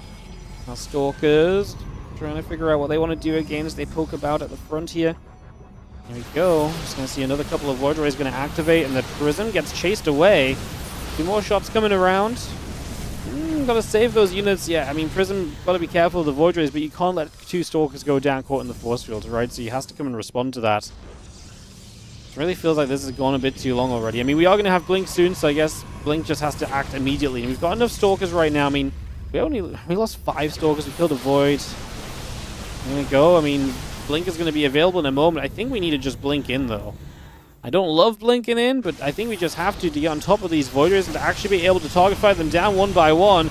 We are going to go through. He leaves the prismatically aligned one till the end, which means more damage output for Maxpax. In a game like this, every kind of choice like that actually adds up, and that wasn't good enough to trigger just yet. He resets the Void Ray count heavily, though, and if it continues like that, maybe this could still be okay. Right, if you keep the Void Ray count down and there's just gateway units versus gateway units, but you have Blink and your opponent does not, there's a pretty sizable difference there. The Void Ray is right in the front, that's an easy target. Oh, we didn't target fire the Void Ray, it was right in the front of that army. Probably that was almost a guaranteed KO, but Trigger didn't find the target fire onto it, was busy with other things. A little bit of a shame, I really felt like that was an opportunity in the making, but not meant to be just yet apparently. Well, it seems as though Trigger, I do think, is just running out of steam. Like I say, it was nice to reset the Void Ray count, but it just doesn't seem to be doing anything with it, right? The Void Ray count coming back up, the batteries are regenerating that energy. I just don't think there's going to be anything else to kind of add on here this time around.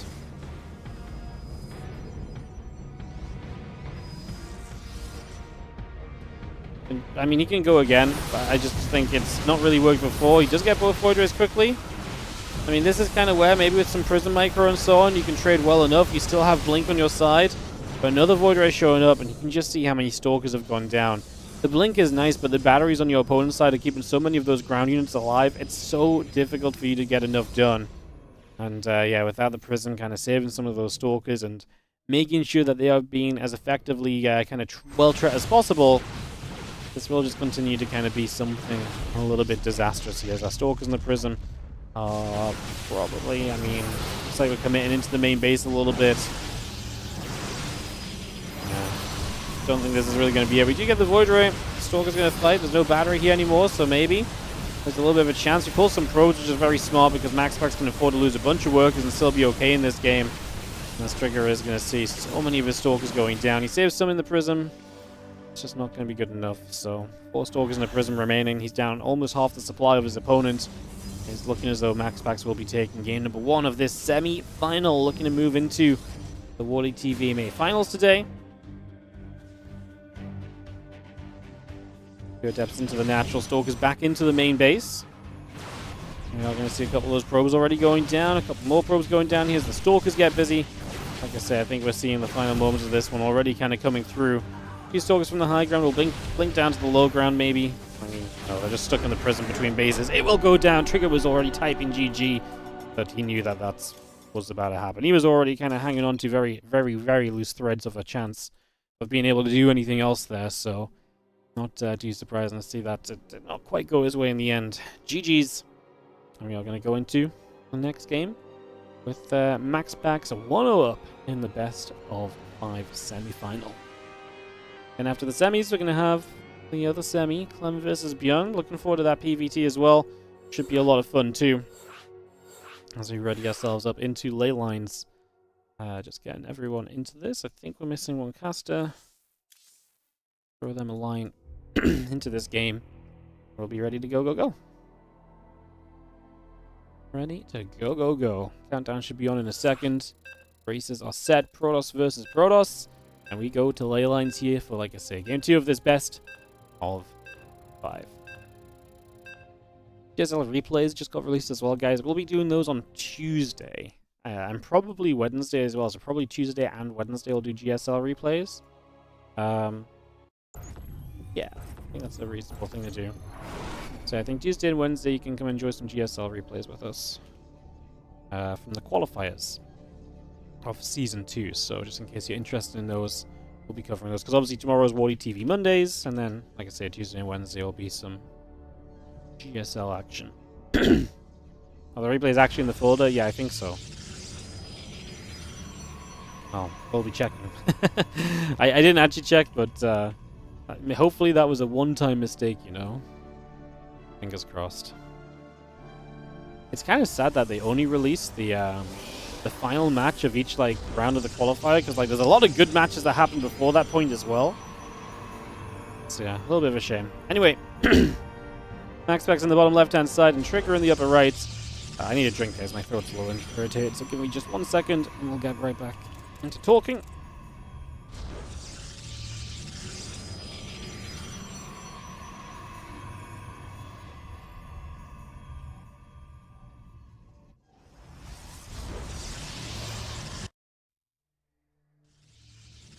Alright, Proby coming up and looking at another Proby for a couple of moments.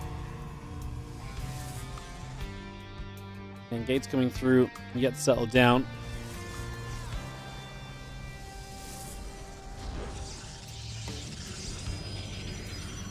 Having our cyber cores coming up and the gateways coming about.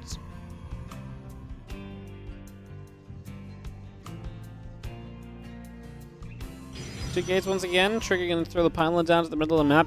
I think his comfort zone is just going to be all-in Maxpax. I think that's absolutely fine. It's a style of build that absolutely can work. I do think you want to mix up the kind of all-in at points because Maxpax can somewhat blindly counter a certain build if you do it on repeat as Trigger. So yeah, I think that's something to think on, but we'll see what happens. Just have Warp Gate coming up, a couple of Stalkers coming through, Stargate coming in on the other side here from Maxpax. Get that started and get that underway.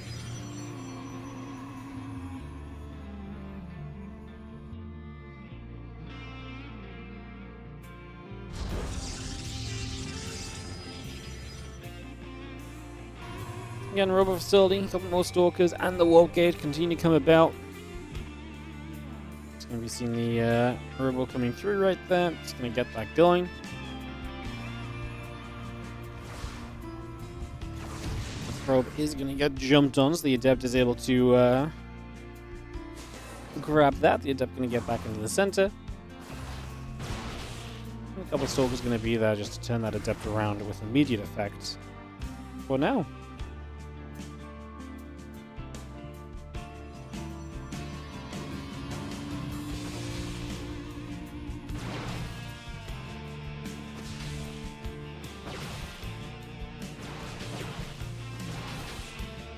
Dog is going to be firing. Two shots coming about. It's going to see the Prism coming about, the Void Ray coming up.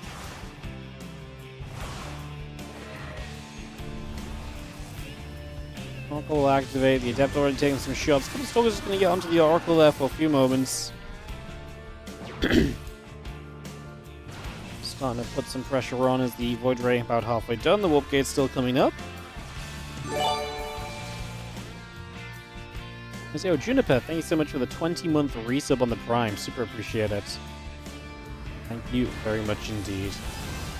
Jump into the main base. Few Stalkers unloading. The Stargate is going to pop out a Void Ray, and we do have the pylon getting cancelled. Void still activating. Stalkers taking hits.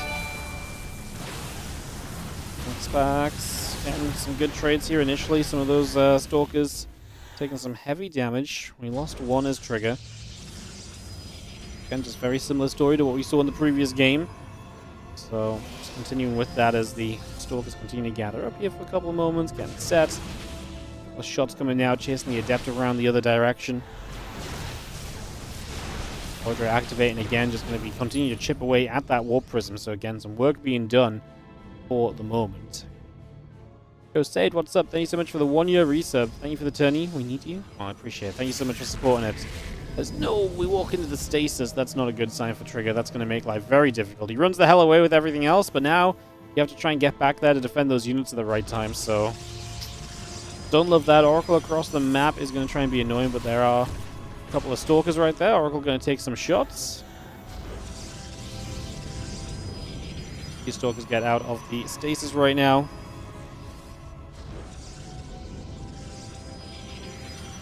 Setting up once again here. Still moving around.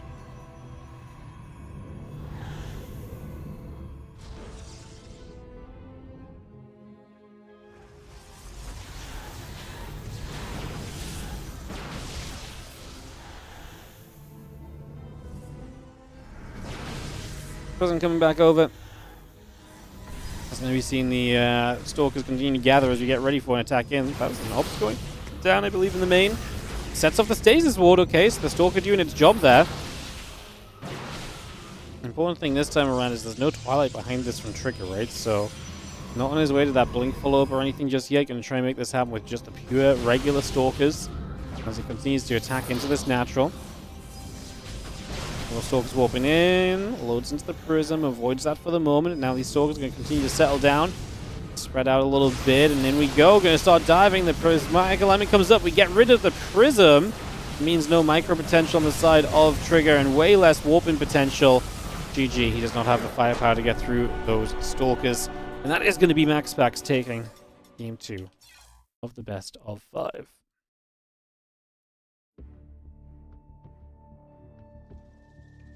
Alright, Maxpax taking a 2-0 lead here in this series and one map away from the finals.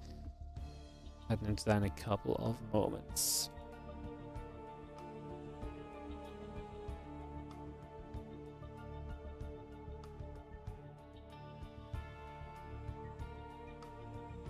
Magnatha coming up. Get this underway.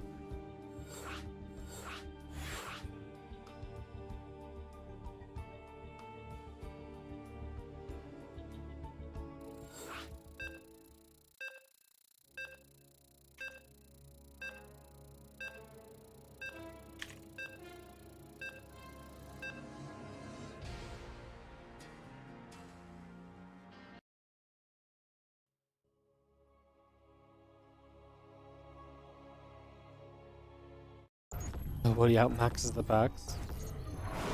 Last time Trigger thrilled with this all in. Yeah, that's the thing about Maxpax. Like, that's why it's just good to mix it up sometimes. I think, right? Like, I think that's the issue right now. Maxpax is clearly figuring out a good way to deny this from doing enough. Maxpax is the blue Protoss in the top left corner of the map, taking on the bottom right, a red Protoss player Trigger. Game 3 of this best of 5.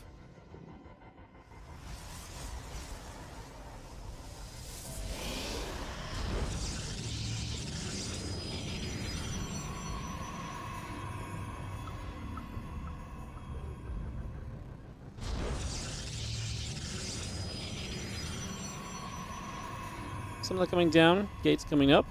Get set up for the moment.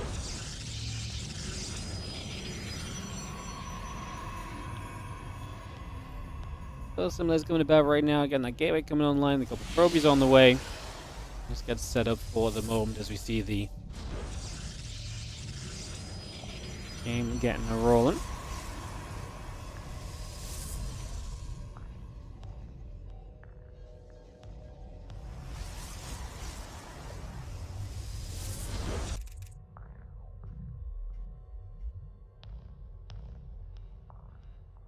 Open to the center.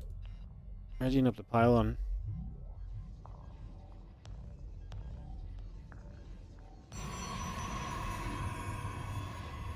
Let's see the cyber core is on the way through then, so the gateway coming up as well, and get that all underway just for the moment. And Zealot building, probe on the way. Get ourselves settled for now and get that building up. Let's see it, Trigger. Let's see it.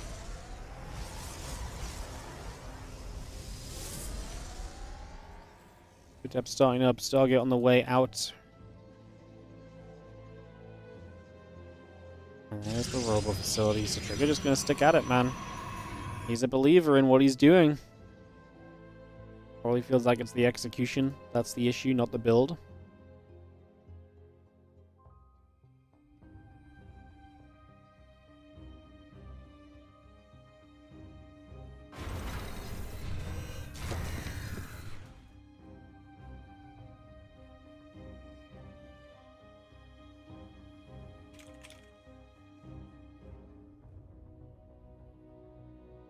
And Robo City coming about. It's got that gateway coming through. Had a couple of those Stalkers on as well. So we got all of that coming. Dork on the warp gate still building. Stalker coming online. Obviously the gateway in the center of the map from Trigger as well. To set this all up.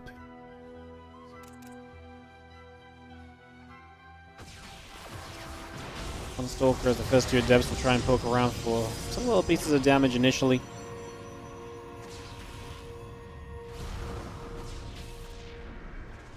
Stalker and the Adepts just continue to take some shots the other way. Void Ray coming about, okay coming through, Nexus in production. Now is the Prism going to load up a couple of those Adepts and just take them out to the upper left-hand side?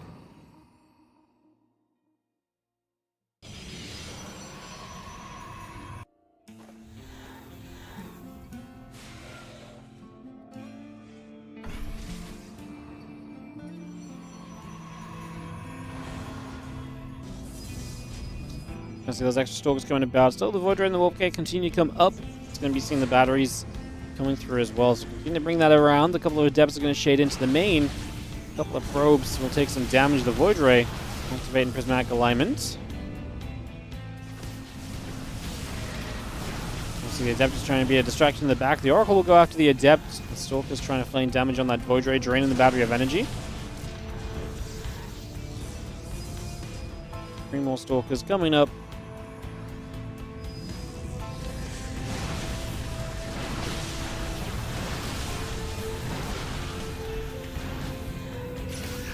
One Stalker just going to get hit by the Stasis Wards. This is going to be a nice catch. A couple Stalkers in the Void go back and forth. Stalker's still chilling. Couple Probes going down. More Stalkers coming up. We have ourselves the Void Rays still overhead. We are going to try and fight a little bit. The Force Field coming down. Just seeing the Void Rays again doing their thing. Both the Prismatic Alignments used there. So if Trigger's going to have a chance, it's going to be as that Prismatic Alignment fades. That will be the moment you have the best chance to make something happen in this, so be getting set for that soon.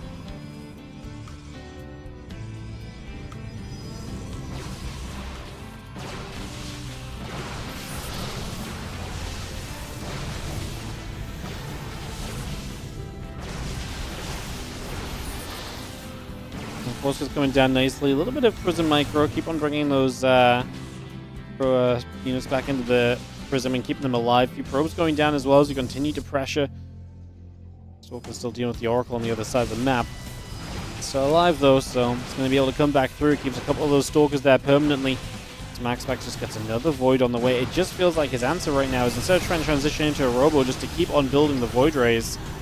And it is kind of working very well at the moment here. Is going to see the couple of Force Fields are nice too. The Force Fields are great because they really do a lot for you as the extra Stalkers keep coming by.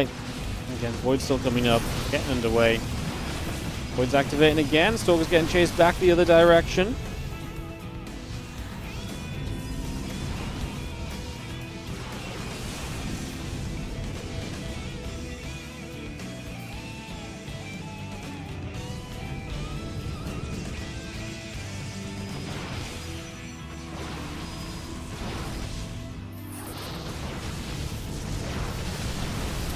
See the Void Ray is going to be keeping on again alignmenting, and that just does so much work. The Stalkers have to step away. Buys a lot of time as Maxpax, but Trigger doesn't want to engage in those few moments. So it really does again keep you back and kind of pinned a little bit as the battery and the probes continue to produce on through. Maxpax and Trigger at 62 supply each. Voids activate once again. Just going to see those couple Stalkers still chased away.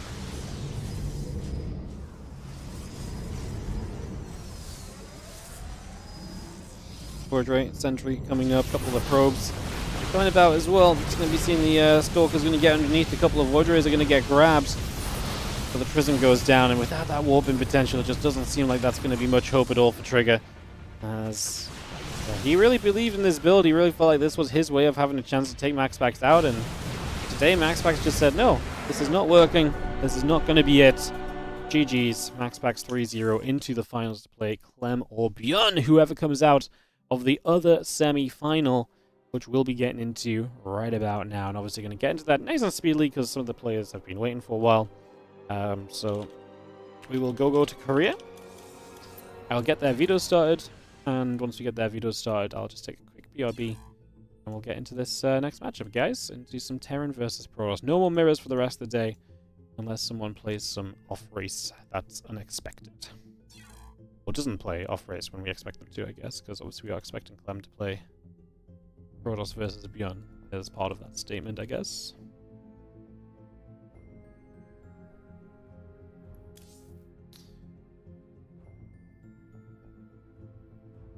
tournament organizers see Maxpax on camera? No. I'm sure that ESL and other organizers that are much bigger have whatever information they need to know that he is eligible to play in tournaments and so on and so forth, and passes the rules of age and so on, etc., etc. I don't think there's any reason to see him on camera for that reason, though. So yeah, I mean, if the bigger tournaments are happy with whatever they've seen, I obviously have no reason to check stuff, right? Like, he's allowed to play in ESL events, why would he not be allowed to play in WardiTV tournaments? So yeah, alright.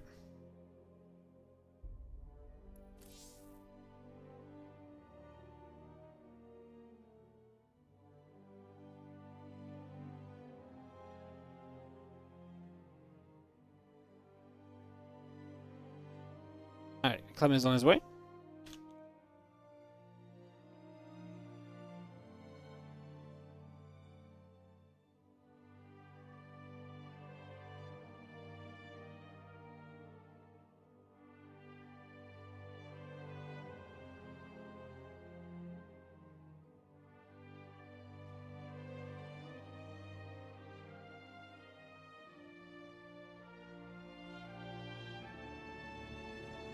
Just want to get these guys' vetoes started, guys. Once their vetoes are started, I'll nip ByuN me myself for a couple of seconds. Yes, Clem vs. ByuN coming up, then the winner versus Maxpax in the finals. That's what's coming up for the rest of the day. Sounds good, right? Hope for a good series.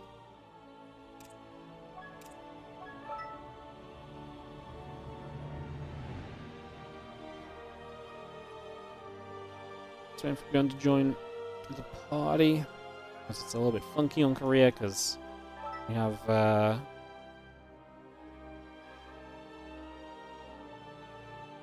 yeah, we have a couple of chat channels which gets people split between.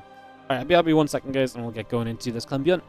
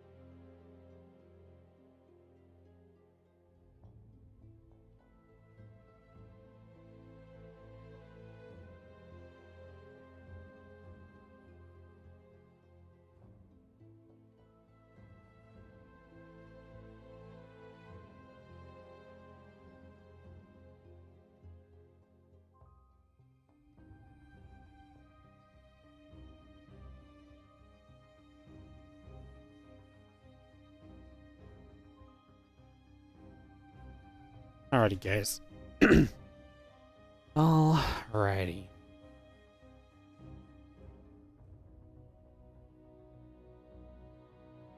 Can roll in here soon. Incorporeal and Torches get vetoed. One more veto each. And we'll have our maps for the semi-finals beginning to be picked. Love it. Love it.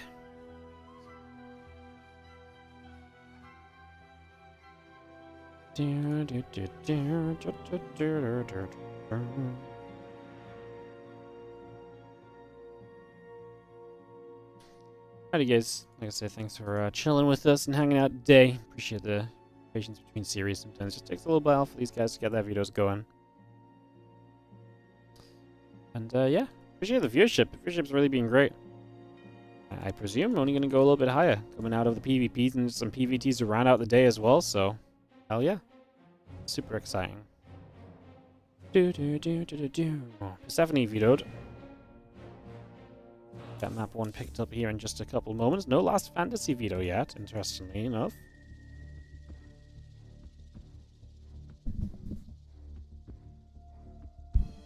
And now Clem vetoes last fantasy. Oh, we're never allowed anything nice, are we? We're never allowed anything nice. Ay, ay, ay.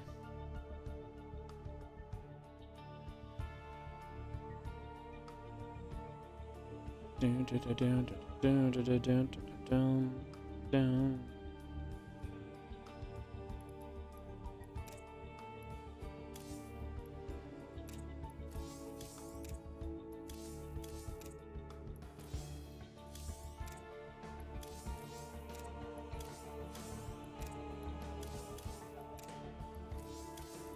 First map will be Ultra Love.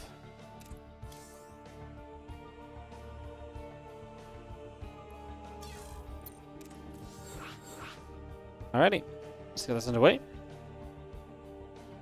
Second map, Tokamak. Third map, Pylon.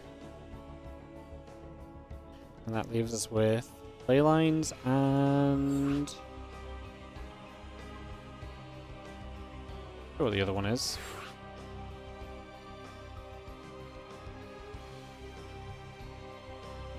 Play lines and something else.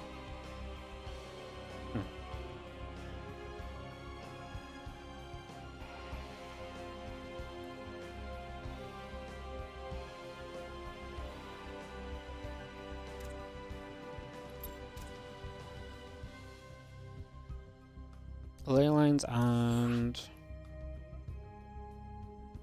Oh, Maganatha.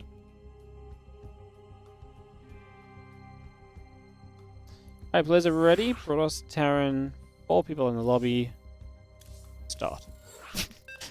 Just doing my my checks, guys. Making sure we got everyone we're meant to have and stuff, you know. Just double checking. Not missing anybody. My countdown is good. It's PvT time. Clem playing some more Protoss here in the playoffs as he will take on ByuN in the semi-finals of WardiTV May. Which of these two players will advance through to play Maxpax in the finals? That's what we're about to find on out. As we have got in the top right corner of the map, the blue Terran player for this series will be Shopify Rebellion's ByuN. Takes on the red Protoss player in the bottom left-hand corner of the map. We are going to have Clem.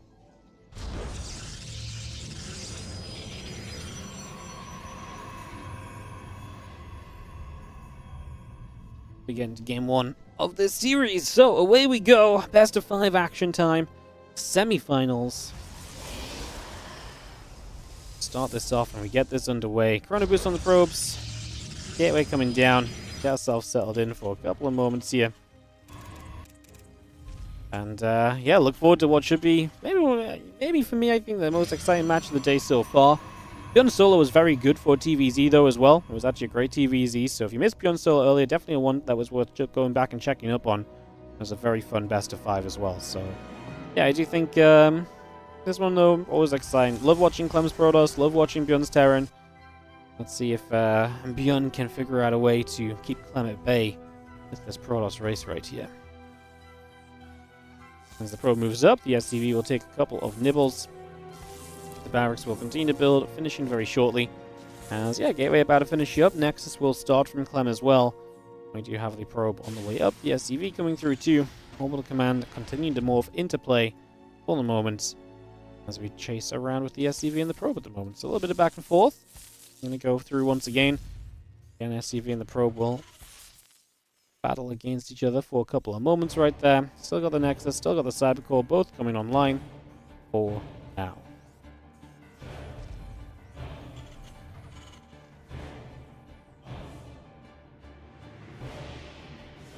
There is that Cybercore then finishing shortly. Nexus is halfway done. NCC coming about, factory building, warp gate on the way. Bringing a little bit of everything through here for these early stages. Just going to get that straight up and rolling for now.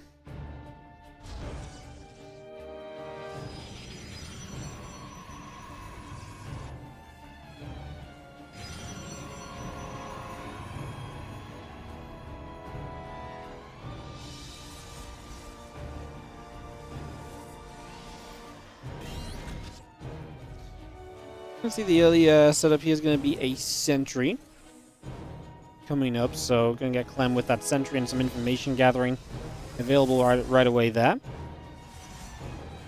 And Twilight Council coming through. Hallucination going to start moving across the map already. And we have got the Hallucination heading towards that top right side. A couple of Marines in the Hellion popping out currently as well. Starport and the Orbital Command will build. So all of that just coming straight through. That sentry will continue to set up at the front, so getting that going. Hallucination going to check on forward. Again, I look to see what's going on here as the orbital command will come about as well. The Marines is going to keep the hallucination at bay, so continue to, well, try and chase it down, but it's not like the hallucination hasn't just seen everything already, right? The hallucination really does just get full info right off the bat there, so yeah, nothing too much to be done. Like I said, you can zone it as bid, but it doesn't really make much difference. A couple of Hellions will be popping, and they will go onto the map.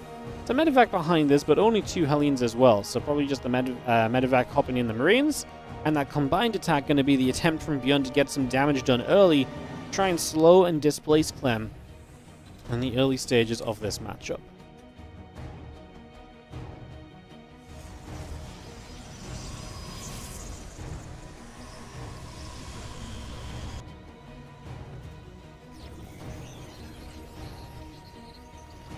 Couple of Hellions load up. Medevac will go boosting through. Just going to be heading into the back of the natural here, and we'll just go try and find some workers. 2 workers going down so far, so a bit of damage dealt.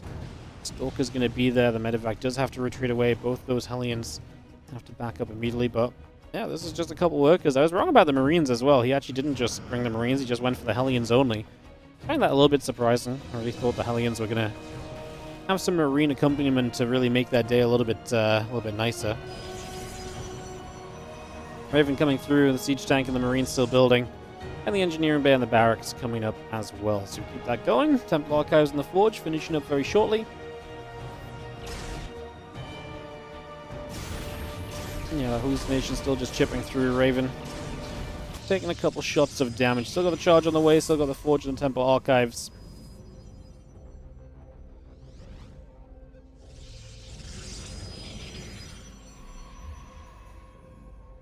+1 attack starting up from ByuN, so we get that going immediately.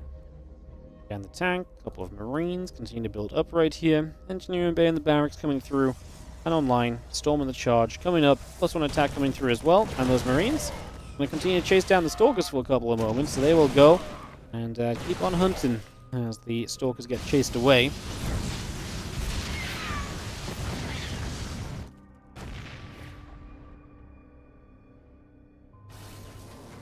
The Stalkers want to continue to apply pressure, but with those tanks sieging up very far forward already, this is going to be ByuN kind of just saying, nuh-uh, no you don't. The barracks finishing up, both those engineering bays rocking up the 1-1 upgrades with that stim on the way too, so ByuN showing us a big kind of stretch into the bio play at this point. As Clem will attempt to get towards Storm. These 3 siege tanks trying to come across the map. Of course, with Blink, you can try and trade with these units as they make their way over. Try to slow them down, slow that progress, and just slow the successfulness, essentially, of this push. The more Marines you get rid of already by the Stalkers, the happier you are going to be in the long run, right? So the more you can do there, as again, +1 attack, Storm, and Charge continuing to come online. There's a couple of tanks sieging up once again, and still the Stalkers of Clem looking at this and figuring out just how he kind of wants to move about this for now. Try and get that set up.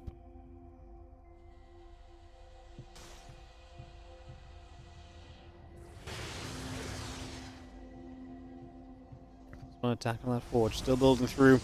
Again, we get ourselves the upgrades, all building. Stimpack Combat Shield, 1-1. All coming about right now. The Marine Marauder Medevac building as well.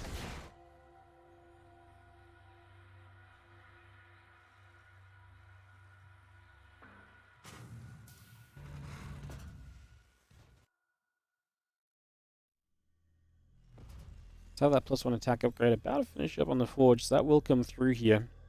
That's settled. More shots coming around. Seeing the Raven dropping down an order turret. Observer gets chased away. And we see the combat shield and +1 armor coming through. Concussive shell still coming up also. Stalkers in the middle of the map trying to get set.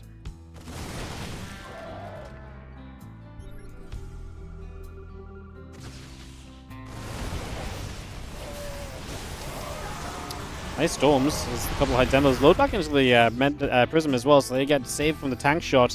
They lose a Stalker because of it as Clem, but good storms, softening up some of that Terran army and making things a little better here.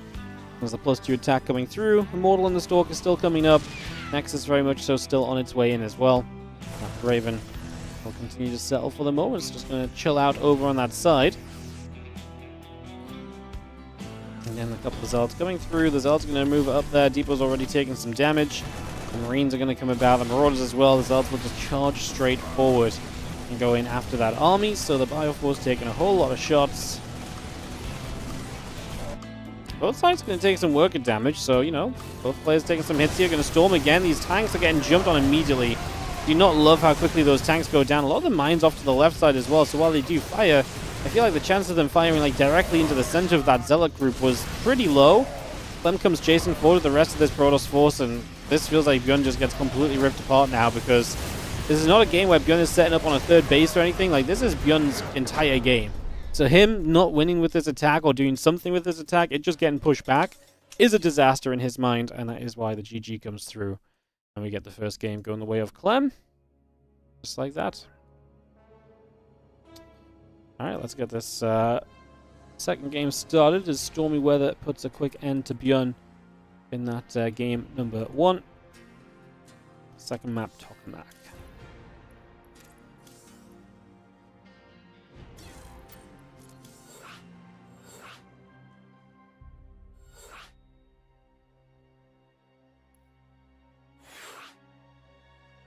Well, I'll go lobby link down for any casters that want to join into us here.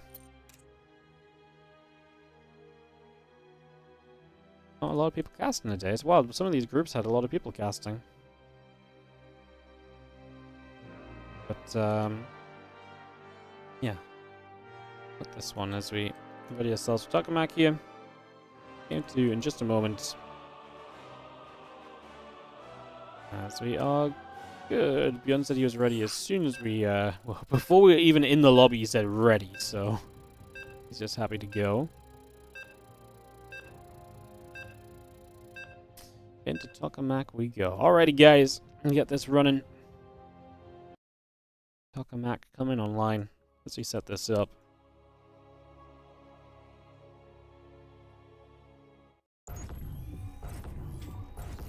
In the bottom left-hand side, we are going to have ourselves the blue Terran player. This is going to be Shopify Rebellion's ByuN, who is now down a game in the Terran vs. Protoss semi-final.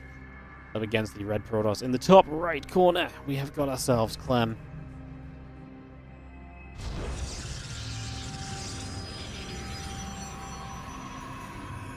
Game 2 of this best of 5.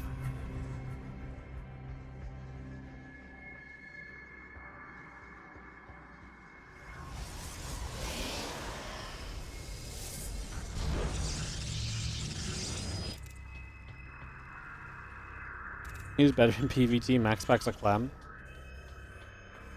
Maxpax.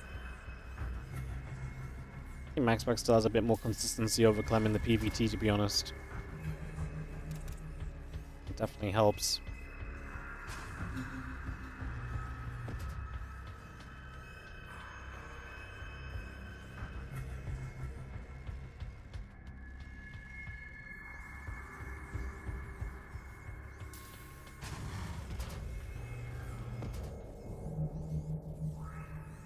I don't even remember the last series Clem lost his Protoss. He lost that series against Cure in the TLMC. I remember that. Must have lost something else since then, right?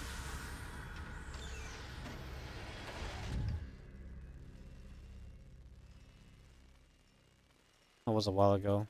That's the one that sticks out to me because, yeah, I honestly I loved this one because everyone started telling me again, like, it'd been a while, but we started to see all of the, man, it's so rude of Clem to not take tournaments seriously and play his off race in the finals. I'm like, guys, he literally had beaten Cure 5 times with his Protoss since December. I think it's pretty realistic. Like, he just plays PvT now. Can we stop, like, making a thing of this?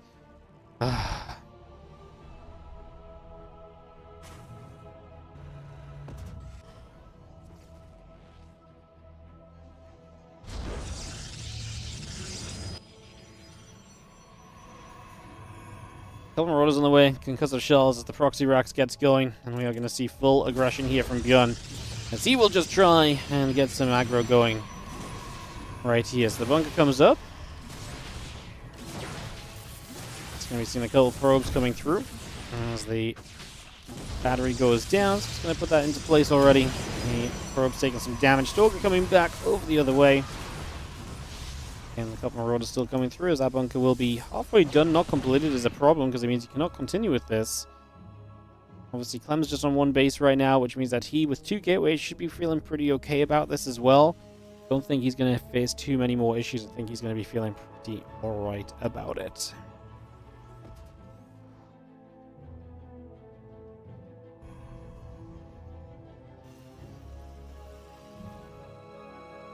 Have you seen Clem play a PvP or a PV Xenopro match? Yeah, that's he doesn't play those matches professionally. Like, he plays them like for fun maybe sometimes, but not seriously. Gonna see the Marauder. I'm gonna go after the probe, and that probe will go down. It's just a probe that's scouting across the map. As the barracks are migrating back home, and the Stalkers are gonna have a bit of freedom to step on the map. Well, I'm gonna throw the Robo down. Is he just gonna commit to one base, or is he going to go and you know, expand here? I mean, he might just go Prism, you know, Prism harass, and then expand behind it. Probably the safest way to do this, actually, but yeah, just wondering, because obviously there is the potential for him to just kind of send it, right? Like, there's no rule that he has to expand now that the you know, the Terran army has backed away in these early stages.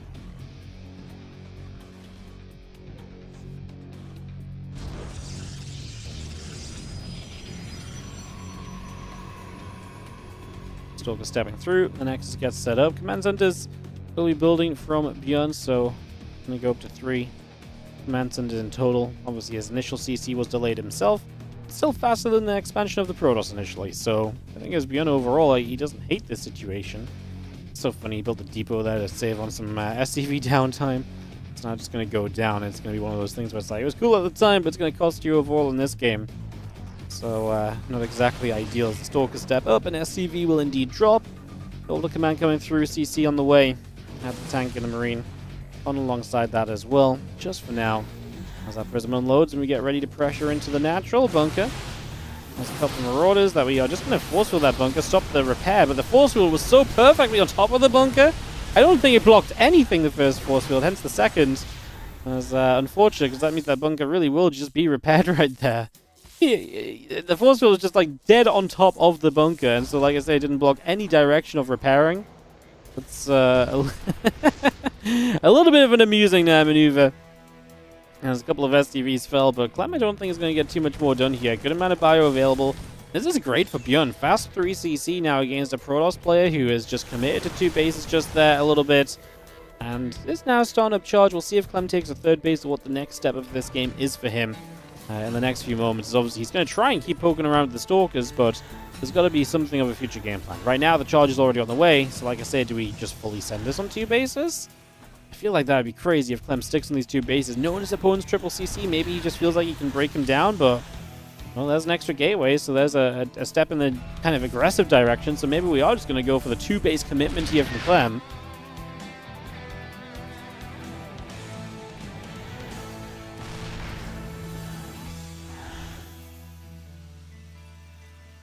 Stimpack is so nearly done. Gonna make life so much better for ByuN. The 4 additional gateways taking us up to 6. As Clem again powers up off of these 2 bases, it's just going to be charged with a few Stalkers in the back to support it. Like I say, with Bio having the stim, that's going to help massively. The one thing that really backfires here for ByuN is if he moves out. I don't see why he would move out. The only reason he'd move out would be to take a 3rd base. He knows he's playing the eco game, so he should be in 0 rush to do that, at least until Starport is done. So I think he should be kind of fine in that regard. I don't think he's going to be out on the map getting caught at all. Stalker's unloading from that Prism, getting a couple of shots off, couple connections. Prism escapes through the bottom side, and will just escape over there for the moment as the +1 and the combat shield both continue into production. Marine Marauder coming up, SCV's on the way.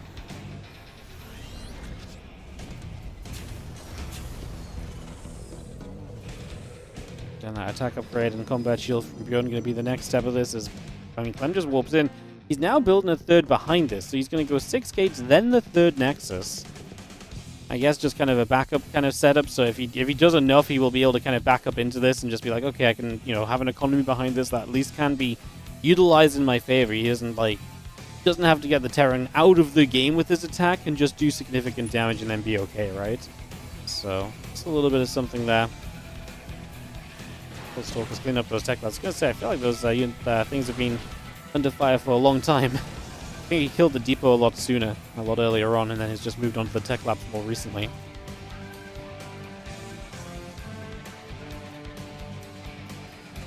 Third in position for ByuN. Is he going to try and hold on to that? He's going to lift it off a little bit unsure, going to pull it back a little. Finds the observer with the scan, which is always nice. Remove information for the Protoss. That makes it more difficult for Clem to identify what's going on and how this is going to go. The Zealots do come in from both sides as ByuN was a few steps forward. One of the tanks not siege, but yeah, he's going to turn this into a one-dimensional attack, and that's exactly what you're looking for in that situation, so that is a big plus.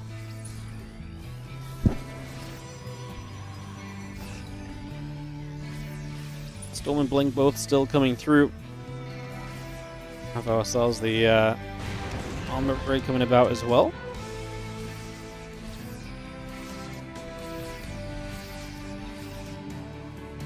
Bions get back toward the upper right-hand side.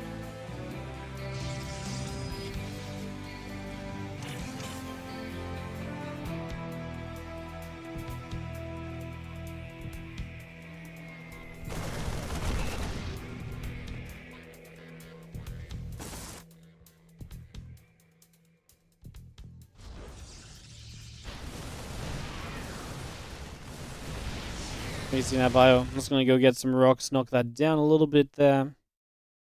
Open that up for a few moments.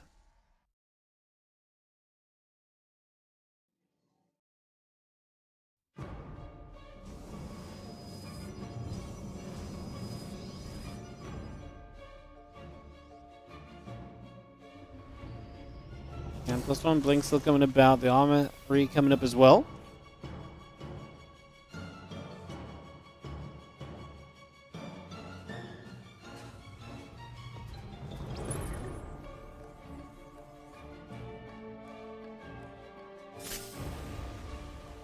Shots still just coming through.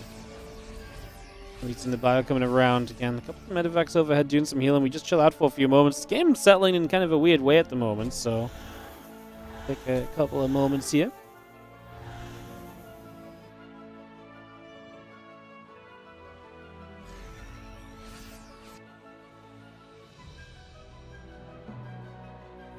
Look at those upgrades coming about right now. Just gonna be seeing the 1-1, Robo Bay, Robo Facility. Continue to come through the army in the middle of the map from Clem, just growing and growing. And ByuN just happy to add on the tech to his army, right? Getting into those Vikings, getting into the ghosts, and just really saying that it is time for him to kind of step it up a little bit. Shemzy. Thanks you, mate. Thank you so much for the 82 months. Good to see you and Esther alive. Thanks, mate. Appreciate the resub. Hope you're still doing well. Thanks for supporting, mate. As always. Zealots and Stalkers still going to hit those rocks, by the way, so rocks will go down. A little bit of open space right here as we have ourselves the little bit of bio, the ghost, the medevacs at the front, all gathering together. And the 2-2 upgrades coming about from ByuN. The +1 ship weapons on the way. Add some Vikings, add some barracks.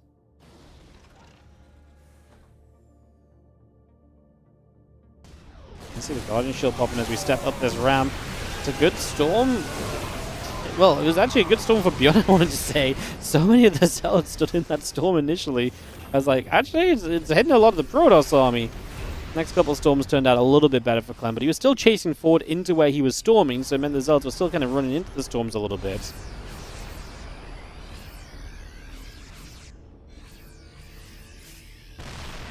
A little bit of going to split apart. We just have the Zealots coming around the other side. A couple of Widow Mines lining up. EMP's going down. Another nice storm. Landing onto a bunch of the bio.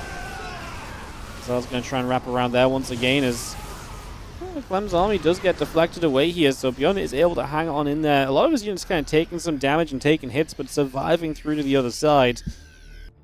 Now that Bioforce regathers in the center here, and we will have ourselves the +2 attack, +2 armor on the way. Extended thermal lance coming by as well. Ghost and the ship weapons coming up currently as the Zealot around that right side. Gonna head down to the south, down to the bottom. Attempt to see what's going on currently as the ship weapons will finish shortly too.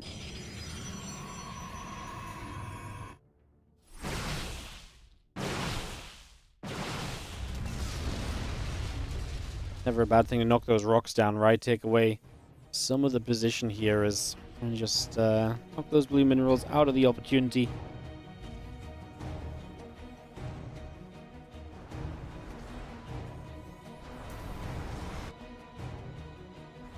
Still got 2-2 coming about at the moment, and the 2-2 already being done from ByuN means that that upgrade lead does come into play in some of these fights, which is nice. He'll also take that into a 3-3 set of upgrades, so yeah, some opportunities for ByuN to trade well just because of those upgrades. Vikings just going to get rid of the first Colossus there. No worries at all about that, as ByuN going to chase. EMPs were huge. The High Temple are all out of Storm Energy. Clem retreating away, and we do more for the Archons. ByuN steps back a little bit, afraid of chasing a bit too far all at once, which is understandable in this day and age. I mean, it's so scary nowadays because, like, you can EMP all the High Templar, and it's like, oh, if energy recharges one of them and you're just kind of, like, running forward stupidly, you can just take 2 storms to the face all of a sudden, and then you lose so much again, right? So just gonna have to be very cautious about that as another observer going down. How many observers has he killed this game? He's killed 8. He's actually been an observer hunter. That's kind of wild. It's what, like 500 gas of observers going down in this game. It's a pretty hefty number. So quite a few of those have definitely hit the ground.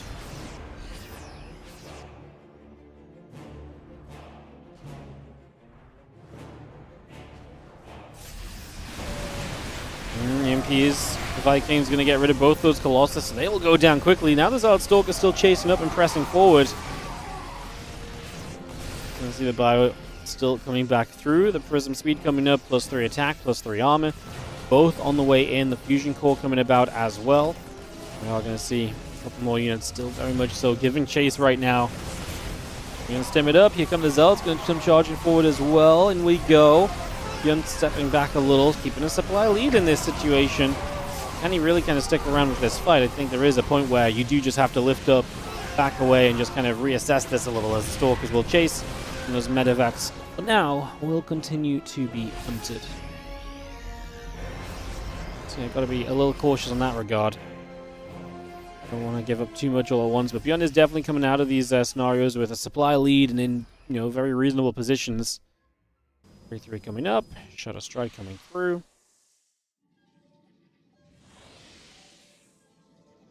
Two cannons and the battery continue to come online as well, so again we continue to bring that up and online.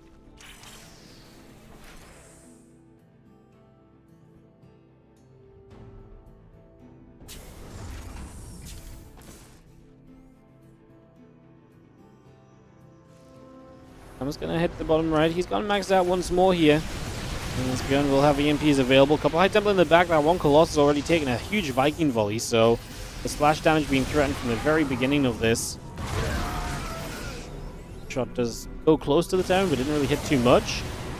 And let those Vikings get rid of those Colossus. That's what that job is. The Libs just spam siege on top of the Terran army, so if you kite back into those Libs, they will be very useful, and that's obviously a lot of the time the goal here is ByuN just absolutely destroying these fights. Absolutely just going to have way too much. I mean, Clem's army is not doing what it needs to. His Colossus are not staying alive long enough. His Disruptor didn't find anything. His Storms were non-existent.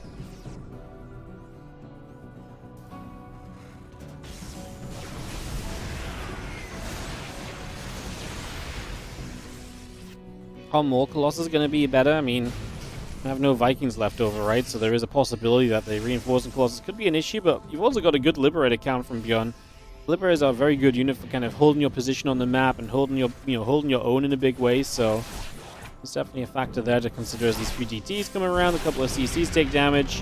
1 CC already going down. Cancellation there on the front line.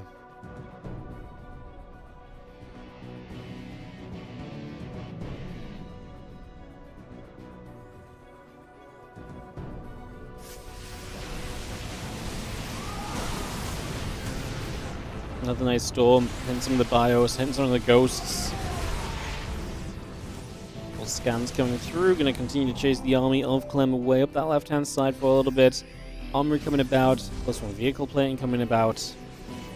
And all of that continuing through for the moment.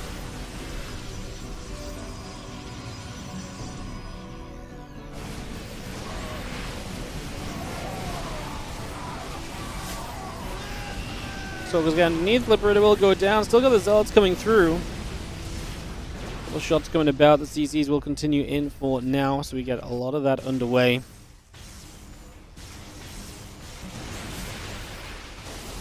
Got the Storm coming in as ByuN Plays the dodging game, but you gotta be careful, right? His tank is still good, but with this kind of a state of the game where so much can happen.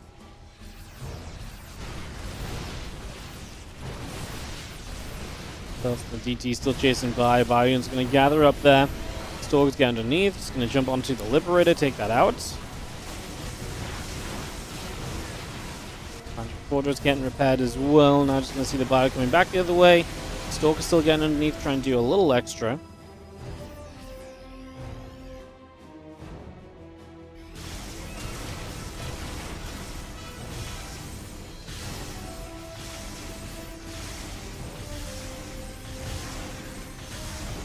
Colossus still whacking away. There's a lot of SCVs going down for ByuN, just taking damage on two different sides, and he's got to try and recover from this.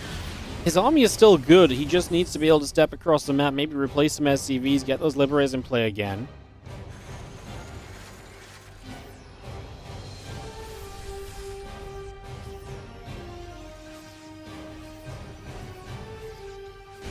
Res will be there. A couple of EMPs come down.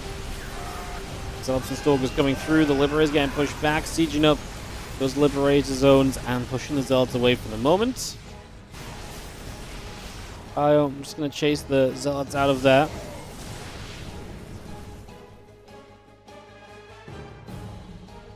Yeah, and Lib's coming about. A couple cannons coming through.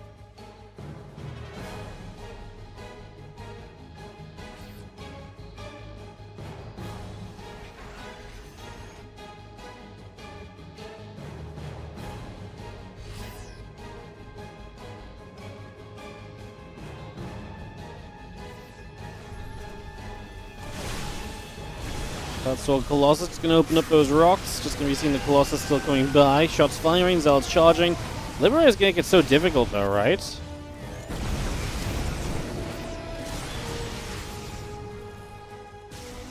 Liberator is making it so tough for Clem to be able to find ways to truly attack in. Every single time you walk into those libs, you start taking a whole ton of damage.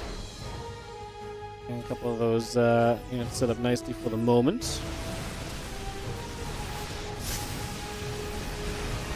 Go again, Clem just attacking through. ByuN going to be heavily reliant on these Liberators to deal some damage here. The Stalkers try and blink through and they get one.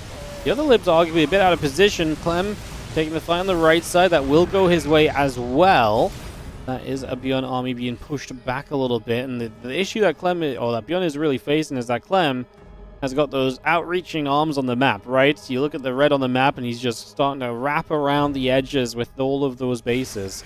And if ByuN can't do anything to stop Clem from having these bases, that's the issue, right? That's where this really comes to be a problem, because then Clem is just mining and mining and mining away, and he can afford to keep taking these trades. Even if he's not winning every fight, it doesn't matter because of the state of the game outside of the army. The economy really is in Clem's favor at this point in time. 83 workers still, mining a lot more, has all of the bases to mine from as well, to the point now where ByuN kind of just has to focus on winning fights convincingly. And if you win a fight extremely convincingly, you can just step across the map, and you can just maybe jump on a couple of bases straight after that, but that is not easily done.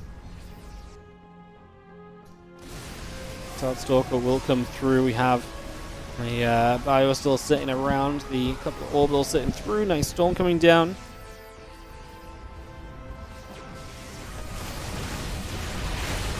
It's another nice storm. The Bio taking shots. Disruptor's going to get jumped on. Liberator taking damage as well.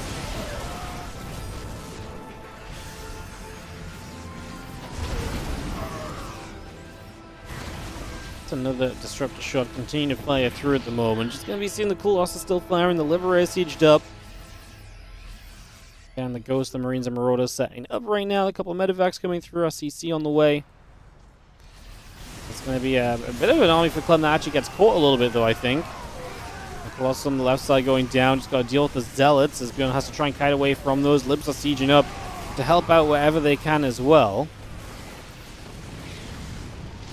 More shots going back the other direction as 22 minutes here on Tokamak. This game started so well for ByuN as well. Like Clem had trouble in this early game, and again, the ability to kind of draw this out to such a later stage is one of those strengths of Clem playing this Protoss versus Terran. DT's just find the planetary bottom right side. This is falling apart for ByuN fast. Like, he's at the point now where I actually think he just needs to win a fight and just go.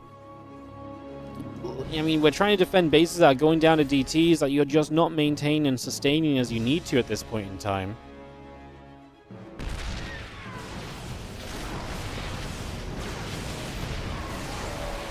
It's going to be Lib going down. Army getting chased again. A couple of Vikings are hunting. Colossus taking some damage. Stalker stepping away. Vikings, Marauders, and a Marine coming through on the side of ByuN for now. Continue to bring that out.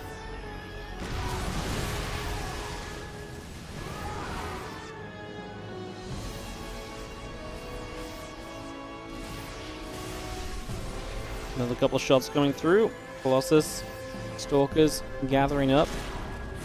DTs are still figuring out what they want to swipe. Just going to get rid of the refinery straight away. And the scan resumes right there. Just going to see the couple Vikings, Marines, Marauders, and Ghosts still coming by for now. DTs will get picked away at. They will fall.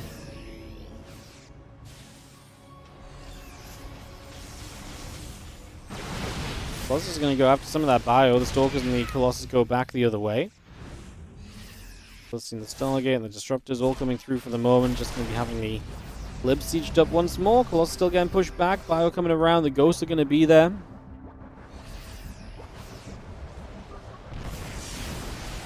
Vikings are going to chase. The Colossus already taking some damage, and one Colossus going down. Disruptor shot landing. Another Disruptor going down already. Still just seeing again 2 more Disruptors coming about for now. The rest of this army continues to move through. A couple of Stalkers getting chased about also.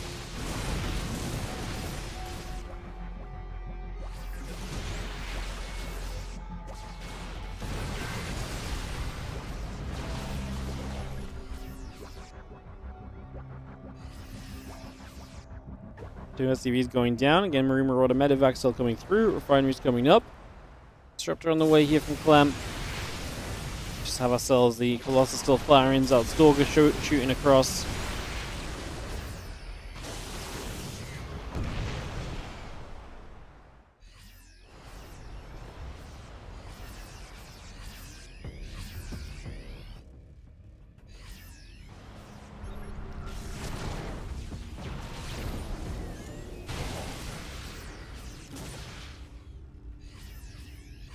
SCVs going down. We do have a few Marauders still coming about. Assimilators and the shields continuing through as well. Can I show the value of units lost?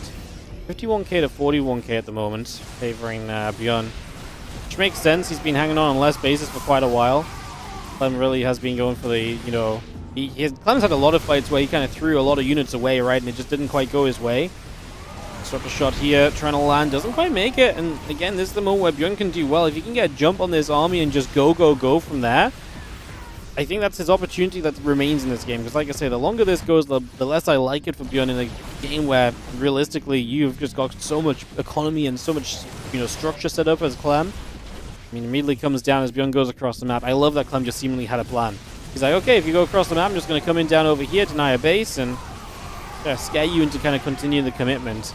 I like that as well. The Stalkers take the chance to get rid of a couple of Vikings, so not holding back in that regard. The Templars both going to go down. It's going to be a nice catch as well. Bio still there, chasing everything else away.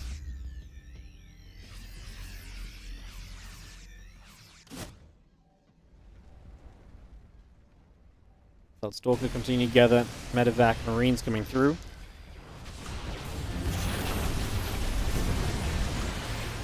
MP coming down. A couple of Stalkers just going to take some hits. We have got ourselves ByuN not going to have enough in the end, and he's just going to type GG. Still ahead on army supply, but he's just never winning any of these fights convincingly enough to make things any different.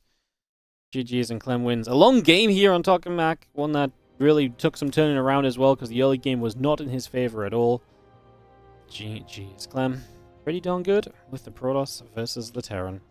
Island for map 3 coming up in just a sec, guys. Just gonna have to run some ads following that longer game, so let's get those underway. Appreciate your patience and appreciate you guys watching the ads if you see them. Help support tournaments just like this one.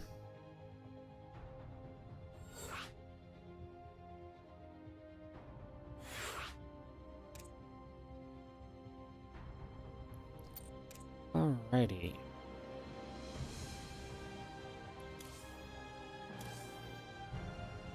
Game 3 then in a second, guys, as ByuN down 0-2.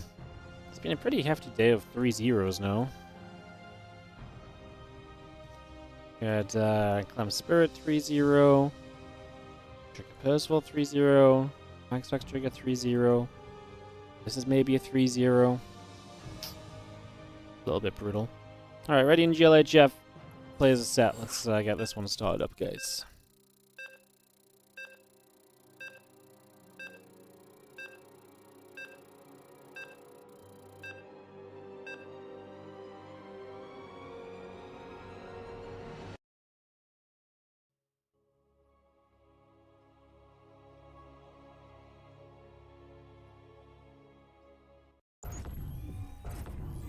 Down 0-2. In the bottom right-hand corner of the map, we are going to have ourselves the blue Terran player, ByuN.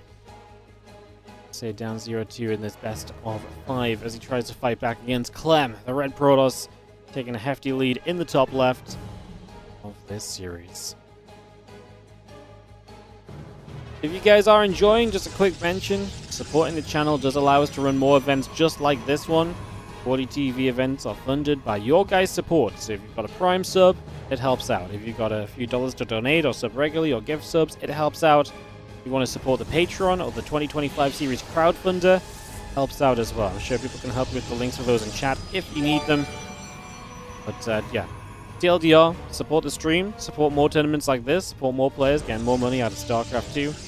That's what you do here in WardiTV. We make tournaments, we make players, have stuff to play in. Thank you so much, Nox RTS, for the Prime sub. Appreciate you using the Prime on the channel.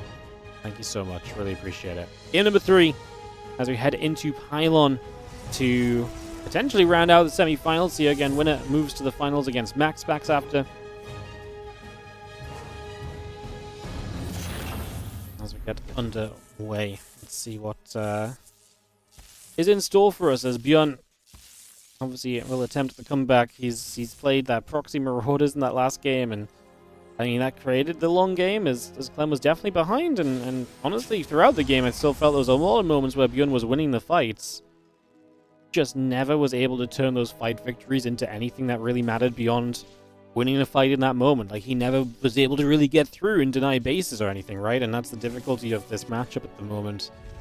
It just seems kind of tough for the Terrans to get rid of, like, even when Terran has a good fight, it's how do you then capitalize on that fight? Like, how do you then do something which is meaningful beyond that? I think that is a consistent issue, a consistent problem in this day and age of StarCraft 2, Protoss versus Terran.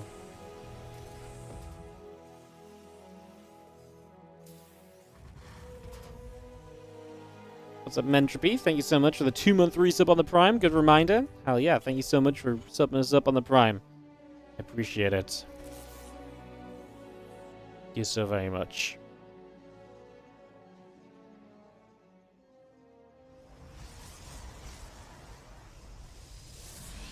Conquest shells coming through. Marauder on the way. We got a couple of barracks coming through from ByuN as well as we settle with, yeah, basically a 3 rack. So just going to go for the Concussive Shell opening into 2 more racks behind it. Potential to be very aggressive with this. I wonder if at this point ByuN is just trying to pick out a build which has that potential or that possibility just to come across the map and be like, hey, look, I'm a heckin' deadly build order. Respect me, be afraid of me, you know, and I could actually do some damage. And maybe he just wants to try and take the edge super early, because the longer it goes so far, the less it seems to be worthwhile against Clem. Hallucination moving about. Stim coming through. Just settle down for the moment. Guardian Shield will pop as we try and fight these first couple of Marauders. Going to chase those away. Marine there as well is just going to chase and do whatever damage we can. But yeah, Zero Fear gets rid of the Marine. We'll start to do damage to the Marauders as well. That's scary the more you chase because of the Concussive Shell, but this was clearly enough for Clem to be able to handle those first couple of units. No problem at all just yet.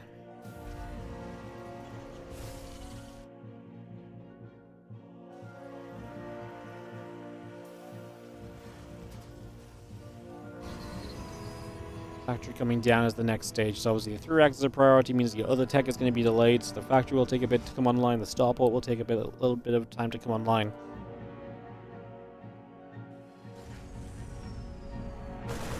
Blink building, a few Marines get there. Hallucination goes down too. Robo Facility, Forge, and Gateway all building up as well. Marines still coming about as they gather in. And we get ourselves settled. Stimpak battle complete. Again, plus 1 attack coming through.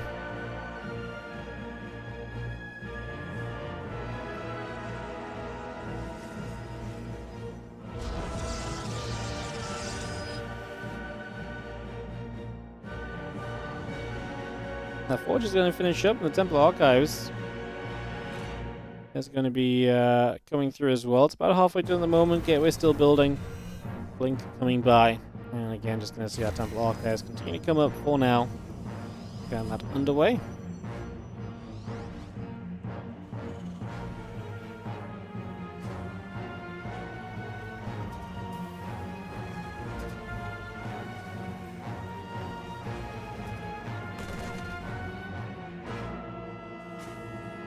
Destination obviously just giving that information for Clem early. He is going to start coming across the map a little bit right now, looking to utilize that blink. Again, got to be careful against the ByuNs. If you take a bad blink in and they stim after you, you will lose quite a lot of stuff. So definitely some reason to be a little cautious here as the bunker has a couple of marauders inside. I see the Stalker's being forced to blink back already. +1 charge. Oh, sorry, +1 storm, both coming through at the moment. +1 combat shield coming about as well. Nice little nibble from the probe, gonna get some damage dealt.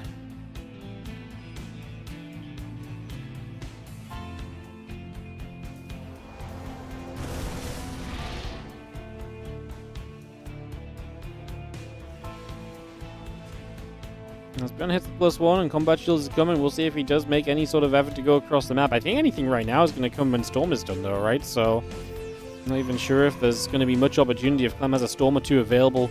That's oftentimes scary enough to kind of force the Terran away. Obviously if you miss the Storm spellcast or you misplace it, then sure, but I don't think that's the likely outcome at the moment. As the Bio gets there and a couple of Stalkers get pushed back pretty much right off the bat. One Stalker going down, other Stalker's going to turn. Bit of back and forth there with the Bio units. That's a nice Storm already coming down. Bunch of the Bio taking damage right off the bat. Another Storm coming through. Stalker's chasing another Storm coming through. Bio taking an absolute beating so far. One Stalker will go down. The rest of these units still coming across. We are going to be seeing the Percival still trying to bring units over here. Once we have got ourselves the couple of Zelds getting into the front.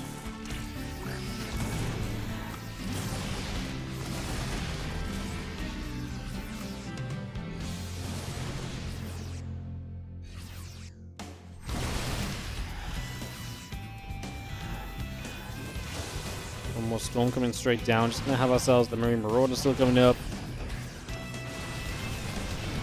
Water mines firing. Another Storm coming through.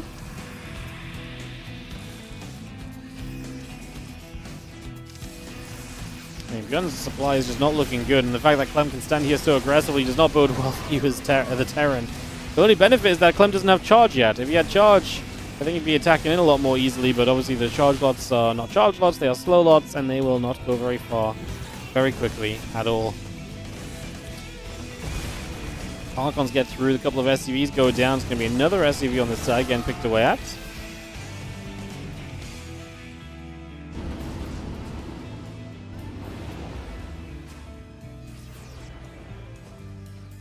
Big medevac load up. Going to go boosting over. A couple Stalkers will step forward and go after a couple of those Widow Mines. A couple of them go down right off the bat. Observer will fall in quick succession. Another Widow Mine going out. Connection right there as we continue to push on through. We're not going to see the army continue to step forward. Just still seeing our charge, our +1 armor coming about as well. Army continues to fire up. A couple of Vikings gathered together. Actually, Vikings are going to go after the prison, which would be a nice kill. But Clem is going to save it with the Stalkers zoning out those Vikings. So make sure to keep the Prism alive, which obviously keeps this pressure up in the front of ByuN's natural. Clem is a 4-base Protoss in a few moments. And it's really hard to say that this game is looking super hopeful at all for ByuN. He's trying to get some ghosts out, maybe with some ghosts popping out there might be some possibility again here for him, but Bunker's going to go down. Clem has charge. He's just going to keep on storming. The Medivacs, because these fights have been going on for so long, the Medivacs are just constantly taking damage. The Medivacs just get absolutely battered. So they just take hit after hit, healing up what they can, but man, they're just out of energy. And so, yeah, 3rd CC apparently didn't even continue building. ByuN is dead in the water. Clem is going to take a 3-0. It's a crazy game too, but pretty wild.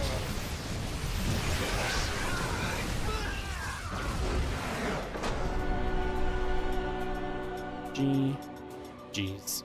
Clem 3, ByuN 0. Clem and Maxpax meet in the finals again. Who would have guessed? Who would have guessed? Alrighty guys, so we're going to get Clem Maxpax finals set up for y'all. That's going to be a best of... Actually, it's a best of 7. I feel kind of bad making them play best of 7 so late, but...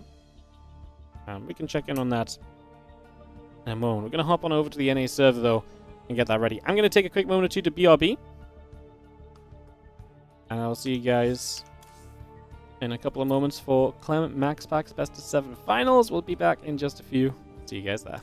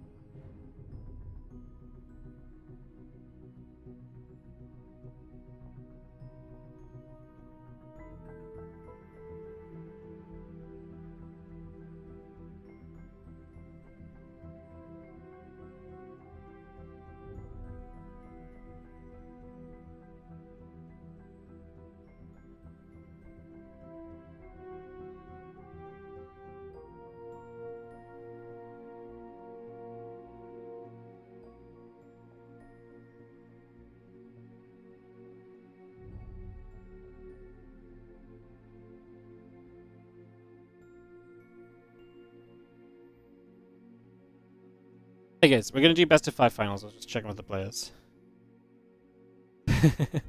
Apparently, Clem was. I was waiting for Clem to hop so I could talk to him and then tell him the situation. And he was like, "Oh, sorry, I went to Europe by habit." Just kind of funny. Some brain delay. Yeah, guys, we're gonna make it best of 5. It's already 1 a.m. in Korea. I wouldn't mind as much as well if like Clem had played like from like the 4th series of the day, so he hadn't been here the whole time. But he's also just been here since the very first series of the day, so he's literally been around for like 5 hours for us. So yeah, if they were both in Europe and stuff, or if some of the earlier games had been a bit shorter, we could have done best of 7, I think. But I think best of 5 when we've had 7 or 6 best of 5s already today is a pretty reasonable adjustment. So I mean, it's not the biggest tournament either. I will also be very fair, like, you know. So I don't think we need to make it any grander than what the best of 5 final will give us. So yeah. Yo, what's up, Raw Mino Dear? How you doing? Thank you so much for the 98-month resub. Happy 98th to you as well. Thank you so much for resubscribing. I appreciate it. Alrighty, guys. Videos have come through. Incorporeal, Last Fantasy, Tokamak, and Torches. And we'll get into this series in a few moments. So it'll just be best of 5 finals. Like I said, I know Wikipedia said best of 7. I kind of honestly was into the best of 7 at the time, but yeah, I kind of forgot that we were doing the whole final day in a day. Last time we did a smaller event like this, we did like we did round of 8 on day 1, and we did like semis and finals on day 2. So it was like the semis and finals were all best of 7, so it was a bit juicier of a day. But obviously, yeah, with everything in one day, I think it's fair to just give the players a little bit of an easier time in the finals, right? I think that's a fairly fair way to go about things. As always, one of our main priorities is keeping the players happy. You know, keeping a good trade-off of we get a good amount of content, they get to play in the tournaments, we put on more tournaments, etc. Like we just want everyone to be happy, right? So I think that's the best way to approach that. I've got an Ellie hair somewhere on my face. It keeps going in front of my eye.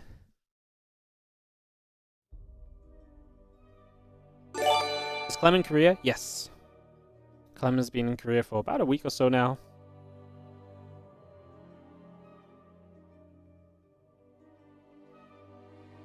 As we are missing stream.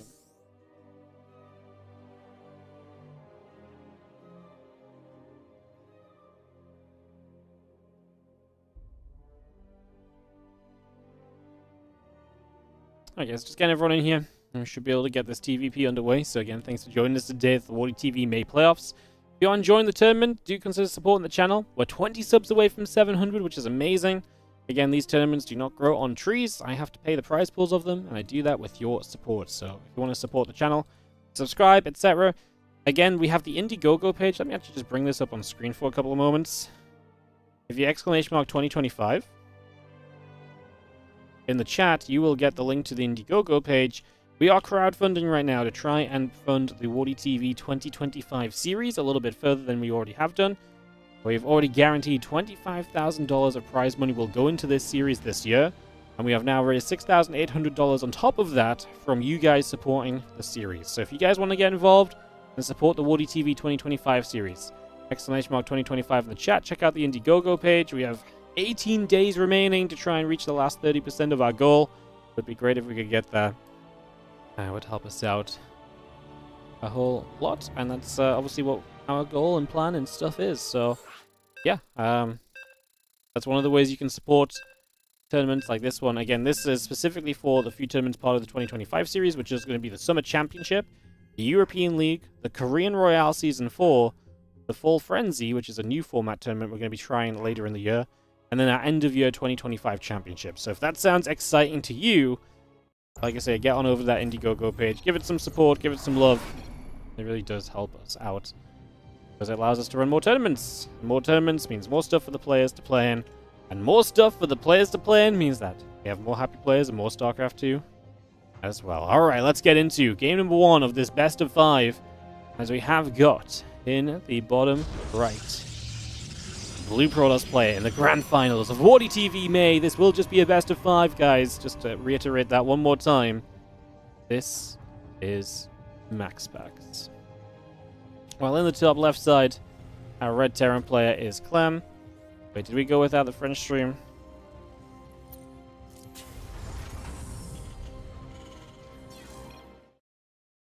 Sorry, guys. We'll just jump out for the French stream. I don't want to leave people behind in the finals.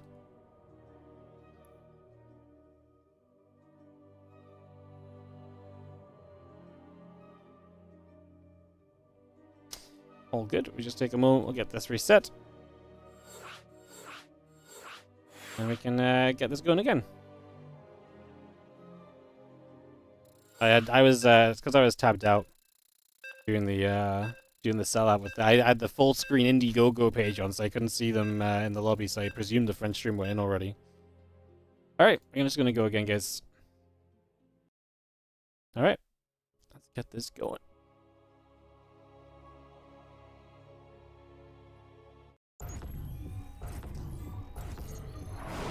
As if nothing ever happened. Alright, welcome to the finals of WardiTV May.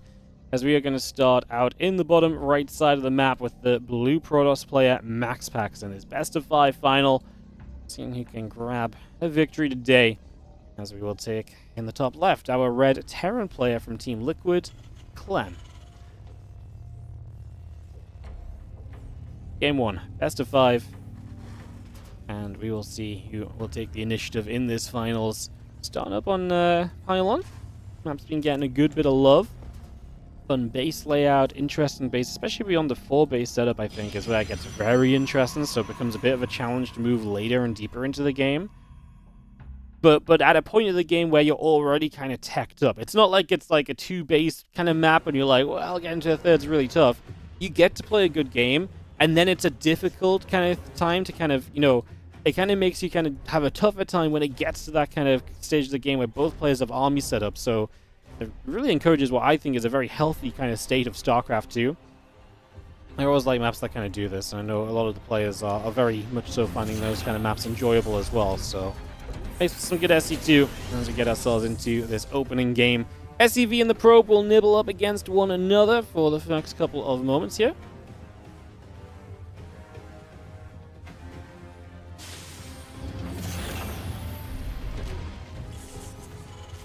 Let's just see ourselves. Depot coming down.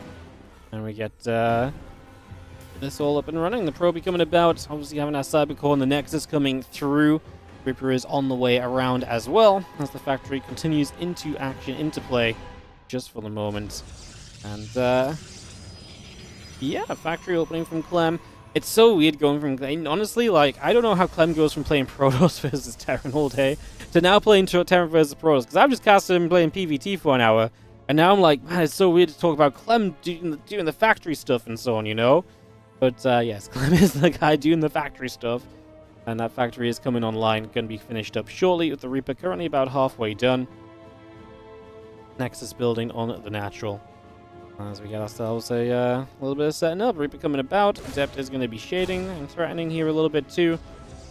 To try and get on top of that Reaper perhaps at some point. Second Reaper popping up, Hellion coming in, Starport on the way, Commence into building. Twilight Council comes up from Maxpax here as well, so we are going to see they got Twilight Council already coming online. The Warp Gate building through. Adept will chase the Reaper for a couple of moments as well. It's just going to go push that out. And it's going to pull back. There's a little bit of action on the natural. There we go. Hellion and company. Taking on the Adept, as the Reaper actually took a couple shots already. Going to want to try and keep that out of reach. Did a pretty good job of it, and we will get the Adept kill without losing anything ourselves. So Clem is able to keep those units up and online.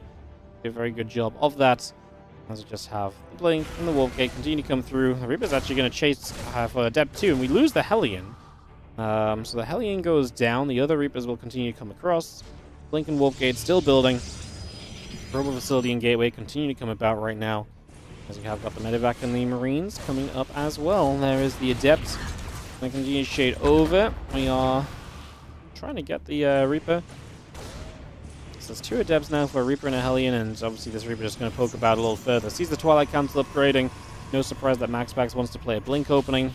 Very much so in Maxpax's kind of typical guise of how he likes to play this matchup. So, yep, no real surprise there at all. Let's just see the Robo Facility at the front coming through. The gateway is rallying forward. That blink is halfway done. And yeah, we just settle for a couple of moments here as the medevac comes boosting across with a couple of Widow Mines. Stalkers immediately getting in and on top of the mineral line as well. So first Widow Mine goes off for a probe. I don't think we're going to save that mine, although maybe gets away for the moment. Maybe if the medevac gets around here soon.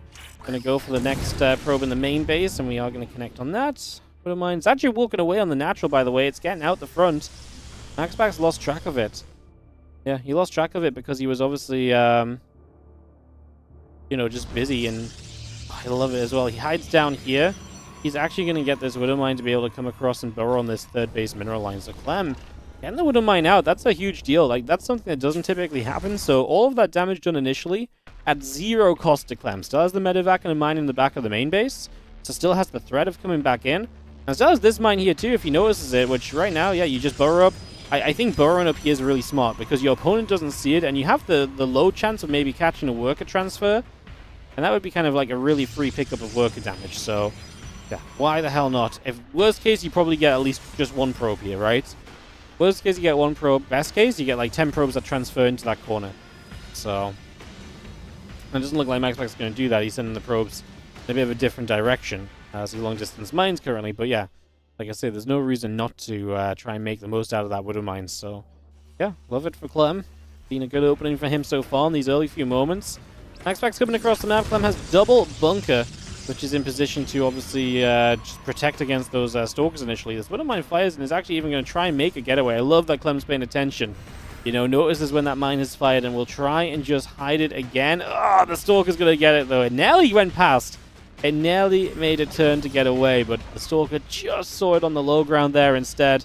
And that is going to be a Widow Mine going down. So that Widow Mine gets cleaned up. We do have the charge and the +1 still coming about. Additional gateways going down also here currently, so we get all of that being brought through.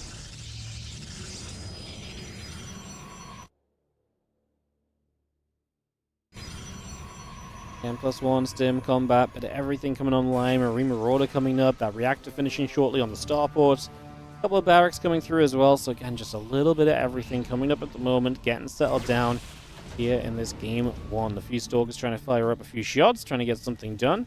The charge about to complete, the +1 attack starting.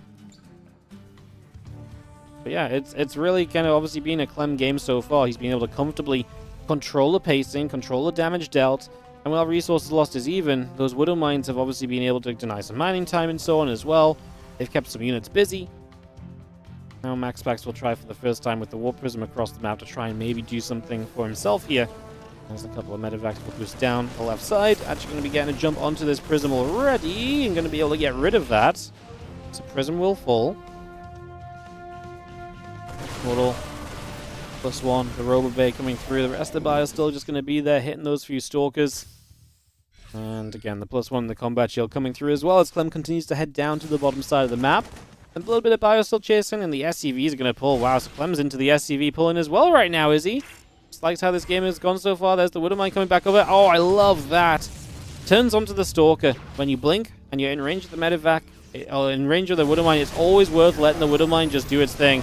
That anti-armor missiles, the first few Zealots there with the Raven. It's a little bit of his own army as well, but he is getting through that the majority of that force, and he will keep his tanks alive, dropping over the force fields to take position quickly. Wants to try and work on that Robo facility if he can, because denying the Colossus here would just make his life ever so much simpler. And I think Clem is just going to absolutely steamroll his way to a Game 1 victory, as this has just been convincing. From the very get-go, Protoss does absolutely nothing, no chance to really take part in the fight initially. Here we go from two sides. We're going to try and go for the engagement in to clean this up. All he's going to do is clean himself into a GG, and that's going to be Clem taking the first game of this series. Absolutely dominant performance. Like, this was just smooth sailing for Clem. Really, throughout the entire situation, he just played that one extremely, extremely well. Nothing else to add. Just spot on. Spot on. Game 2 coming up. Maxpax will host us into it as we get ready for more games here in the finals of the WardiTV May event, guys. Again, thank you for joining us today. Hope you've had a great day with us so far. Hope you continue to enjoy the rest of the games in the finals.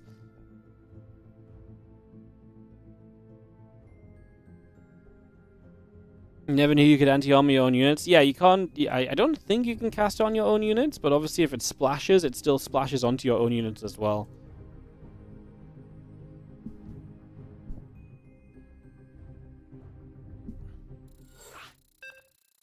Clem relying on SCV pulls is extremely sad. I mean, with how convincing it was, do you really think it was about... I don't think this was an intended SCV pull, man. He was on like 50 workers or so. I think he was just like, man, this game went so well for me. I think you just die to the SCV pull. I don't think this was like a dedicated from the start, I'm going to SCV pull. He just recognized the opportunity. He was like, hey, I've got an advantage here. Like, I can make something happen. And he just went for it. I think it was much more that than a dedicated setup initially, to be honest. And yes, guys, Clem is in Korea right now.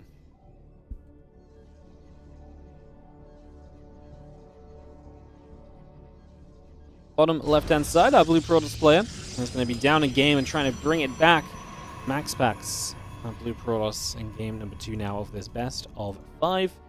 While in the upper right-hand corner, we're going to have ourselves the red Terran player from Team Liquid.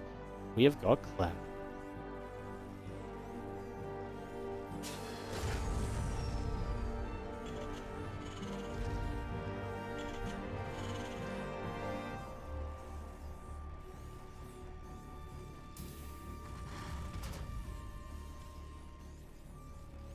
You did the same in the whole GSL final. That's really not true.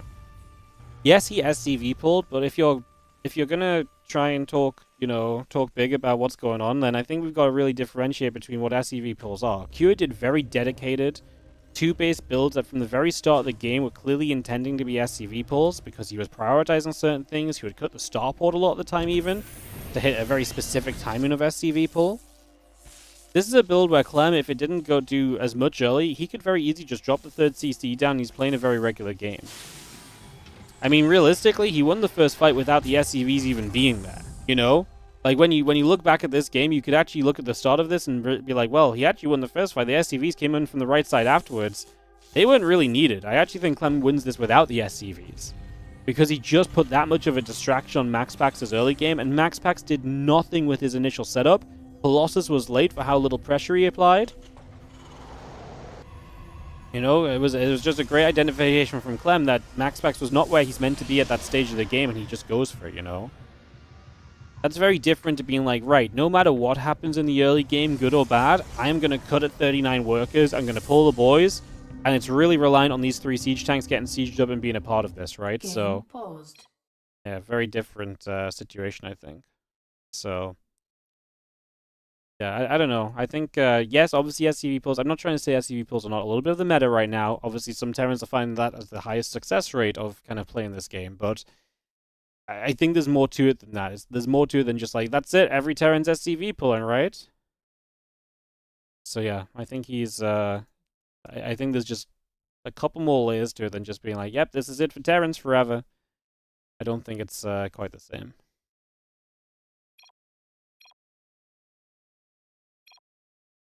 Alright, we're gonna ready up. Don't see successful Terran late game. I don't know, didn't Kua whack Classic around in some late game? I mean, Kua got ahead and then absolutely threw the game away and then proceeded to play a very long game against Classic, which he then was able to win. So... I don't know. Is it time to make SCVs the same health as probes drones? Do you think that would affect the SCV pulls much? Genuinely wondering. Obviously, it would affect them. You know, if you pull 10 workers, even, that's 50 less HP, right? But, like, the SCV pull is powerful because of the type of units Terran have versus the type of units Protoss have. More so than anything else. So...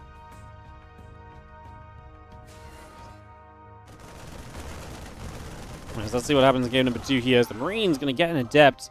That was another thing. The early trades have been very good for Clem in the last game and for this game too.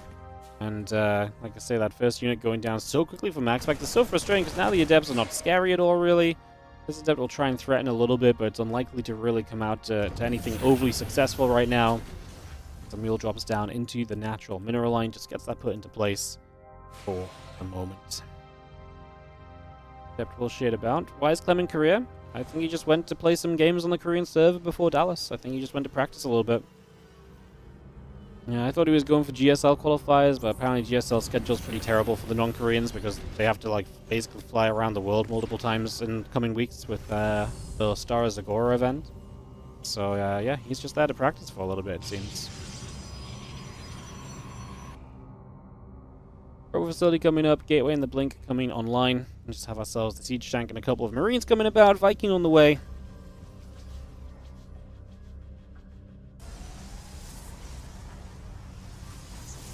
Observer still chrono boosting on the rowboat facility, so we get that going. Again, the Blink will be finishing very shortly. The Observer coming up, the Assimilator coming through.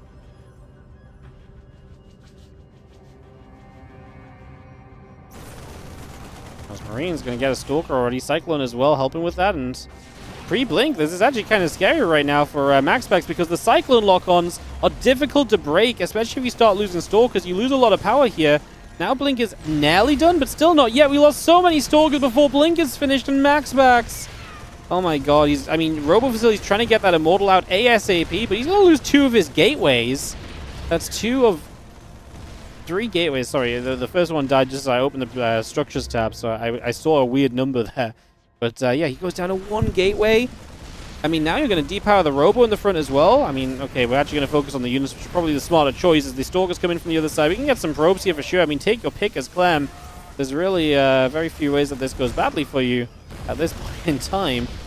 Just going to be seeing the Marines still pressing forward. Well, I mean, in this case, Maxpax just dies to the first push. That is... I mean, nothing fascinating about this one, just... Maxpax, the Stalkers get caught a little bit, they take some damage, and he's pretty much just dead. I don't think there's much saving of this right now. Tank showing up so it can get some shots off on that mole. There's not a lot of Marines remaining.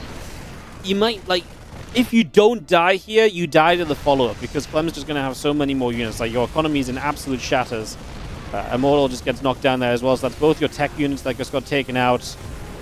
Yeah, we should probably just lift up those few Marines and get reinforcements before we continue. Maxpax is on 4 army supply. Those 2 Stalkers, that's his entire army. That's it. And he's only got 1 gateway. He's only got 1 gateway. Nothing was in the Robo. He pulled the probe, so he doesn't have a lot of money. He has nothing. He's dead. Game 2 is going to go very rapidly over into Clem's favor.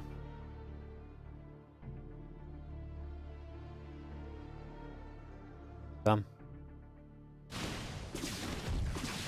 Banshee showing up. No defense here just now. No cloaking for the Banshee. It's a slight saving grace. Don't have to build observers or anything, but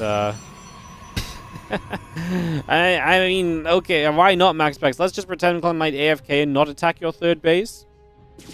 I mean, that's the kind of position Maxpax thinks he's in, where he's like, I have to pray that Clem decides to go home and not do anything else for like 3 minutes. Because I've got no way to play off of this from a normal... Like, there's no reason to build a 3rd here, apart from just utter acceptance that you're in a terrible position and that you've got to take some stupid play to get back in it. Like, that is beyond unreasonable to try and take a 3rd there. But that's the only way Maxpax thinks he's going to have a chance. So yeah, kind of crazy. Well, guys, it has been a little bit of a boppening, as they say. And that's going to give us to a 2-0 lead to Clem, who is... kind of just putting the show on right now in this finals. Maxpax might want to take a moment here before game 3. No worries with us. If he wants to take a second or two, that's fine. In the WardiTV May finals, guys. Again, just while we have a couple moments, just want to talk through what's coming up on the stream the next couple of weeks, because it's a little bit weird because of obviously other events happening. So tomorrow will be WardiTV Mondays, as per usual. And then Tuesday and Wednesday, we're probably going to be doing GSL qualifier replays. Then Thursday through Sunday, I'm going to be busy with Dallas stuff, so I will probably not be live on my own channel at all. Unless I find a reason to go live at some point. And then, that's Thursday through Sunday. And then the Monday after that, I'm not sure what we're going to do with WardiTV Mondays, because I'm a little skeptical if everyone is in Dallas to run a Monday Cup. $400 is a lot to put on the line if we don't get a lot of sign-ups and so on. I'd be very open to running a lower prize pool cup for anyone that's not in Dallas. It's just very difficult to justify like $400 if we have like 9 sign-ups and super short and we don't get a lot of kind of name value and stuff, you know, so I'm not quite sure what we're going to do on that one just yet, but still kind of a little bit of a work in progress. After that, I'm away that week after the Tuesday because it's Kailash' wedding, so I'm going to be gone for a few days just completely. And then when I come back, it's going to be the Bulgarian event. So I'm not part of that at all. So I've got no idea what we're going to do that week. I might run just a little tournament that week, like, on some of the days. Like, I'm away at the weekend because I decide if there's a big tournament on, but maybe through the week we can run, like, a little Korean, like, 8-player cup or something if they want to play. Is GSL that week too? No, GSL takes a break for Bulgaria. Maybe we do, like, a little tournament when we come back with some of the Koreans or something that aren't going to be in Bulgaria. That might be fun. That might be fun. So, yeah. Basically, it's a little bit of a weird couple of weeks for us on the stream because there's just a lot of other events going on that make it a little bit difficult for us to do our usual StarCraft kind of casting all the time thing. So, again, just a little bit of a heads up that the stream will be a little bit less common simply for the fact there's other tournaments happening on other channels and stuff like that.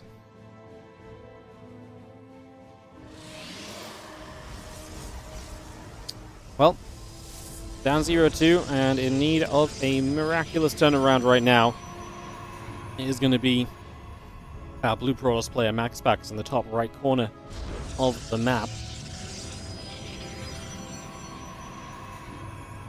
Taking on the Red Terran, bottom left, Clem from Team Liquid. Yeah, it's been a hell of a series for Clem's point of view. He's been very good at just taking advantage of gaps in the defense of Maxpax and just absolutely punishing him for any slight mistake. It has been brutal so far, to say the least. So, not the best of series so far, and so we've got to cheer for Maxpax to bring it back a little bit, because I think it's fair that we want Maxpax to bring it back a little bit. No, seems like a very reasonable thing to request.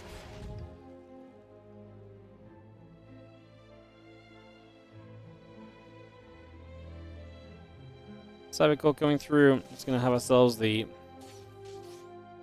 Reaper coming about, Orbital Command coming online. Get ourselves settled in for a couple of moments.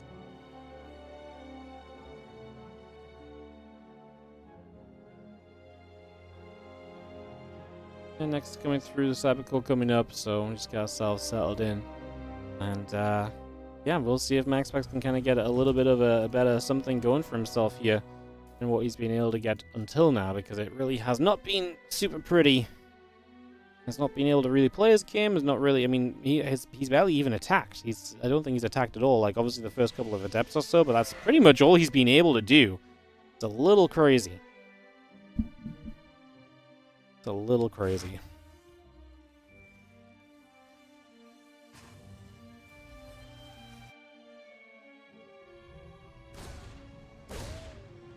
We're gonna fight a couple probes taking damage. We've got that Nexus coming online as well, so a little bit of setting up right there. And the Adept coming through as well.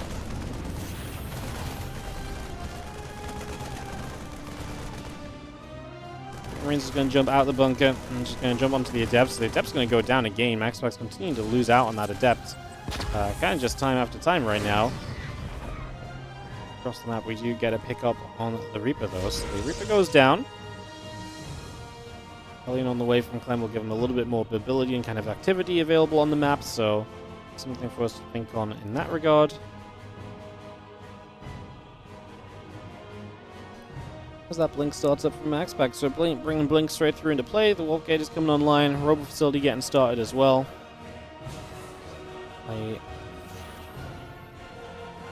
Adept is just going to shade about.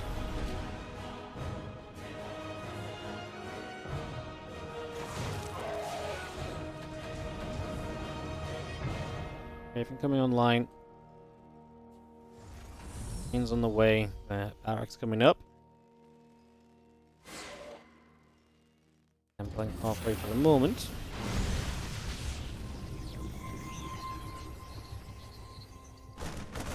Marines is going to go after the Adept. He's going to chase that over. Adept is going to throw a shade down as well, so it's going to be coming about for now. As the Marines and the tank produce from Clem, so he's just going to get himself set up as per usual. 2 more barracks on the way. Obviously, Starport already available as well, so he does have that already up and running at the moment. And the blink coming about. The next is on the way through. And an assimilator, add a couple pylons. A lot of that set up for the moment as the Starport swaps away. And just playing some add-on swaps in general here at the moment as the barracks will get to the tech lab for the stim pack. And we will see what the next stage is. Obviously, 3 racks and engineering bay, bio upgrades, and obviously probably just a reactor on that Starport to begin getting toward the medevac production is kind of just the obvious choices at the moment for Clem. So let's see if those obvious choices remain popular. Raven gets around the back of this main mineral line, drops down 1 order turret. Already will begin to grab through a few of those probes and looking for more over on this side as well as we just have a couple workers going down. Again, charge coming up, forge on the way, nexus building, batteries building at the moment. This Marines pull back up to the top, so again, away they go. Gathering right now. Stimpack, combat shield, +1. Will continue to come through for the moment or so. The Stalker's coming about as well.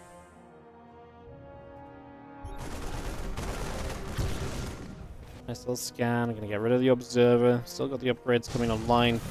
Got the Auto Turret just firing through and hitting a few of those probes. The Stalkers would like to try and come by as well. Just going to have the Stalkers going to get turned away. Siege tank in the bunker will be right there. Again, +1 on the charge coming through. The probes in the gateway coming online.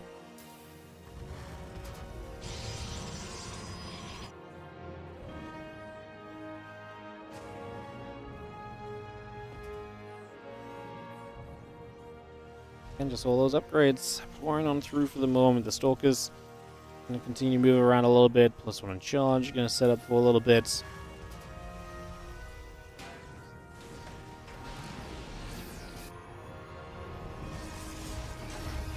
And just stim combat shield, +1 attack. All building about. +1 on charge on the way as well. Bring that all up. By already pushing forward, and the Stalker's going to have to just step away from this. Siege tank getting siege as Clem. We'll have 2 more barracks, but it is with a 3rd CC as well. So obviously moving towards that 3rd command center. Not moving in towards the straight up aggression right now. Actually wants to try and play into the more macro kind of focus of the game. So 3rd CC comes through. Maxpax will begin to get his Robo Bay online and begin to give himself access to the Colossus. So we'll get that set up for himself.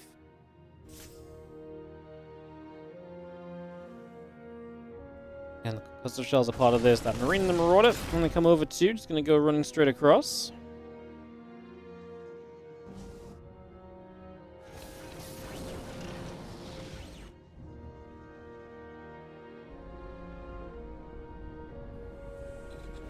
Mine's coming by. Reactor, Tech Lab, both building as well. Just going to see the couple of SCVs are going to get chased around. The Zealot going to be right there. Wouldn't mind goes off and that Zealot will fall. A few Stalkers gathering up together. And the Zealot's getting a little bit of a pick off right away there too. So just going to get another nice little grab as the Bio Army across the map. And you've got Stalkers on both sides. Just going to have to chase those, and actually will be able to force the blink away. So we'll have to respect that a little bit.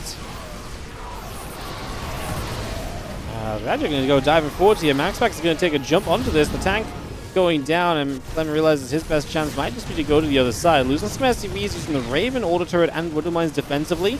Gets into the main base. Stalkers make a grab on one of the medevacs straight away, but they will not stop everything from unloading. And Maxpax is not going to be able to recall here. The Colossus coming up the ramp, just rallying across in the wrong kind of way. Oh, Clem, he might lose some units there because he just, yep. He went back because he missed the full liftoff, and his hesitation probably exposed that medevac, allowing the blink onto it. So Maxpax is able to make a grab. Clem probably would have just been away with that medevac otherwise. Obviously just wanted to try and save as much as possible. And one of those rare occurrences where Clem kind of stumbles over the decision. Where he's like, oh, I really want those units. And so then, yeah, but the hesitation costs you probably more than you save by trying it. Now Maxpax coming across the other side. What I do like for Clem is he got rid of the Colossus. There's only one Colossus in play. It's a big deal. That means much less to worry about here splash damage-wise. So in that regard, Clem can kind of relax a moment or two. How are we going to defend this as Maxpax is threatening to just walk up into the natural expansion? Wouldn't mind that. I love that Wouldn't mind. Target fires into the center of the sentries. Kills one, splashes the others. It's actually a pretty cute little move. I like that a lot as the Ghost Academy coming up from Clem and the Armory to try and continue his setup in the game. It's just trying to still build further into that aspect for the moment as the extra Colossus joining us now. So we're going to have 2 Colossus. This is really the scary moment a lot of Terrans face where the Colossus count gets a little bit higher, and with that Colossus count getting a little bit higher, a lot more kind of gets to be done overall. Because now it's a much scarier kind of army to attack into. 2 Colossus, you can't really fight that without a proper Viking count. So you've really got to start respecting that here. And that respect that's required is going to be the challenge for the Terran player. You know, how do you fight this army? When do you have a proper amount of Vikings to make that okay? Up an auto turret or 2 down. So again, using that Raven as a tanking mechanism. Going to chase here. The Vikings looking for that Colossus. The Zealots looped around the side and they will go for a few SCVs. We did kill one of the Colossus right now, but that chase did cost you a lot of HP on the bio units. Medevac's out of energy already. Another Colossus showing up, so Maxpax just keeps on rallying units back across the map and looking as though he may have enough of an edge here in this game number 3. It was that sequence of events with the drop. It was just a little bit too expensive for Clem. He lost a few too many units. He needed to get a few more units out of that main base to make this whole situation that much better. As Maxpax is able to, so far, look as though he's bringing this back. And going to keep on bringing this fight over to Clem after a first couple of games where it looked like he was going to be dead in the water in this series. And that is kind of the magic and the kind of weirdness of this, you know, sequence of series that these two play against each other. Is that some days it's like, oh my god, how do you ever beat this guy? How is he ever going to take a map? And then the next game is like, well, look, I'm just going to change a couple things and it looks so much more approachable, so much more manageable. After the first 2 games looked like Maxpax was going to have no chance at all, right? So yeah, well, we just have ourselves the couple of SCVs going down. Colossus still going to apply pressure here. The Vikings going to shoot back. How can the Vikings actually get rid of the Colossus? If you can get rid of the Colossus, I really believe a little bit for Clem in surviving through this. Supplies have evened out. Zealots into the natural is going to be a problem. Clem has no real good answer to that right now, but he's going to get every single Colossus in the game. I mean, that's a pretty big deal, no? Completely resetting the Colossus count. Bio Army will keep on chasing those Stalkers away too. 16 SCVs go down, so Clem takes a lot of eco damage, but he shows up onto this top left base, and he's going to go for this base. I mean, the Zealots that are charging in right now are not really in good enough number. I think Maxpax should just give up this base. If he gives up this base and defends the 4 bases back at home, I actually think he's going to be A-okay. Losing too many units trying to defend that location can give Clem an army advantage that you may never overcome again. So I think you just got to take your loss, give that base up, and move on from it, which it does look as though we've done in the end. Robo facility coming through, a couple missile turrets still building, +2 armor, +1 ship weapons, all coming online.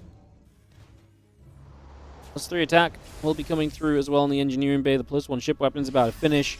Missile turrets being done. And the next few moments here from Clem.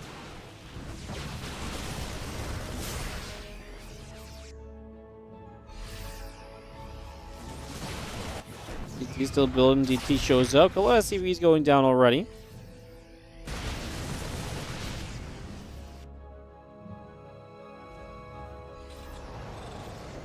That's coming about. Just going to get in toward this bottom side base. Going to jump onto a couple of these SCVs.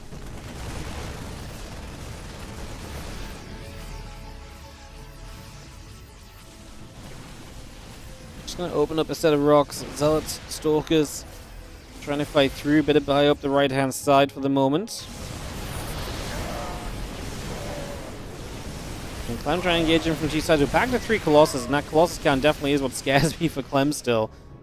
His army supply is okay, but his work count is quite far down. He's still rocking the 4 bases. Maxpax is going to 5 bases. He expands to the right, so kind of moving away from the base he was on previously. That upper left was apparently a step too far that he's not going to step back in that direction of.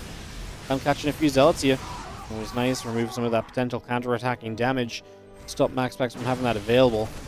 However, Clem's 4th base is now going to be under heavy attack as this was not quite in position. Somehow doesn't lose any SCVs really here, just the focus on the orbital, I guess. SCVs pull in to repair. Tell you what, Clem's medevacs are going to be so drained in this game. They are constantly having to heal. The fights are just keeping on happening. There's 100% a world where you lose too many of those, you you lose a few too many SCV, sorry. You use up, why am I going with this sentence? You go into some of these fights and you've used up so much medevac energy that then the medevacs really struggle to kind of like, keep going. So we're seeing the Colossus firing away, the Bio coming about, just having the chase forward, a couple Colossus taking some hits right here. Zealot's coming over, SCV's going to get jumped on, 3-3 coming up on the side of Clem. One of those Zealots going to get grabbed, just going to go jump on those, a couple of Vikings going to go after the Colossus. And Clem keep alive, yeah, dodges the Disruptor nicely, there's only a couple of Disruptors in play currently, so getting one dodge is nice. I'm actually going to get a good chase with the Vikings. They're going to be able to get straight after the Colossus. One more going down. And removing a lot of the reliable splash damage from this game from Maxpax. Disruptor going to grab a Ghost on the right-hand side, but both those Disruptors starting to drop. The force field not really good enough. Slows maybe a bit of Clem's army down, but I truly do not think enough of Clem's army to truly stop him right now. And this is actually turned into an absolute nightmare for Maxpax. Oh, Disruptor shot there was a little bit better, though. Maybe that's what he needs. Still trailing an army supply, mind you. Another Disruptor shot will get a Viking clipped and brought lower on HP. 2 new Colossus on the way because Colossus are the key to this army. You need that consistent damage output, and the Colossus are going to provide that. So you have to replace them. Right now is not a bad time to replace them. Only 6 Vikings in the game. When Clem sees a couple of them, he may very well go into some more Vikings again. But until he sees them and confirms them, it's very difficult for him to justify that. However, big push to the top side. Oh man, Clem's got a lot here. He's going to outnumber heavily. Maybe the Disruptors can save the day. We're actually going to recall a lot of the units back over. That might force Clem to just have to back out of this. The Disruptor didn't do a lot. Stalkers were fortunate they didn't blink in a moment sooner, because that would have been directly into the Disruptors, which get targeted down. All 3 Disruptors go down. Clem finding all of those. Now a Colossus going down as well. Maxpax trying to chase, but you know what? His army's not sizable. At least it was teched up, but no longer. One Colossus ain't going to do much. Disruptors dead. And now a Marauder-based force on the right side going to go after probes here as Maxpax's 5th base is in trouble, and Clem continuing to bring the fight out to the Protoss and not fearing. In a game where he was pushed back, he was bullied around, he's going to start knocking down multiple different locations, drop into the main base, keep this game chaotic, and keep Maxpax on the run as he forces Maxpax back up into this main. He gets rid of the base top left-hand side. 24 probes, 25 probes going down. That economy of Maxpax, that has been the one thing keeping him strong in this game to make up for the 7,000 worst resources lost he's been trading. Yeah, it's gone. Well, a big chunk of it is gone at the very least as Clem continues to find more probes down on the low ground as he just continues to drop around. Army supplies are going to close in a little bit, and this might be a moment where Clem actually does need to slow. I think he's done a lot, but yeah, maybe giving up a few units in the process, so it's time to just let things simmer and let this kind of cook into a position where it's like, okay, well, how does this game look now that we're more equal on workers? Because now does Clem just build up into an army that Maxpax can't really stop? Or is this a case of actually Clem gave away a bit too much of his army advantage, that this is actually still somewhat even? We're going to find out here shortly. I think Clem missing Vikings right now to really fight these Colossus. It's a very Marauder-heavy force. Great at surviving the Colossus shots, terrible at getting through Zealots. We're missing an armor upgrade, by the way, from Maxpax. Only +2 armor is going to mean that all of those Zealots are always taking way more damage than they maybe could have been. We dove for Colossus there. The other one is super low. Oh my goodness, we don't even find the Viking shot on it, so that Colossus lives. Clem taking the opportunity to dive there and choosing the moment to fight. Felt as though he could continue in with it, so really felt like he had an opportunity on that one. Maybe wasn't quite there as much as he thought. I mean, honestly, if he got the second Colossus, though, I would have loved it for him. So it was not far away from being truly a success story, as the Bio will jump into the upper right side. Next is going to get jumped on. And we are going to get rid of that already as well, so that's just going to go straight down.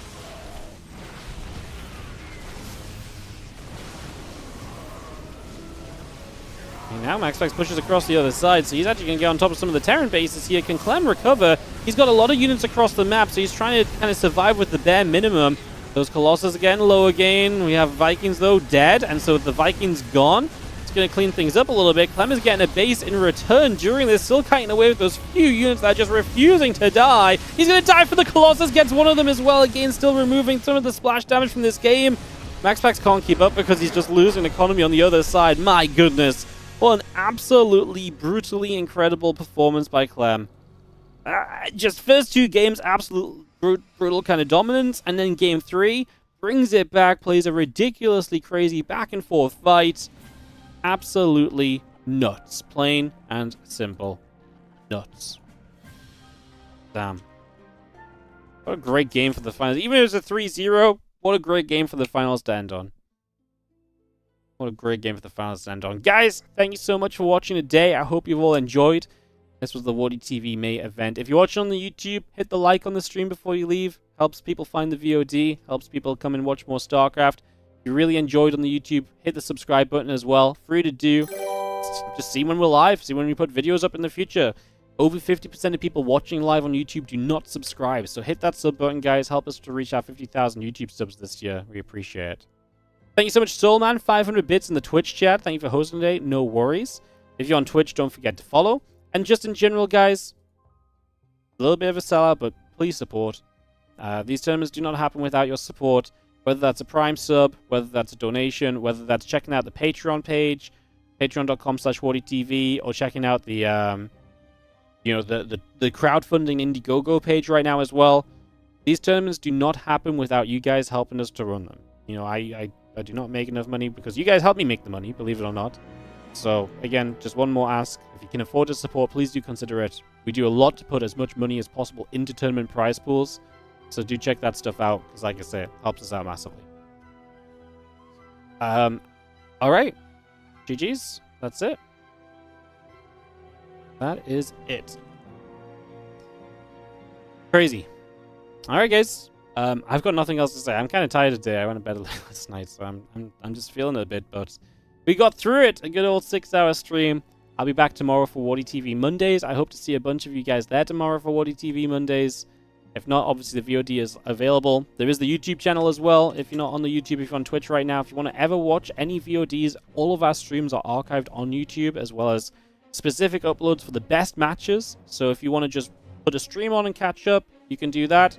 If you want to catch up on, like, if you want to just see what the best games have been recently, those are there too. Check out the YouTube channel. And thanks so much for watching, guys. I don't really have anything else to add apart from thanking you very much. And I will see you guys tomorrow for more StarCraft 2 for WardiTV Mondays. I'll see you guys there. Thanks so much for watching. Have a great rest of your night. I can run a set of ads on the outro. They're already running. When the ads are done, I will host someone up. Bye.